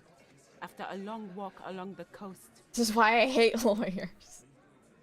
My God. What just happened between these two? What the heck? You're in. He's all yours. Questions. Okay. Kim, we did it. The lieutenant gives a smile. Only you can see. Okay, so you didn't kill him. He was already dead. He nods. Awesome. You hanged the corpse to cover up the real cause of death. The bullet in his head. Another nod. Why? Because the girls asked us to. They were in some shit. Did she kill him? Cop, I have no idea. The girl says she didn't. He doesn't think she did. Or at least he hopes she didn't. What happened Sunday night? Classier came down. She seemed really out of it. Drugged up, even more than usual. Bug-eyed and gurning, you know? Not in a fun way. It looked like she'd redosed after something went down. I've seen that look before. She was scared. I knew someone had died. How did you know? I've done this job for 10 years. I've seen it before. It's the politician in the motel room with the dead hooker scenario. Only in reverse. Good analogy, boss. Whatever, Shanky. You don't get to talk yet, Shanky. You're still on the bench. And you keep taking it easy too, Angus. That's okay with the fat man still wheezing there. He couldn't speak if he wanted to. What happened then? We went upstairs. Sure as day the Merc was dead. And there was a bullet hole through the window. Fucking dirty sheets and bottles everywhere. Okay, yeah, the window was shot. Tibbs patched the window. And the corpse. We hang. Okay. Who's Tibbs, the 8th Hardy? Nah, he's my brother. He's in the window replacement business. Didn't we? Am I, like, remembering wrong? Did we, like, run into something like that? Right now, he's grateful he hasn't gotten his brother into this mess. Window replacement? Sounds familiar. If Class A didn't kill him, why the cover-up? You may have noticed our girl's in some shit of her own. You didn't notice anything. What kind of shit are we talking about? That can't show up on police radar kind. There are people after her. From the old world. Where she came from. These people, who are they? They're powerful.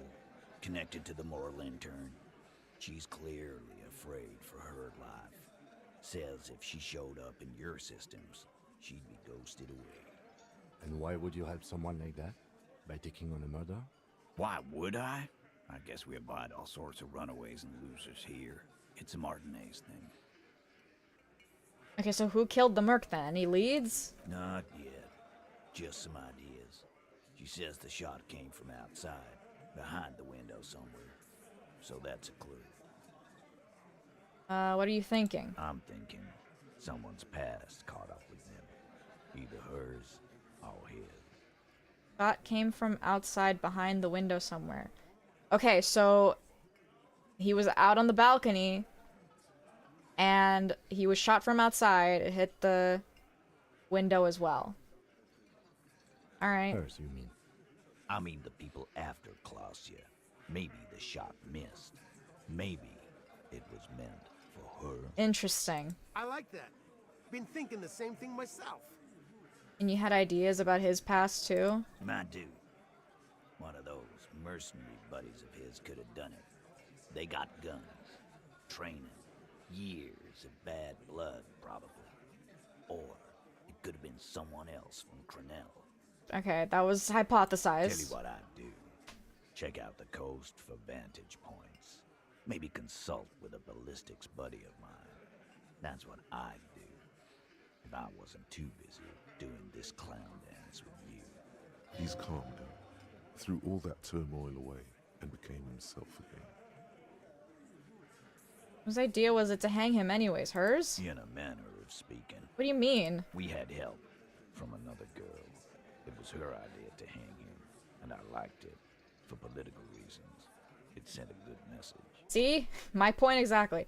Her, isn't it? The drug trafficker, the missing 8th Hardy? Fella, you think too much. He's off all right. You're gonna hurt your head. A little too far there, but you're definitely right. It was a sniper. I mean, potentially, but I'm like, a machine gun? You can't really snipe with a machine gun. I don't know. That woman is just affiliated with the Hardy Boys. You don't know her, anyway. You know, it's okay for there to be a Hardy girl, Titus. We're Hardy Boys. And that's it. Oh my god, whatever. Can you tell me the name, anything about this affiliate name, current location? Nope. You're not getting to her. It's Clausia you want to talk to. Alright, sorry I made you guys fight. I'm not actually sorry. Me too. Whatever. Thank you for this. Whatever. Fuck off. Do that. Hey, cop. Before you go. What do you want? Suddenly, the wind picks up outside. You hear it rattling the large windows in their frames. It carries newspapers, circles the whirling in rags in a warm column. Maybe a machine gun, not necessarily fully automatic rifle, I guess. I feel like they're gonna end up dead for helping you. Well, I wouldn't bat an eyelash. She, Clausia, came to Martinez to hide. Many of us did. This is where you wash up when there's nowhere left to go. The Union takes you in. Now, she refused that protection. But... But you'd still prefer if we didn't take her away? That's right. If we didn't take care of the people who end up here, this place would just be a couple of ruins and some cargo containers. We'll take that into account. Oh boy. Getting juicier by the minute. Oh, Class A.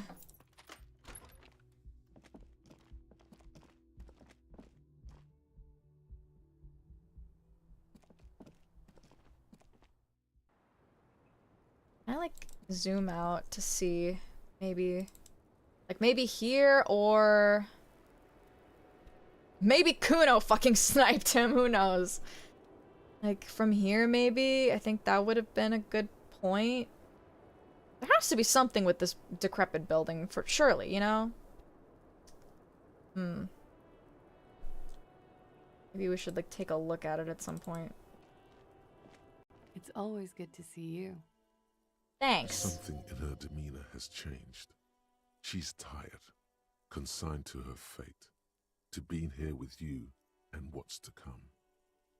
Okay, the Hardy Boys told us what really happened. I understand. Just like that. No resistance. Her shoulders are slouched, her feet long and straight.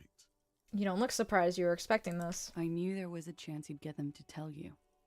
It's what you do. You're the police. For what it's worth, I'm sorry for wasting your time.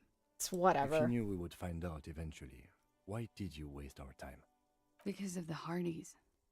I couldn't just dispense with them. They were only trying to help me. Out of the shit I'd gotten into. Is she implying the Hardy Boys are the law? The Hardy Boys are not the law. We are. I know that. But the people around here, they don't see it that way. And if I am to stay here, I need to get along with them. I mean, I understand. I am not. There is more here, miss. I understand. You're right. There's more. More? You answer to the coalition government, and by extension, the moral intern. Briefly glance it over her shoulder to the sea, as she's done time and time again. Where the cold oceanic expanse lies, and behind it, another world. Is that why you're looking over your shoulder? You're afraid of the moral intern? You share a database with them. You send people to their courts. What's going on? What did you do? Just business. But bad business for some people in the moral intern.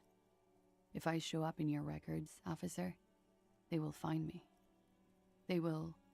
What happens if they do? They will kill me, sir.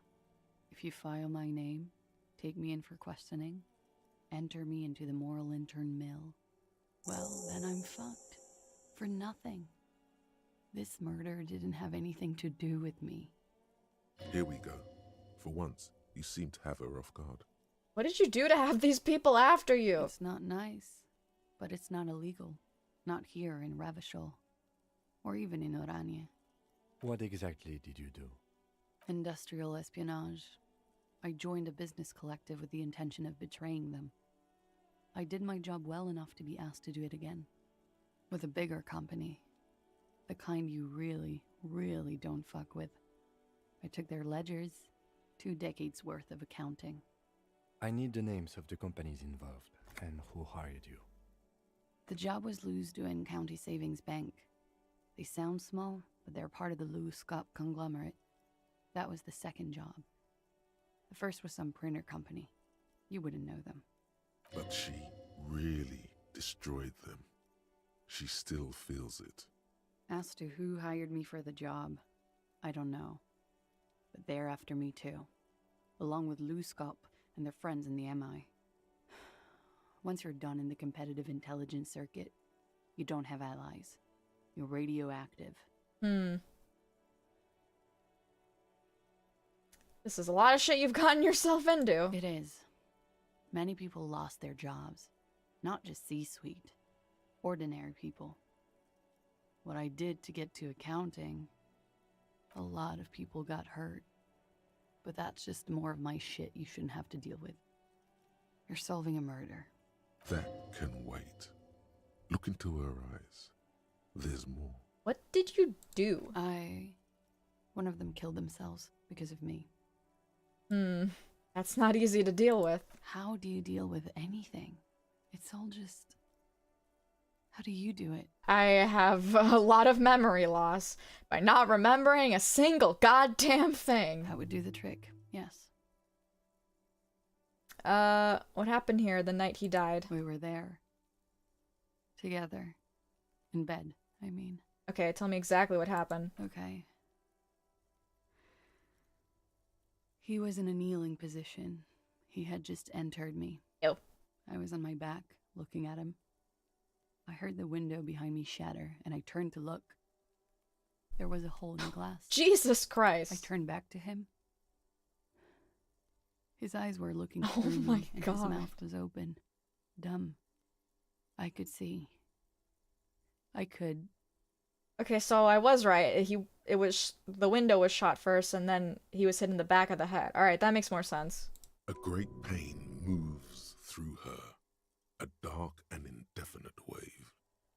She continues in spite of it. I knew he was dead before he fell down on top of me. That's really traumatic. You were right. He did enjoy it. Okay, that makes sense with the... And everyone was laughing at me for wanting to get the semen inspection, but I was right.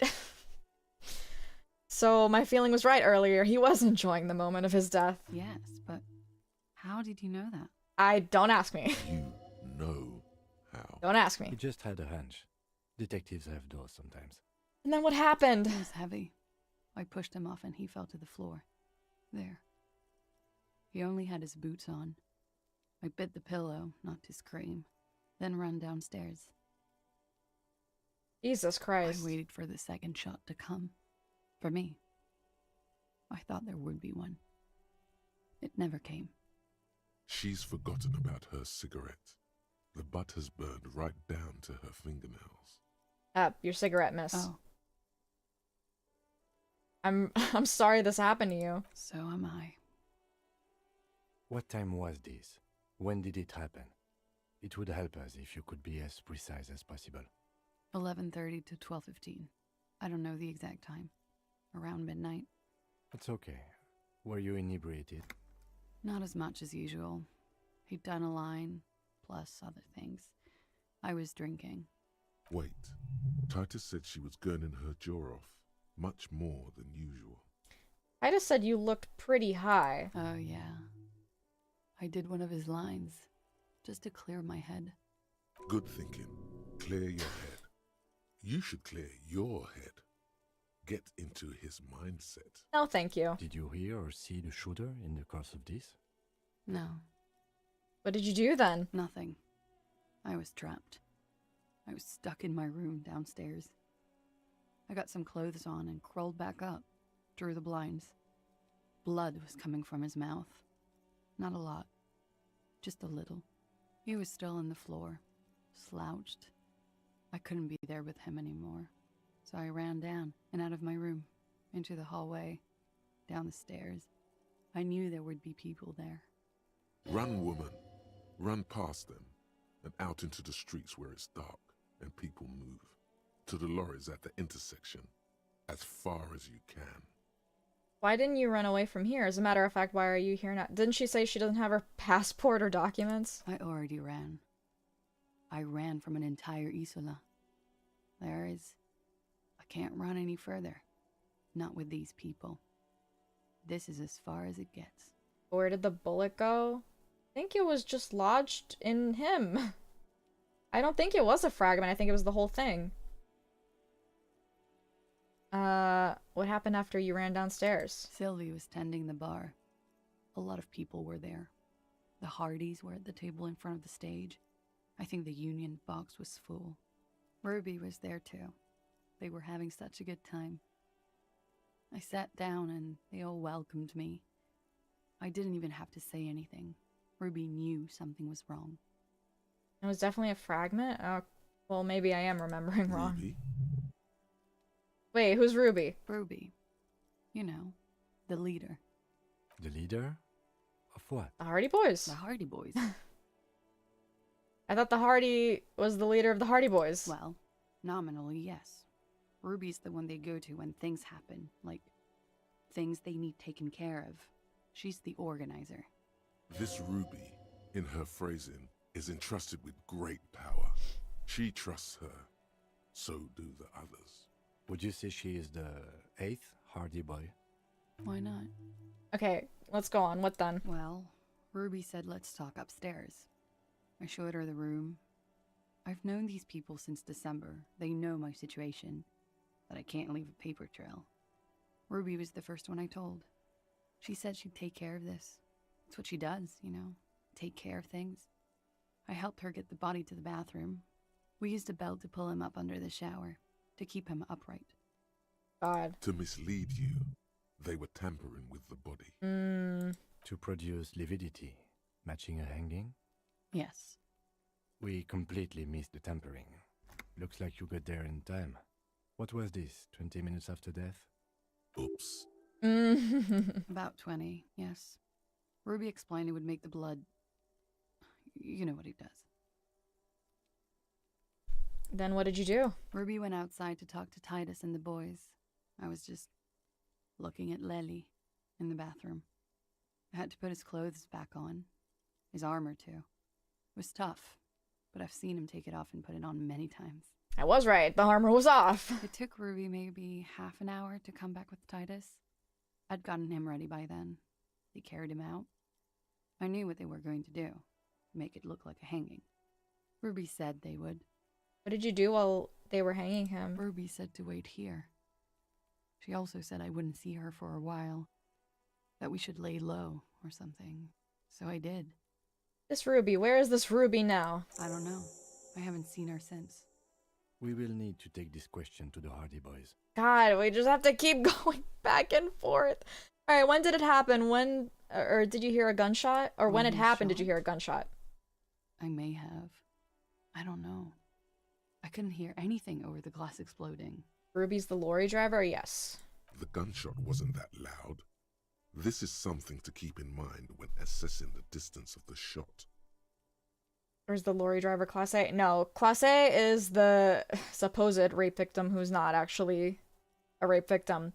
Ruby is the lorry driver who's also running the drug trafficking thing, and is also the leader of the Hardy Boys. That's Ruby. Did you kill Lely? What? Why would I put myself through this? Insanity. Get myself cornered like this. I don't know. He wouldn't have died if it weren't for me. I know that. But I would never hurt him. All kinds of crazy things happen when drugs are involved. Sweet, sweet drugs. It could have been a desire murder. Maybe an act of jealousy. Now you guys suddenly have theories when they're obviously just stabs in the dark.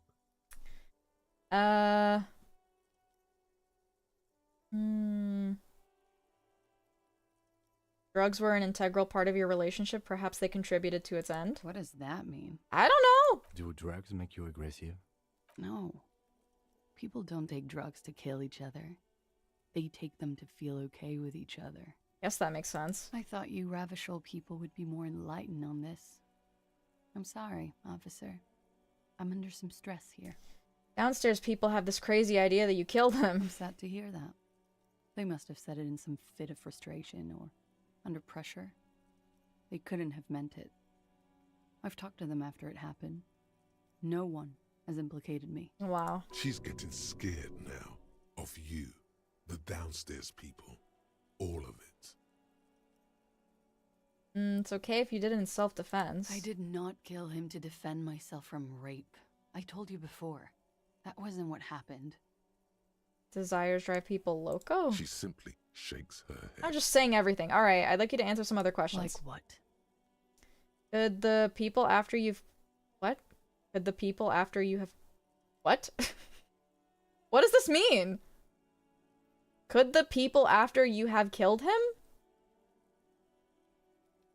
Could the people after you have killed him? Comma. It needs a comma. That's the first thing that went through my head when I heard the glass break. And? I thought they'd found me. They've killed him to punish me. All last week, I've tried not to talk to anyone or be seen with anyone. I don't... But, like... Why would they just kill him and then leave you alone? Like, I think...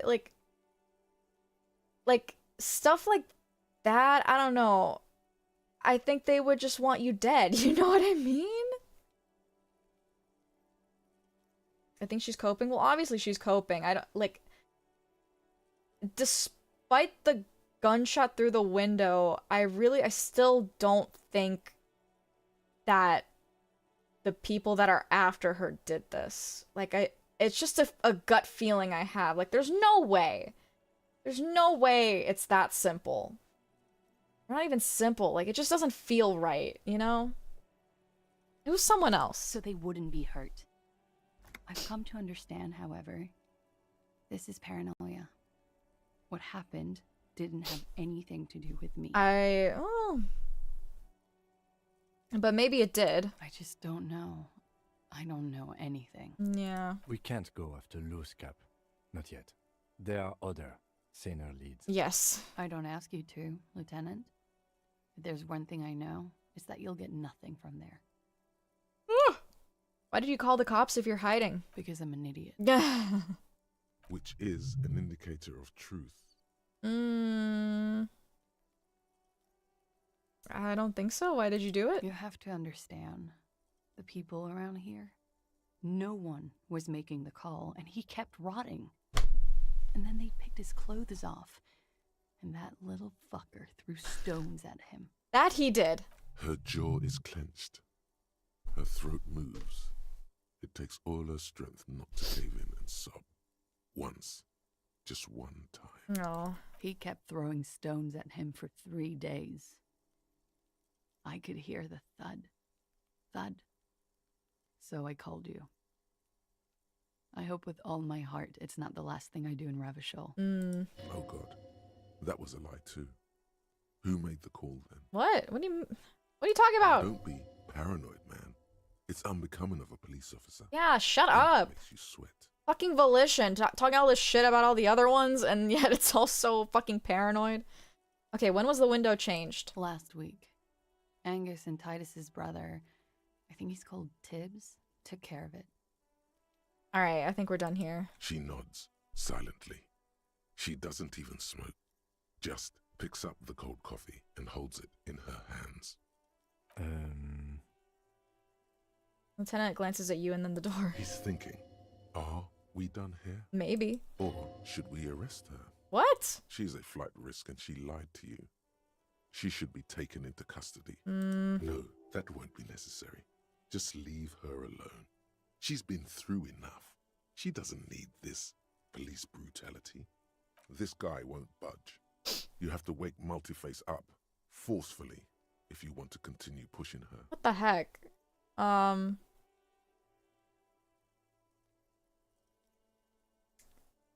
Why would I do that, though? Why would I do that?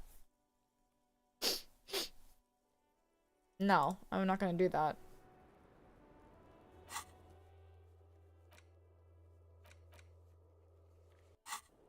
Alright. Can't trust any of these voices. Nope. Is there anything new to say? Is pristine on the inside, unlike the one next to it. Visual calculus. Maybe we can do it now?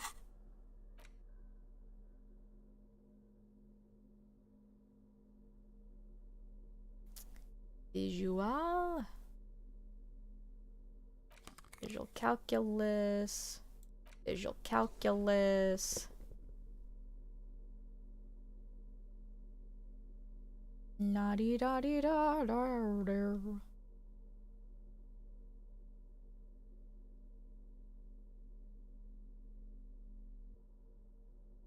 Me. This window is pristine. 50-50.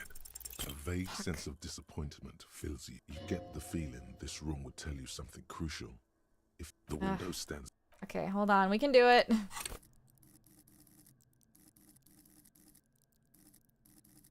Visual calculus, was it? God, I can never remember. There's too many. Too many. Hold on, sorry. Is pristine on the... Okay.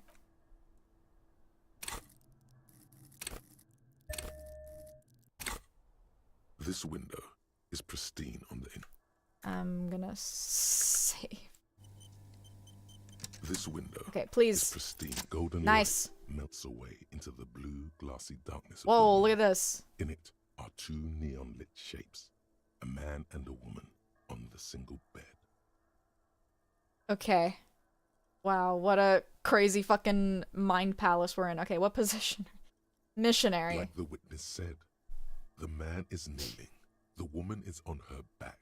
It's the night of March 4th and a shot has just been fired. The man looks directly at the woman. The shot's possible directions converge in his mouth. A ray cast from somewhere outside, entering his brain, ending him. Where does it come from? From the roof outside, location A prime. The glass fractures around the bullet hole. Shards face inwards like a corona behind the woman's back.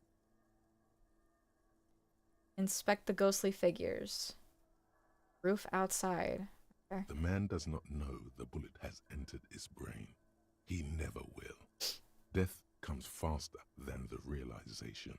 Have a look at point A, the roof. The ray cast from the man's mouth unravels into a fan of possible directions, all on the roof at first. The shot could have come from any of them. This is composite location A prime, most likely of the origin points.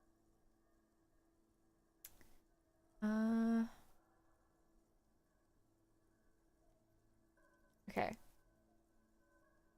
Shouldn't there be gun residue outside? There could have been. Then the rain and slush and wind washed it away. Damn it. This was more than a week ago.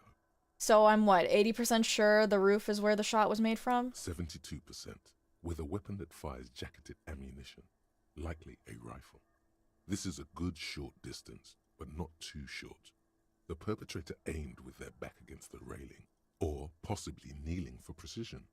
This would explain why it only took them one shot. They were very good, I guess. The lights were on in here. Outside it was dark. It was like shooting fish in an aquarium. A well-lit aquarium. The victim opened his mouth to let the bullet in. Neither of them would have seen anything outside, in the darkness. Too busy with their own bodies.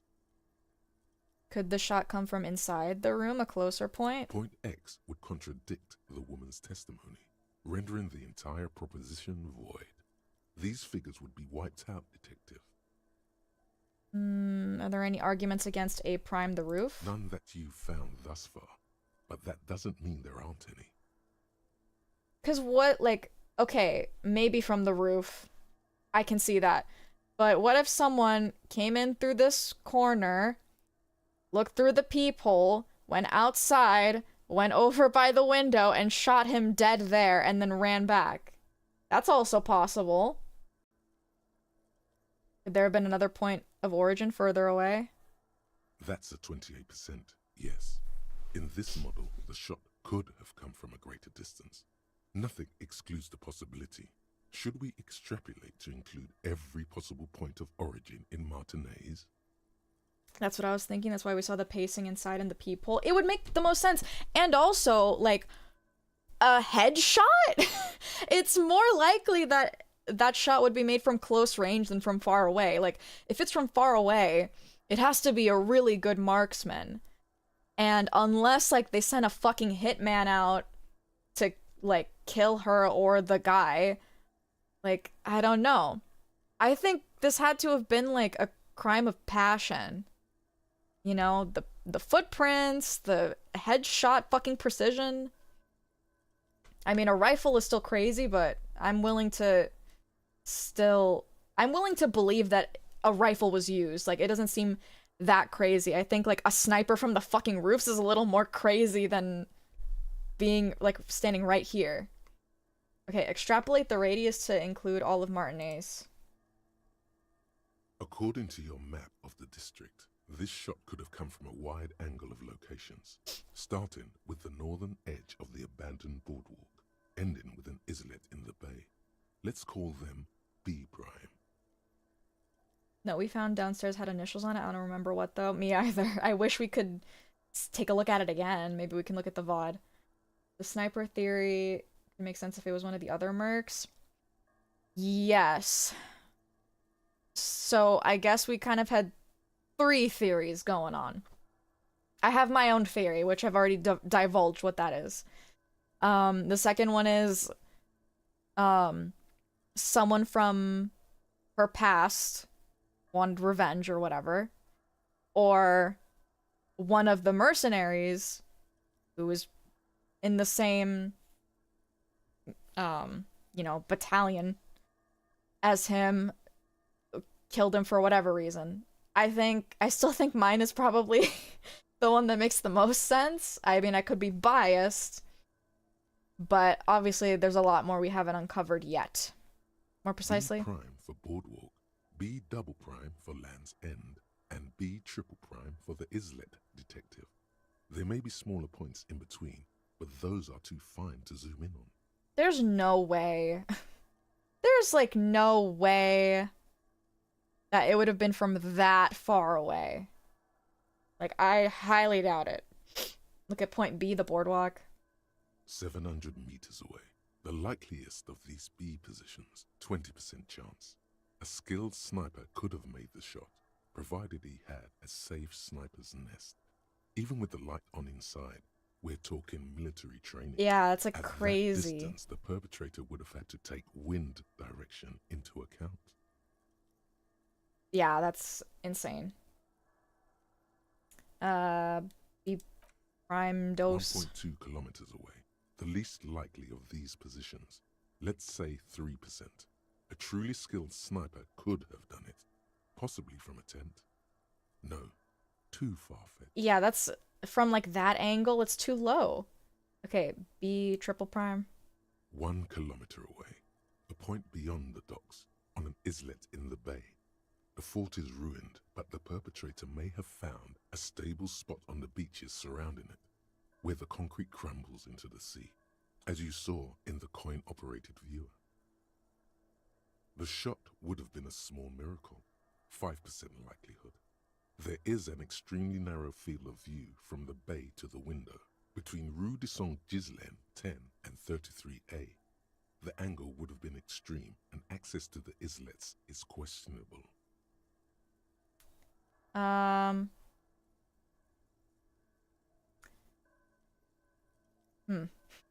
having a thought. Kim, do you think the shot could have come from further than the roof in Martinez? From where, precisely? Let's say B prime. I see you have Or any given of this those. a lot of thought. Are those the locations you've singled out in addition to the roof? And what is the likelihood, in your opinion, that it came from a further distance? I really don't think it happened at all. I'm just being thorough. Okay, well, we should see if there is gunshot residue or sniper nests if we go down the coast. Rule these spots out one by one. Alright. It would be the diligent thing to do. Until then, personally, I'm going with the roof version. It fits the hidden path through the whirling. A simple hypothesis. Yeah, I mean, I think usually the simplest answer is probably the most correct. Juna's thinking everyone step back. I don't know, I'm really leaning into my theory, to be honest. I think it just makes the most sense. Based on what we know so far, let me just keep that in mind. Obviously, we could uncover things that change all of our thinking entirely, like what happened with the Hardy Boys, you know? We thought, oh my god, poor woman was assaulted. Nope, she was not, actually. They were lying. Alright, do you have any... I'm so sick of talking to you. You again. What is it? Okay, I talked to Classe again. Now I need to talk to Ruby. Why? Because she's your real leader. You're cuckoo, cop. I'm the only man responsible for this unit. Get with it, or fuck off. You are delusional. How many times must I tell you? You're so fucking stiff. Yeah, fuck off. I'm gonna level with you. She's the next link to the chain that leads me to Lely's killer. Sounds like you're making her a suspect in this. Not on my watch, you're not. Oh my god. Ruby's one of us.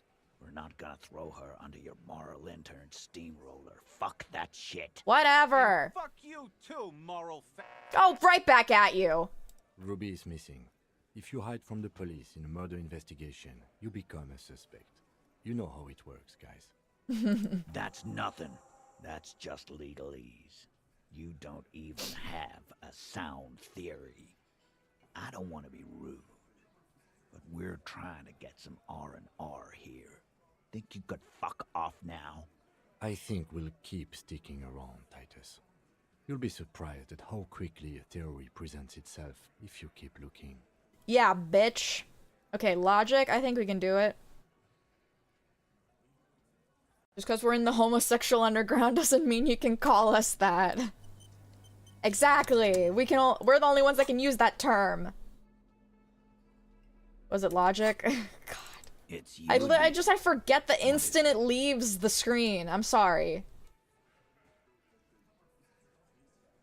Yes, okay.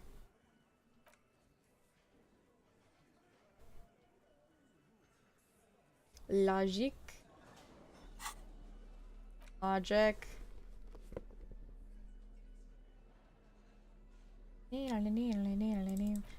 Oh, my favorite vest, or suit, actually, is what it's called.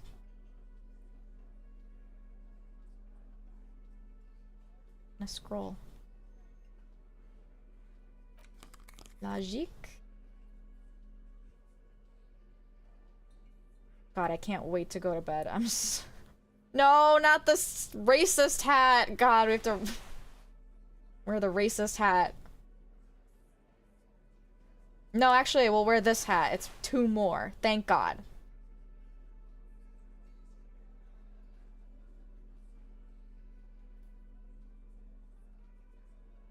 Alright, 5 logic. We are impenetrable logic machine.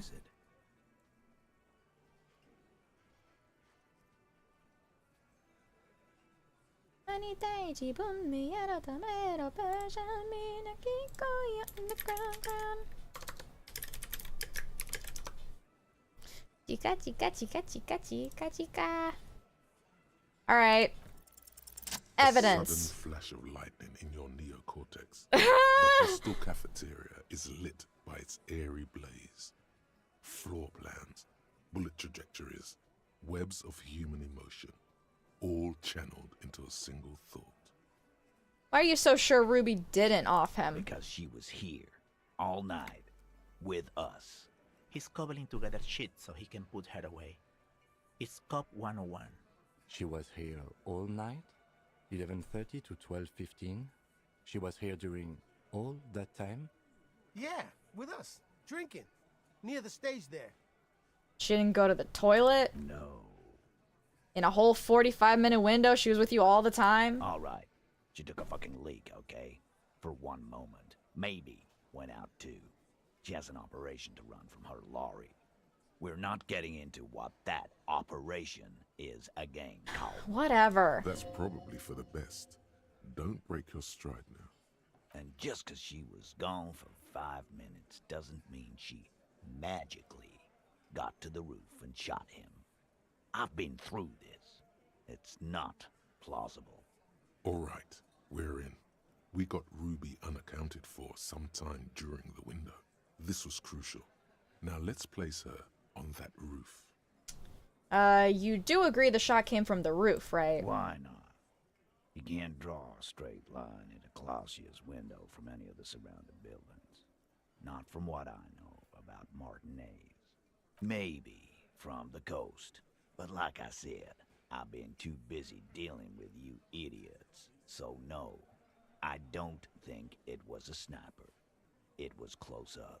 There's a 72% chance that the bullet came from the roof. 72%. There's a percentage and all. Where'd you get it from? Your guys in the lab? Yes, big lab, back in Jamrock. The Jamrock Ballistics Lab. I analyzed it on the spot. Turns out I can do that! No, you can't.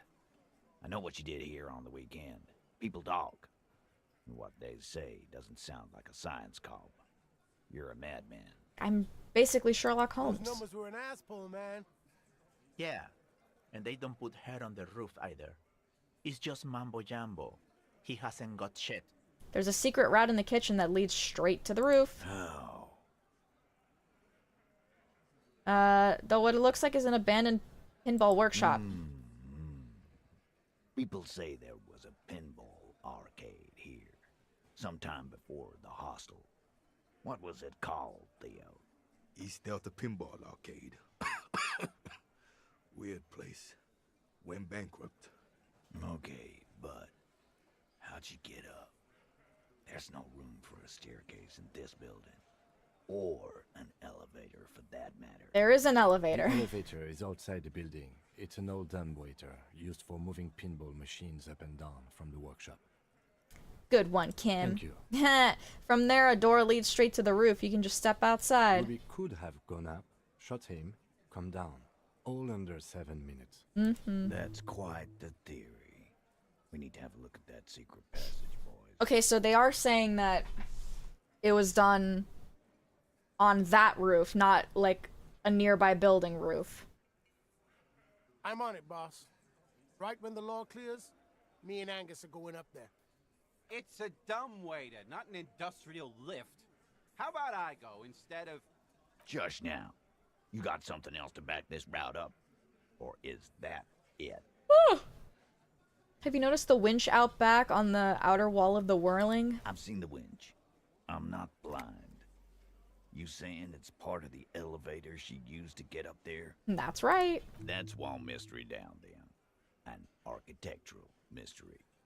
Doesn't much concern Ruby, does it? There were pinball machines in the workshop, still operational. Right. What the fuck does that got to do with Ruby?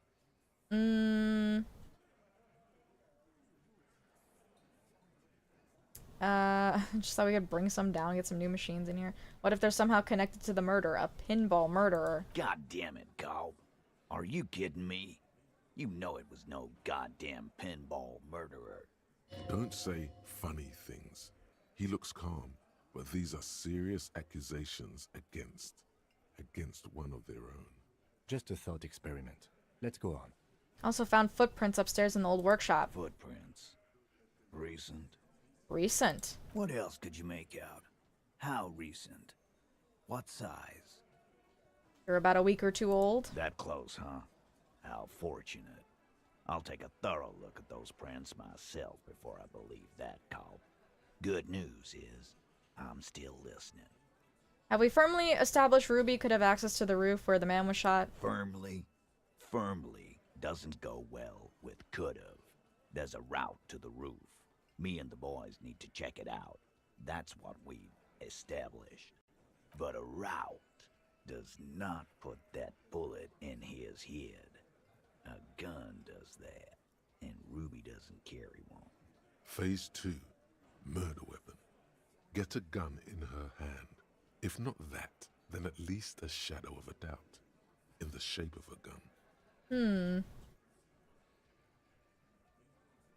The bullet that killed him, it was jacketed. Local pawn shop sold my lost gun to a woman, maybe it was her. Ah. You lost your gun? We're not gonna talk about that. What an idiot! Tell me, did you lose it before the murder?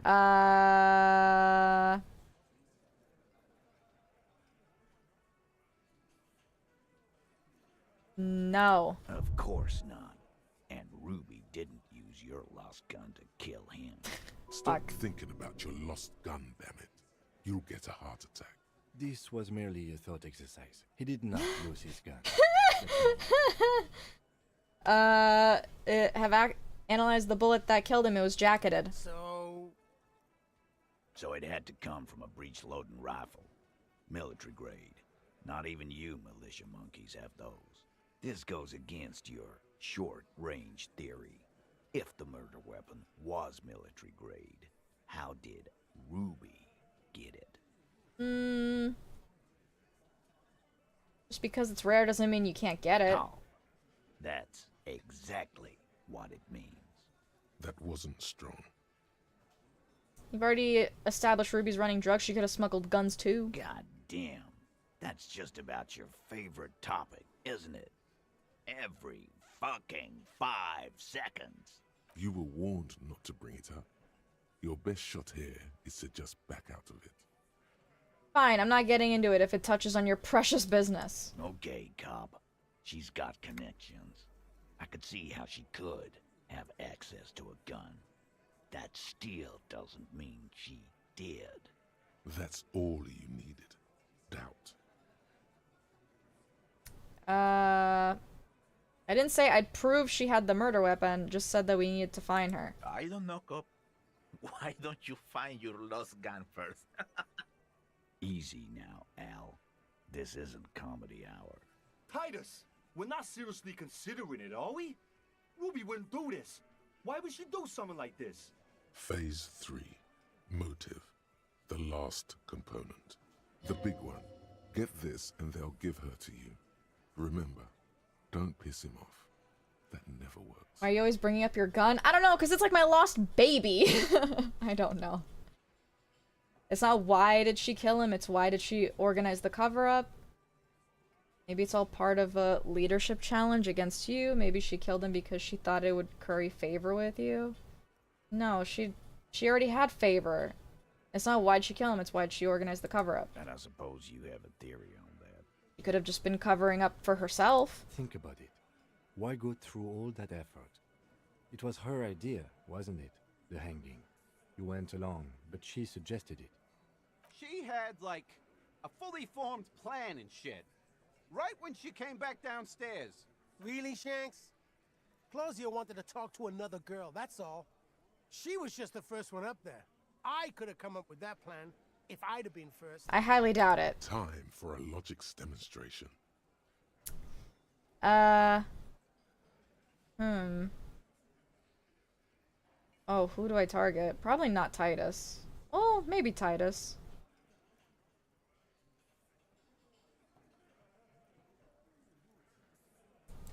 Eugene, let's assume you killed him. He scoffs.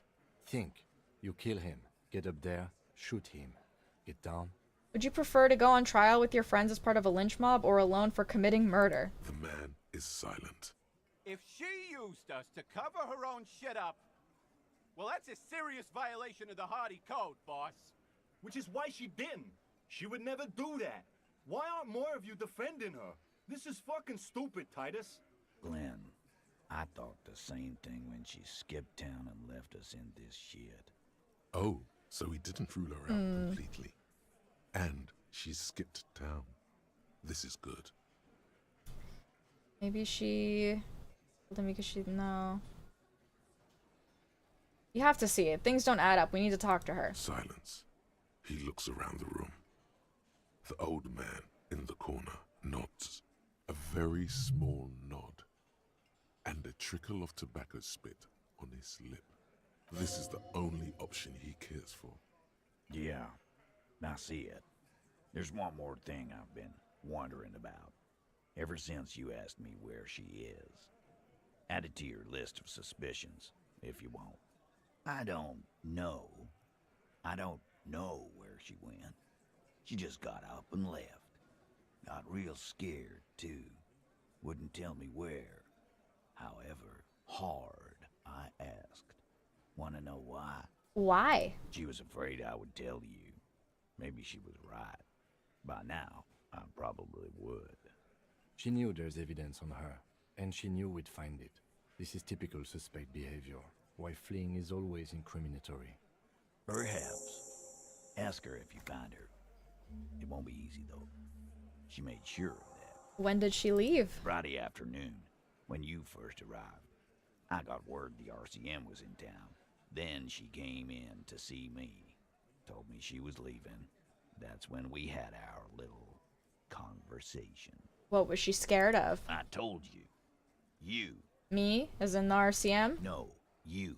As in the cop with the sideburns and the disco clothes. Really? And a hole in his heart. That first. Don't forget the funny tie, too. Don't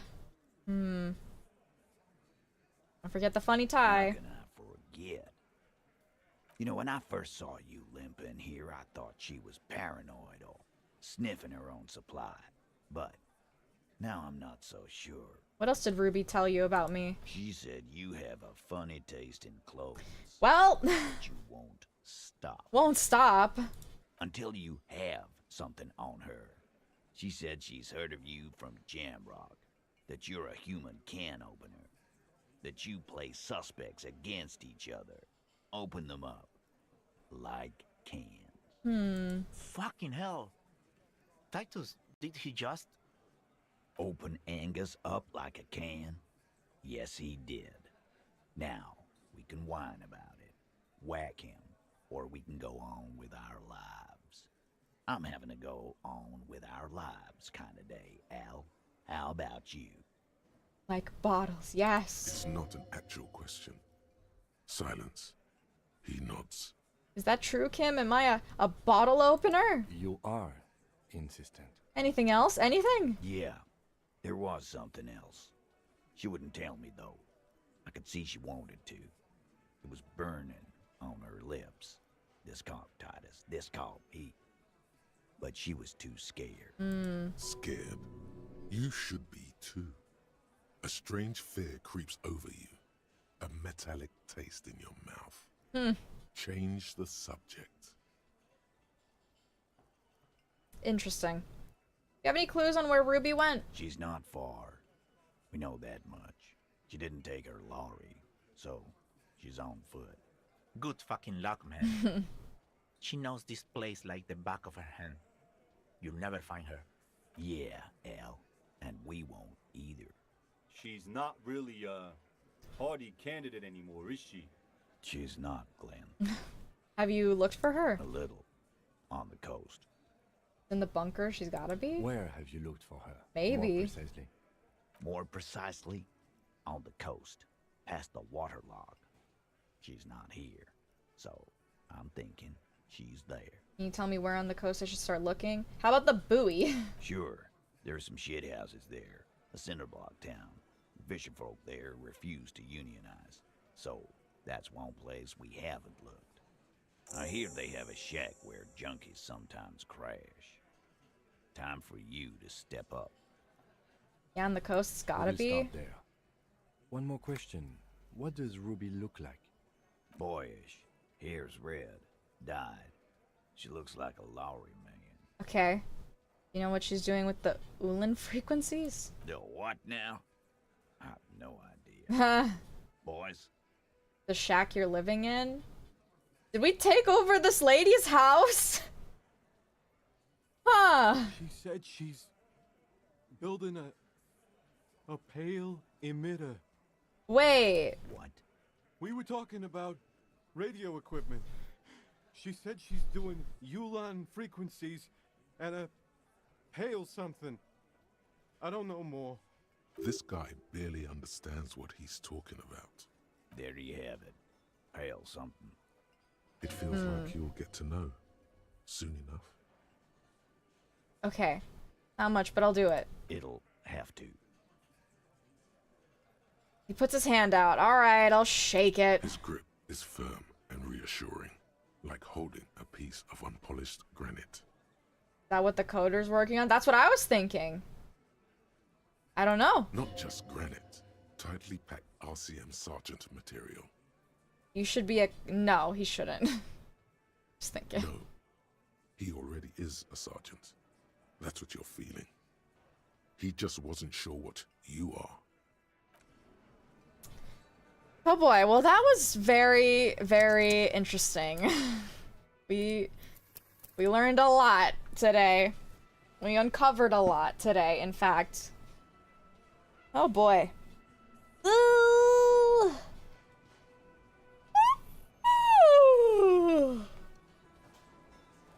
insane progression this episode. Yeah, I mean, what happens when you follow the main quest? Crazy. Well, we have a lot to do next time. We're definitely gonna look at the coast. Let me write this down. Ugh. Look at coast. Find Ruby. What else? I mean, we haven't done a few of the other things I listed. We still have to talk to the programmer. I think that's the biggest thing. How long until the gay thought finishes? An hour. Oh, okay. We've almost got it.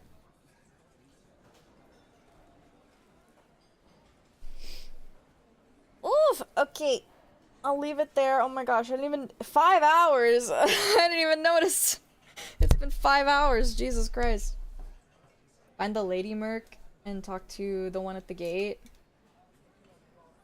In the building south of the roundabout. Okay, yeah. Talk to the mercs. That'll be interesting for sure. Alright. I won't leave you too long. I'll just leave you with this. I like this, officer. One last one. And then yeah, I'll see you guys Tuesday, I think. Tuesday! For whatever we do. Alright. Have a good night. Bye!